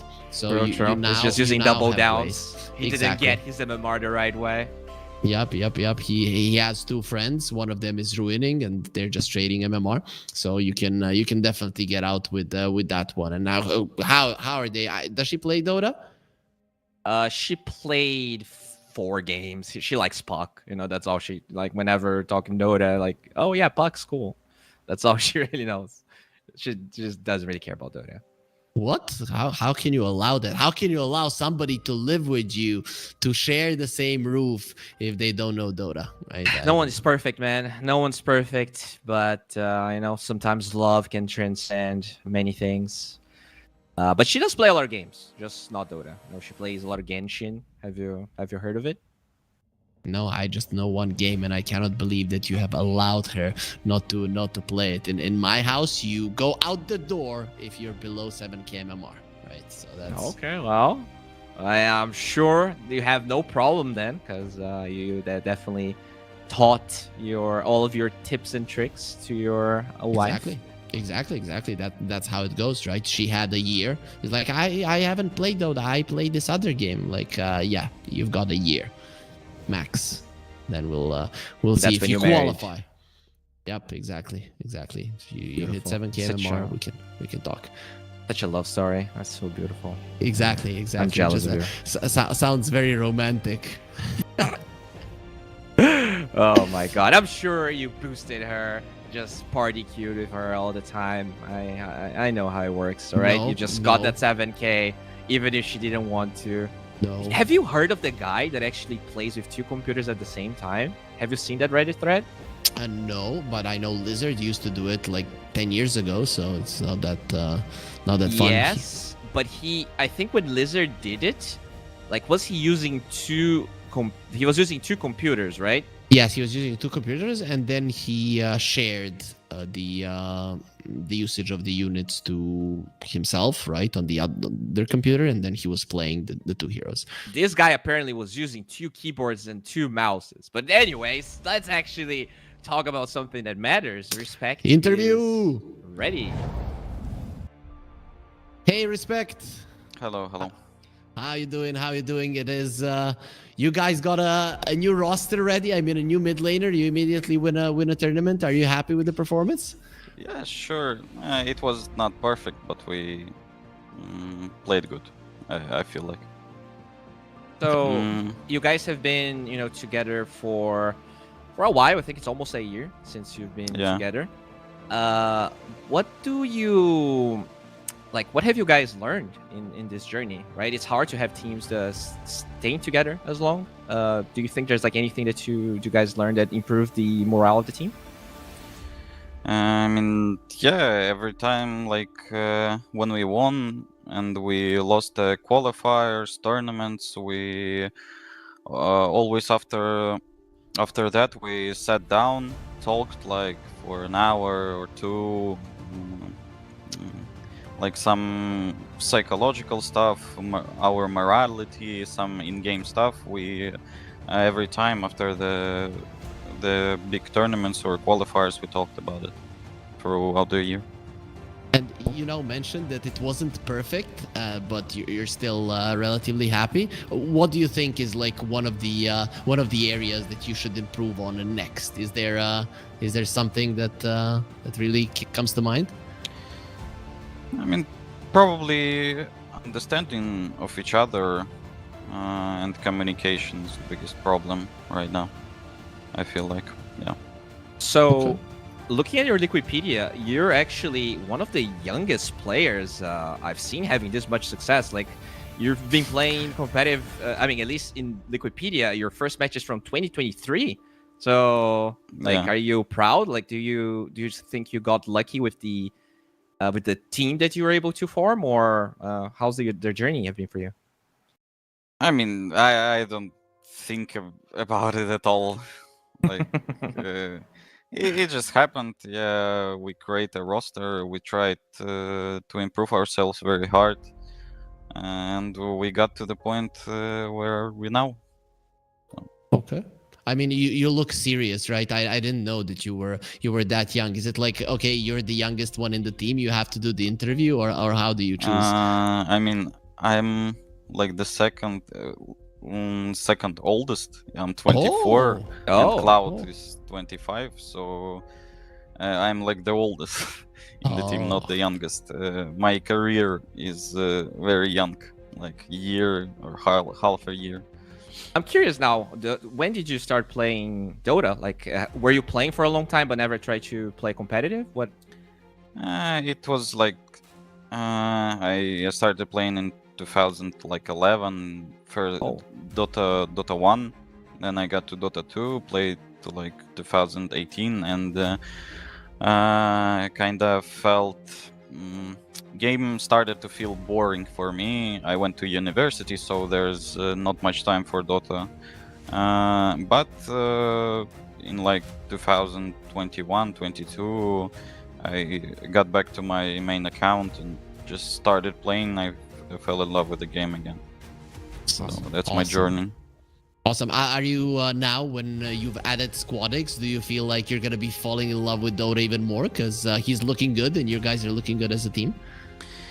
I mean, Squadix is just a stand-in for this tournament, so we will figure out everything later with our mid laner, next mid laner. Okay. I see.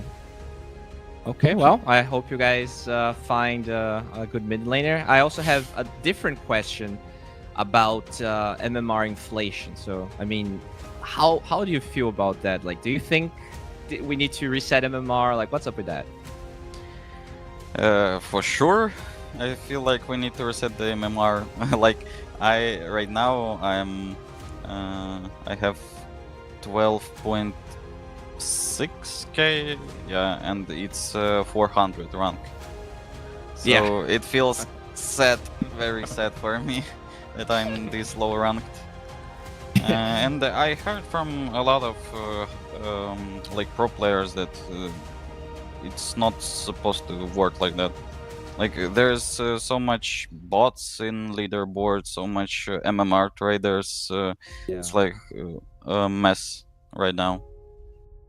Yeah, it sounds sad, right? 12,500 MMR, and you have 3 digits. You should be double digits, but yeah, okay, respect. We're wishing you all the luck. I hope that you do better in the next qualifiers, because I know they haven't been great recently. So I'm looking forward to seeing you in the future tournaments. Thank you. Thank you, respect. Bye. Bye, respect. And that was a good interview, Bowie. I really liked how he talked about it, and I never even looked at it. 1W is a very young team. Yeah, I mean, like 1 year and they're already doing this well. They played, I think they played like 3 months until 1W picked them up, and honestly, it is very impressive. Like for his career, like obviously, he said he's playing since 2011. But I think learning competitive Dota is a skill in itself, and the fact that he's the captain of the team as well is, I mean, he's the position 5, right? There's still like a lot of things that you need to know to be a good 5, and I'm impressed that he got to do it so quickly. Beautiful. So they're gonna be going home with the $30,000. Of course, their counterparts are gonna be taking home 10, which is still a very nice thing for Passion UA, considering they're a new team. 7.5 for Navi Jr. and Avilas taking home 2.5k. Of course, guys, follow us on our social media, because you need to know when we are going to be going live again. It is not going to be in this year. The remaining 3 tournaments of the CCT series are going to be happening in 2025. This was Harry. This was Bowie. You watched the grand finals of the CCT Series 5. We were so happy to have you all here. And I know it's a little bit early, but everybody have Merry Christmas, have a Happy New Year, and we will see you after the holidays. Bye.